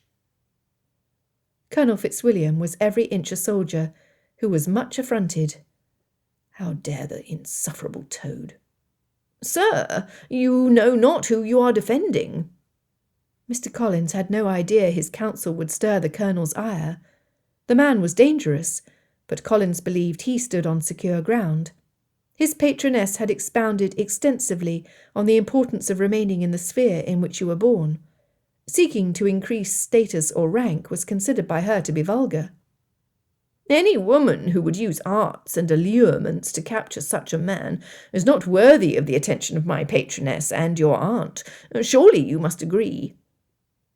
If I did not think you would not hurt someone else in the effort, I would call you out. You, Mr. Collins, are unworthy to be in the same room with Miss Lucas.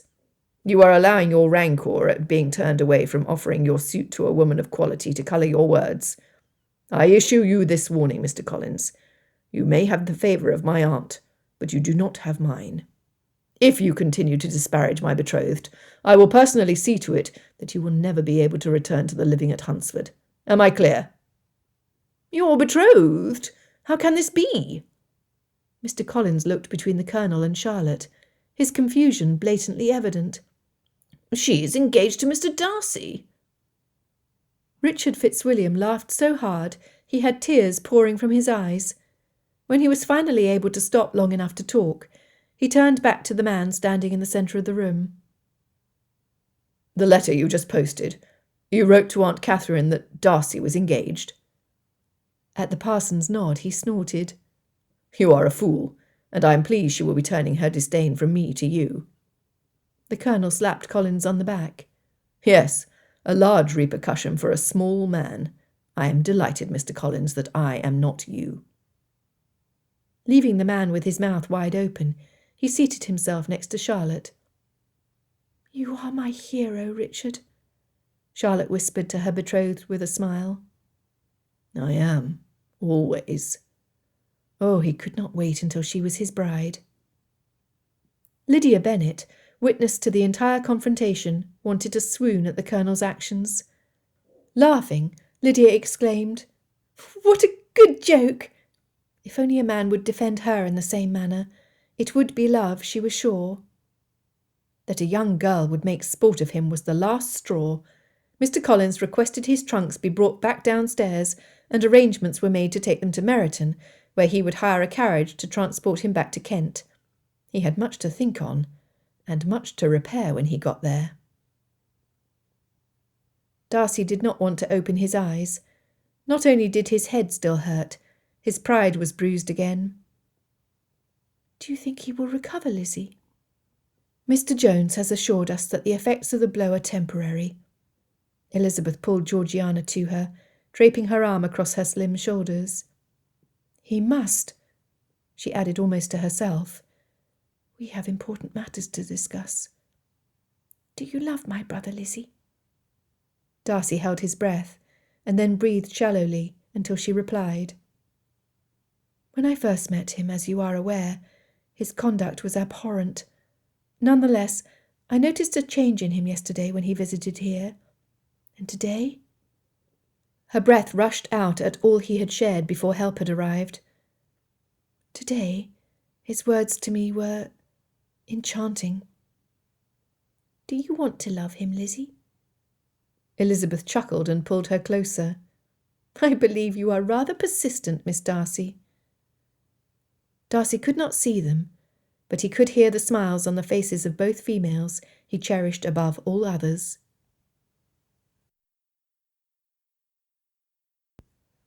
Chapter 23. Wednesday, 31st March, 1812. The next day, Darcy was hardly enjoying the company sitting next to the bed in his temporary chambers. With little success, Colonel Fitzwilliam and Charles Bingley had taken it upon themselves to try to cheer him out of his frustration at not being able to leave his bed. Neither visitor understood that sharing their future felicity with him was not encouraging to Darcy, nor did they understand that they were not the particular individuals he longed to have at his bedside. However, Elizabeth and Georgiana were required downstairs for a serious consideration of Jane's upcoming wedding finery, lace and ribbons. It was not a discussion Darcy wished to participate in. Only that reason, and that reason only, kept him from storming downstairs to join Elizabeth. Well, that, and his constant state of dizziness. Charles Bingley had been jolted into action the day before by Mr. Collins's attentions to his beloved. Before the parson had vacated Longbourn, Bingley sought a private moment with Jane, and then with Mr. Bennet. On this morning he had arrived to visit his friend as an engaged man. He was deliriously happy, far too jovial for Darcy. "You have to admire my future sister for taking such prodigious care of her victim once he surrendered to her assault," Bingley snickered, enjoying Darcy's annoyance. Nevertheless, as soon as Darcy was out of danger, there was no reason not to derive a measure of entertainment from the experience. "Major General Wellesley could use a soldier with a name like Miss Elizabeth's," Richard Fitzwilliam teased. "Was her throwing arm the same weapon that unseated you last time?" Bingley laughed. "Huh! What is this? Unseated twice? Darcy, how can this be possible?" "I thank you for that, Bingley." Darcy blew out a breath. He was seated up in the bed. He intended to look fierce, though his lap, covered with a lavender-coloured quilt which surely originated from Elizabeth's room, rendered the powerful look of his facial expression void. "So tell me, Darcy, did she throw a stone the first time, or did Miss Elizabeth hit that miserable mare over the head with her reticule?" quipped the Colonel. "Nothing of the sort," Darcy continued. "Further, there is nothing wrong with Katharina. She is a spirited horse who needs a firm hand." "Ah, an evasive tactic which my superior experience with military matters will easily overcome, my friend." Richard leaned back in his chair, so it teetered on the two back legs. He could not keep the smugness from his face. "Now tell us, Darcy, what was in Miss Elizabeth's arsenal that first time you returned to Netherfield Park covered in mud?" Conceding the truth to his obstinate cousin, he sighed. "She smiled." "What?" "Yes, Richard, Miss Elizabeth smiled." "You fell off your horse because she smiled?" "I will say no more to either of you." At that point, Darcy realised that not satisfying their curiosity gave him the upper hand. Now it was he who smiled. Darcy chuckled at the memory. The confused expressions of his two friends also did much to lift his spirits. Never would Elizabeth have guessed that Jane was as fastidious as their mother when it came to the details of a wedding which would take place 3 months hence. Even Georgiana, who seemed to relish the lively exchange at first, was weary of the bickering. Elizabeth tilted her head towards the garden, and they both quietly removed themselves from the drawing-room.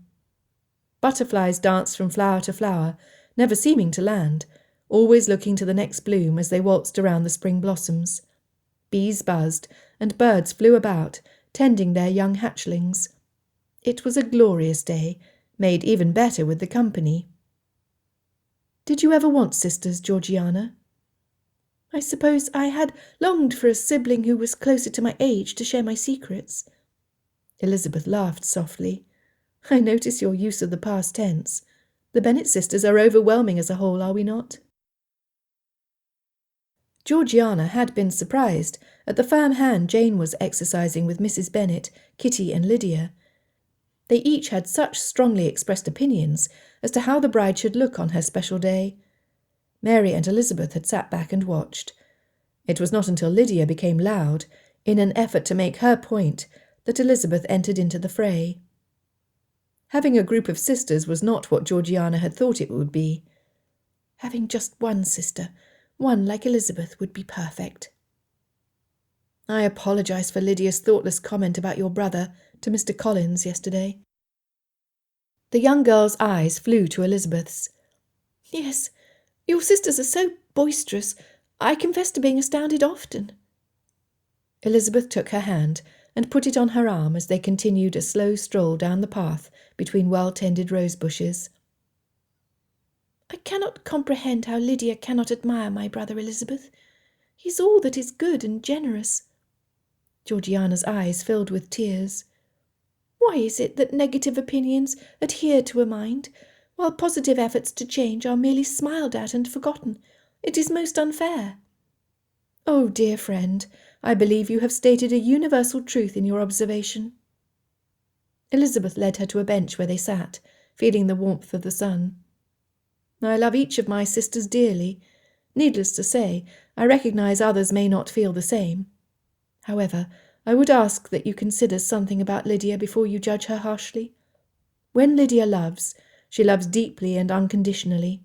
She would be the first to defend if someone threatened one she cares for, and she would be the first to praise any accomplishment. Lizzie patted the back of Georgiana's hand. Also, Lydia is just now learning proper comportment in company. Elizabeth looked out of the corner of her eyes to see if she had Georgiana's attention. Thus we must forgive much. Needless to say, if a few years from now she still acts with a lack of restraint, we would be obliged to lock her up forever. Georgiana sighed. Like Fitzwilliam and Lydia, I long to improve my character. Elizabeth laughed aloud. Who would have imagined you using those two names together in one sentence? Bingley had returned to Netherfield, and Richard rode to Lucas Lodge to visit his intended. The banns would be read the next 3 Sundays, and they would marry the next day. 20 days until the wedding. Darcy realised it could not come soon enough for his cousin. Jealousy ate his insides. The musical notes of the ladies' laughter wafted up through Darcy's window and settled over the bed. He needed to see Elizabeth. As if wishing for her would produce her presence, he was unsurprised when soon after she appeared in the doorway of his chambers. He smiled in welcome, completely missing that his sister accompanied her. Mr. Darcy, I must say it is good to see you sitting up. Both Bingley and Richard were here earlier. I'm certain that even Mr. Jones would not find reason for complaint with their efforts to adequately fuss over me. Elizabeth smiled as she noted the 2 men must have appropriated every spare pillow in Longbourn. Then I must compliment them on a job well done. She could not help but chuckle at his delighted smile. This was a side of Mr. Darcy she'd not seen before. Upon reflection, in the 2 days since his return to Hertfordshire, he had revealed himself to her as a man with a lighter countenance, yet she knew he still bore the weight of responsibility for many. I heard your laughter from the garden. It made me smile to hear you and my sister together. He paused before continuing. You approve of her, then? I should certainly hope so, brother. Georgiana stood with her hands fisted on her hips, a stance he had never witnessed from his little sister. My apologies, Georgiana. Sheepishly he added, I had not noticed you. Georgiana Darcy had never in her lifetime laughed at her brother. However, under the circumstances, she could not help herself. As she wiped the tears from her face, she truly looked at her elder sibling. The man needed her help. Over the years, she had observed him speak with peers of the realm, men of business, and men and women of their circle. Never had he been so befuddled or inept. If Fitzwilliam and Elizabeth were ever to get beyond his discomfort with expressing his feelings, it would require a miracle. While that was beyond her power, she did have the choice to assist him to better advantage. Thus, she told the couple that she wanted to retrieve a book from Elizabeth's room, and not waiting for an answer, left them alone in the room. Mr. Darcy, while we have this time of privacy, I must ask whether you recall your words yesterday while you were lying on the ground. As Elizabeth wrung her hands and bit the lower corner of her lip, Darcy thought back to the words. Had he been articulate? Had she understood his meaning? Should he give a positive response and hope things had gone as well as he remembered them? Or should he answer in the negative, in hopes he could do better this time? He was an honest man. "I do." "Twice you called me your Elizabeth, sir," she said in hushed tones. "I did." Darcy cleared his throat. "I may have only mentioned it 2 times, Elizabeth Bennet. However, I have thought of you thus 1,000,000 times over." "Have you then?" Elizabeth could not take her eyes away from his. "Furthermore, Elizabeth." Darcy reached out to take her hand. "What I left unsaid yesterday was the hope that you would give me leave to use your name freely when in company." He held his breath. "A courtship, sir?"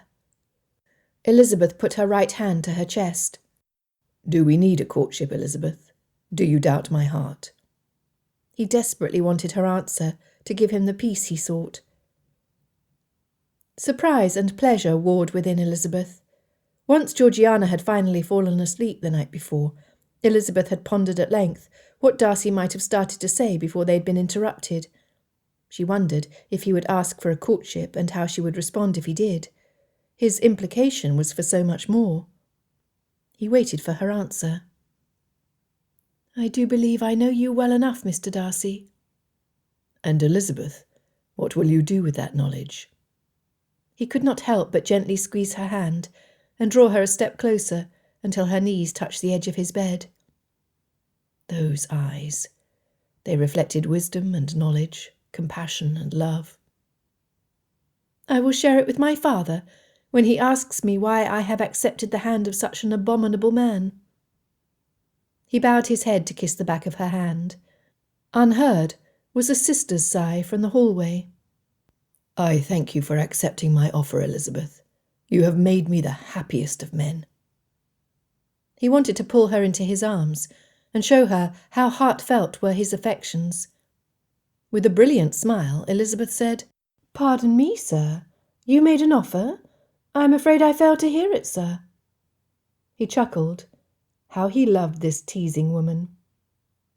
"My dearest, darling Elizabeth, it fills my heart that in spite of being unworthy and undeserving, in spite of my difficulty in speaking what is in my heart, you have come to comprehend me as the man Fitzwilliam Darcy, and not the master. You have looked beyond my wealth and position to see me. You have accepted my sister, and treated her no differently from your own siblings." He swallowed, his mouth suddenly dry. "From you I have learned much, and I vow to you this day to continue to respect your opinions, and strive to live up to your worth. I long to be your husband, Elizabeth. I long to take you home. I long to live with you each day of the rest of my life."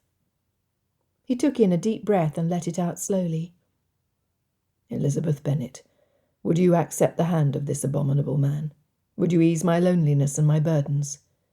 Will you marry me, so that my heart finally beats in rhythm with yours? Will you be my wife?" In her lifetime, Elizabeth never hoped to hear such beautiful words spoken to her. None were empty, none were meaningless. Each syllable was a gift, a treasure worth more than diamonds and pearls. Though he was a man of few words, the ones he chose to speak of his love filled her heart. "Fitzwilliam Darcy. Yes, Unbeknownst to them both, Georgiana stood outside the room listening for her reply as well, wanting to squeal for joy. In the midst of these happy tidings, neither Darcy, Elizabeth, or Georgiana had heard the carriage arrive. A terrible furore sounded from the entrance hall, and an intensely angry woman's voice travelled up the stairs to the bedchambers. "Where is my nephew? Step aside. I will see him now." Easily discerned was both Mrs. Bennet's and Jane's voices attempting to calm the older woman, but to no avail. Footsteps stomped heavily up the staircase. It was Georgiana, standing in the hallway, who first announced the newly arrived guest. "Lady Catherine." Georgiana wanted to faint. She longed to be invisible. She did neither. Lady Catherine de Bourgh had been the scary goblin in all her childish nightmares. That she had arrived at this particular moment was maddening. She had to stop her aunt. Stepping into the centre of the hallway, Georgiana shivered in fright, yet she would not be moved. "That is far enough, Lady Catherine." She used her cousin's commanding voice. Never had Georgiana spoken to her in such a manner. "Georgiana Darcy!" The voice dripped with rage and condescension. "I will see your brother immediately, and I will right this jumble he has entangled himself in." She pointed her bony finger at her niece, shaking it like a barren stick whipping back and forth in a strong wind. Before Georgiana could reply, a strong male voice was heard from the doorway. Darcy roared from his bed. "Lady Catherine, you will not speak to my sister in such a manner." Elizabeth did not fear him, but knew his aunt should. Sparks were shooting from his eyes. She could tell the exact moment when Lady Catherine became aware that Darcy and Elizabeth were alone in a bedchamber together. A growl started low in Lady Catherine's chest, growing in intensity and volume. Red flared up above the collar of her dress, her eyes opening so wide her lashes were no longer visible. At the sight, Darcy, Georgiana and Elizabeth were frozen in place. Fear filled them as Lady Catherine's hand clutched her chest, and within seconds the lady's eyes had rolled back in her head, and she collapsed to the floor. Georgiana soon followed.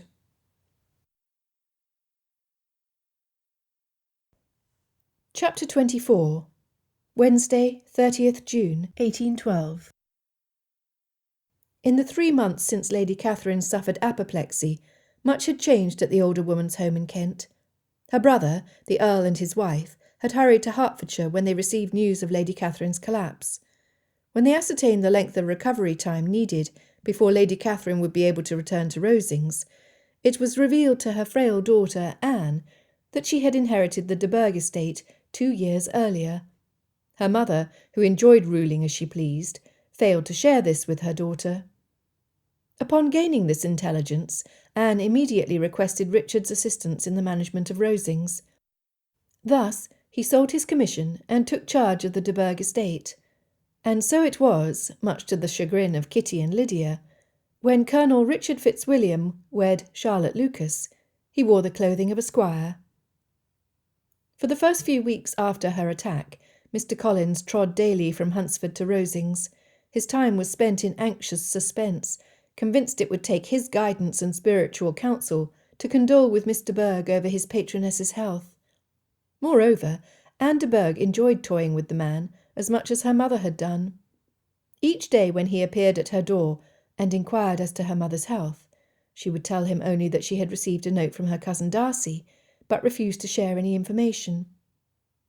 Within minutes of Mr. and Mrs. Richard Fitzwilliam's arrival at Rosings, Anne had abdicated full control of the running of the property to them, including oversight of the living at Hunsford. Mr. Collins was now subservient to the woman he had once thought to marry, and even though Charlotte Fitzwilliam was far less demanding than his former patroness had ever been, and her words and the tone were tempered with kindness, it humiliated the rector when Charlotte directed him in the care of his flock. By the time Richard's parents left Hertfordshire, Mrs. Bennet had enough news for 3 weeks of gossip. For a certainty, Mrs. Lucas was the unfortunate audience she sought with frequency. Both Sir William and Lady Lucas were vexed when Lord and Lady Matlock refused invitations to Lucas Lodge, the excuse being their need to stay close to Lady Catherine and their nephew Darcy. By the time Lord and Lady Matlock left for London, Darcy had improved enough to move back to Netherfield. Georgiana, intimidated by the presence of Lady Catherine, went with him, though she returned daily for visits with the Bennets. He had heard a yes from his Elizabeth before his aunt's attack, and it was enough for him to petition Mr. Bennet for his blessing and approval. Should Lady Catherine not survive, Darcy wanted the engagement to be set before he went into mourning.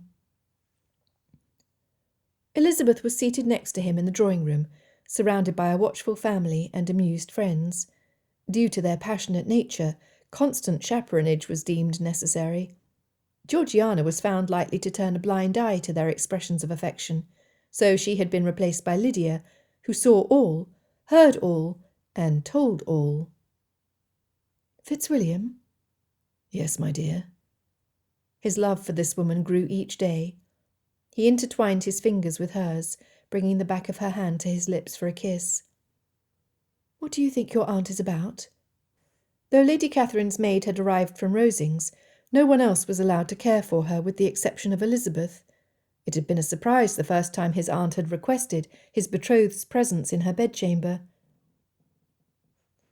At the time, Lady Catherine had been lying in bed for a week, and was no longer being given medicinals that kept her silent. It was a daily battle of wills between the two women, one old and irritable, the other young, and so in love with the woman's nephew that she was willing to do whatever the doctor required to get this woman up and out of Longbourn. Of course, Lady Catherine had her strict opinions regarding appropriate treatments for her care. The physician Darcy brought from London had other ideas. Elizabeth followed the doctor's instructions in spite of any antagonism spewing from Darcy's aunt. "My Elizabeth, I do not know. Believe me, it surprises me as much as it does you." They had had this conversation many times over the 3 months since the interrupted proposal. Neither had an answer. His aunt must know she had no power to enforce decisions from her bedchamber at Longbourn. She was no longer in control, yet she fought every single minute to regain power. "Sir, perhaps it is time I ask her myself. What is your thinking on the matter, my love?"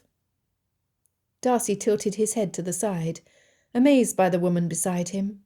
He admired her mind as well as her whole lovely person. He stood and helped her up alongside him. All eyes in the room immediately turned to them. "We are going to Lady Catherine." They entered his aunt's bedchamber to find her sitting up in her bed, plaguing her maid to get rid of the tray the doctor had ordered, and demanding rich sauced vegetables and fruit tarts with cream instead. "Nephew, why ever are you here? You refuse to speak on my behalf for Rosings, so you may go, now." Having an attack which brought her close to death had not softened his aunt at all. He shook his head as he remained beside Elizabeth. "Why, Lady Catherine, why do you request Elizabeth's assistance when you fight our betrothal with every breath you take?"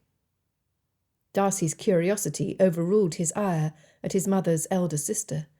Like Elizabeth, he had to know. "Bah!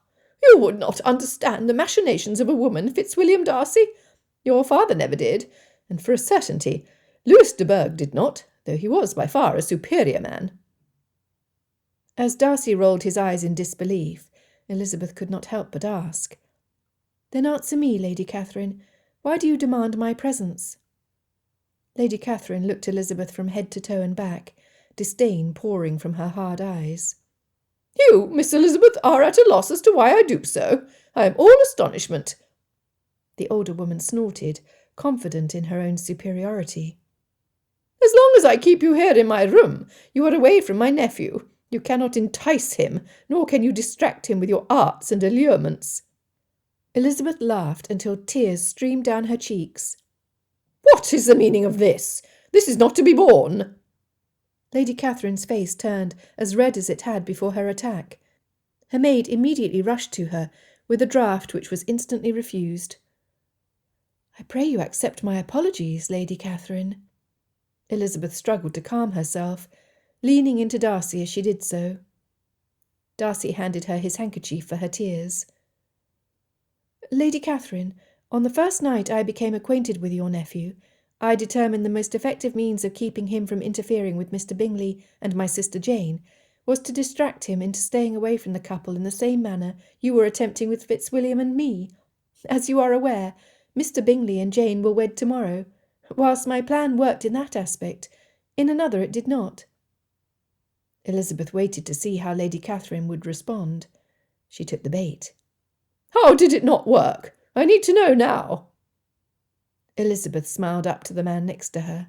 She loved him so.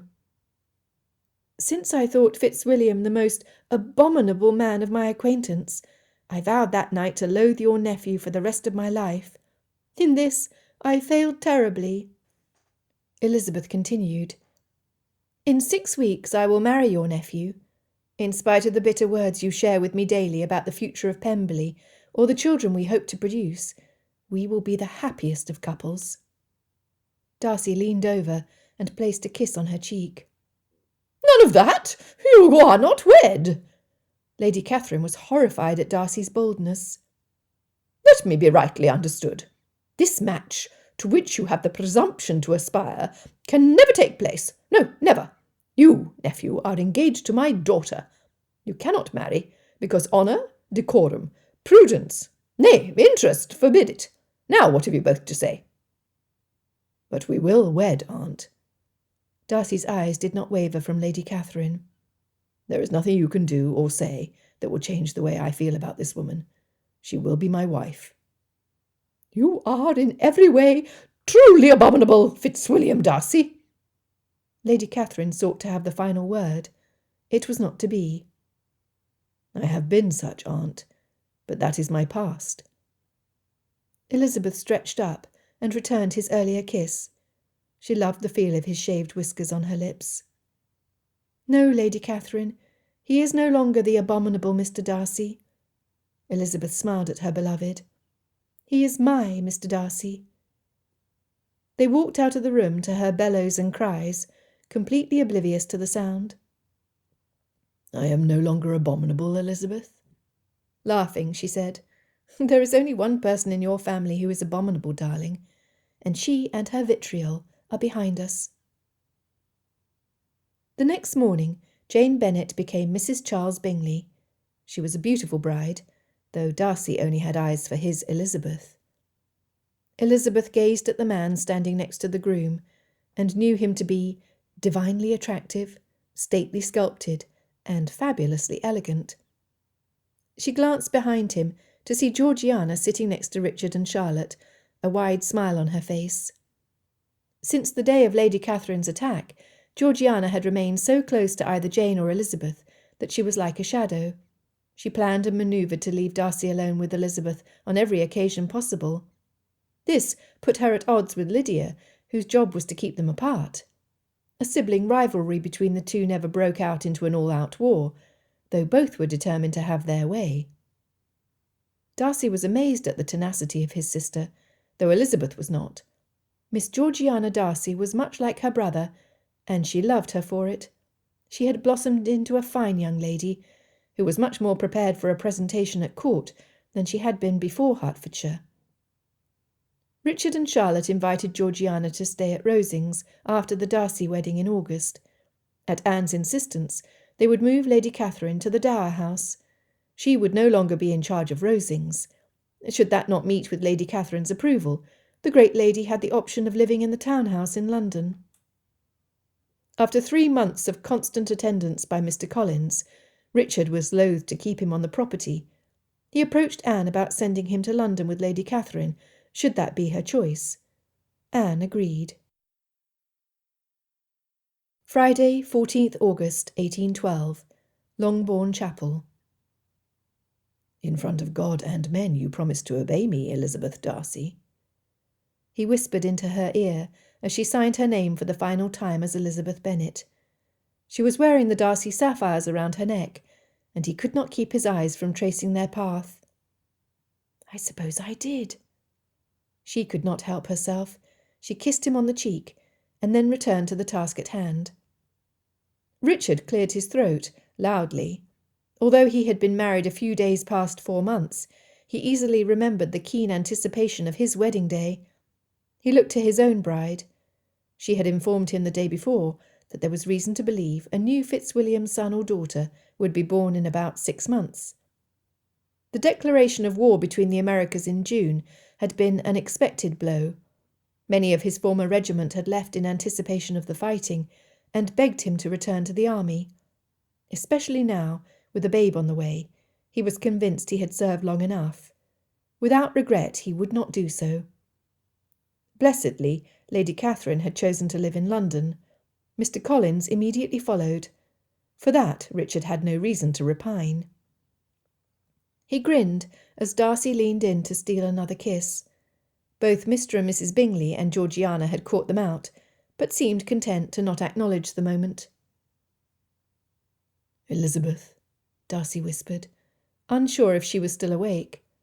He brushed her dark curls away from her face, the braid long ago having come undone.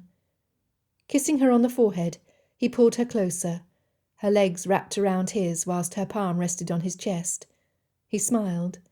She had earned her sleep. He thought back to the night they met, and remembered how her eyes had caught his attention.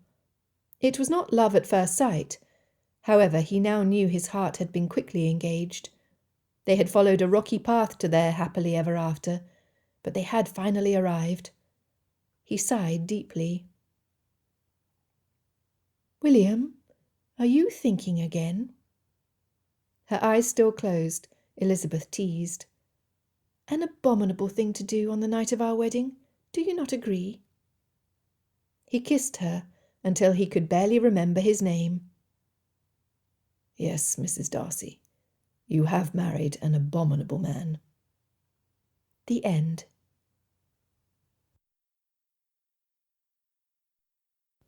This has been The Abominable Mr. Darcy, a Pride and Prejudice variation, written by J. Dawn King, narrated by Stevie Zimmerman. Copyright 2016 by Joy Dawn King. Production copyright 2016 by Quiet Mountain Press.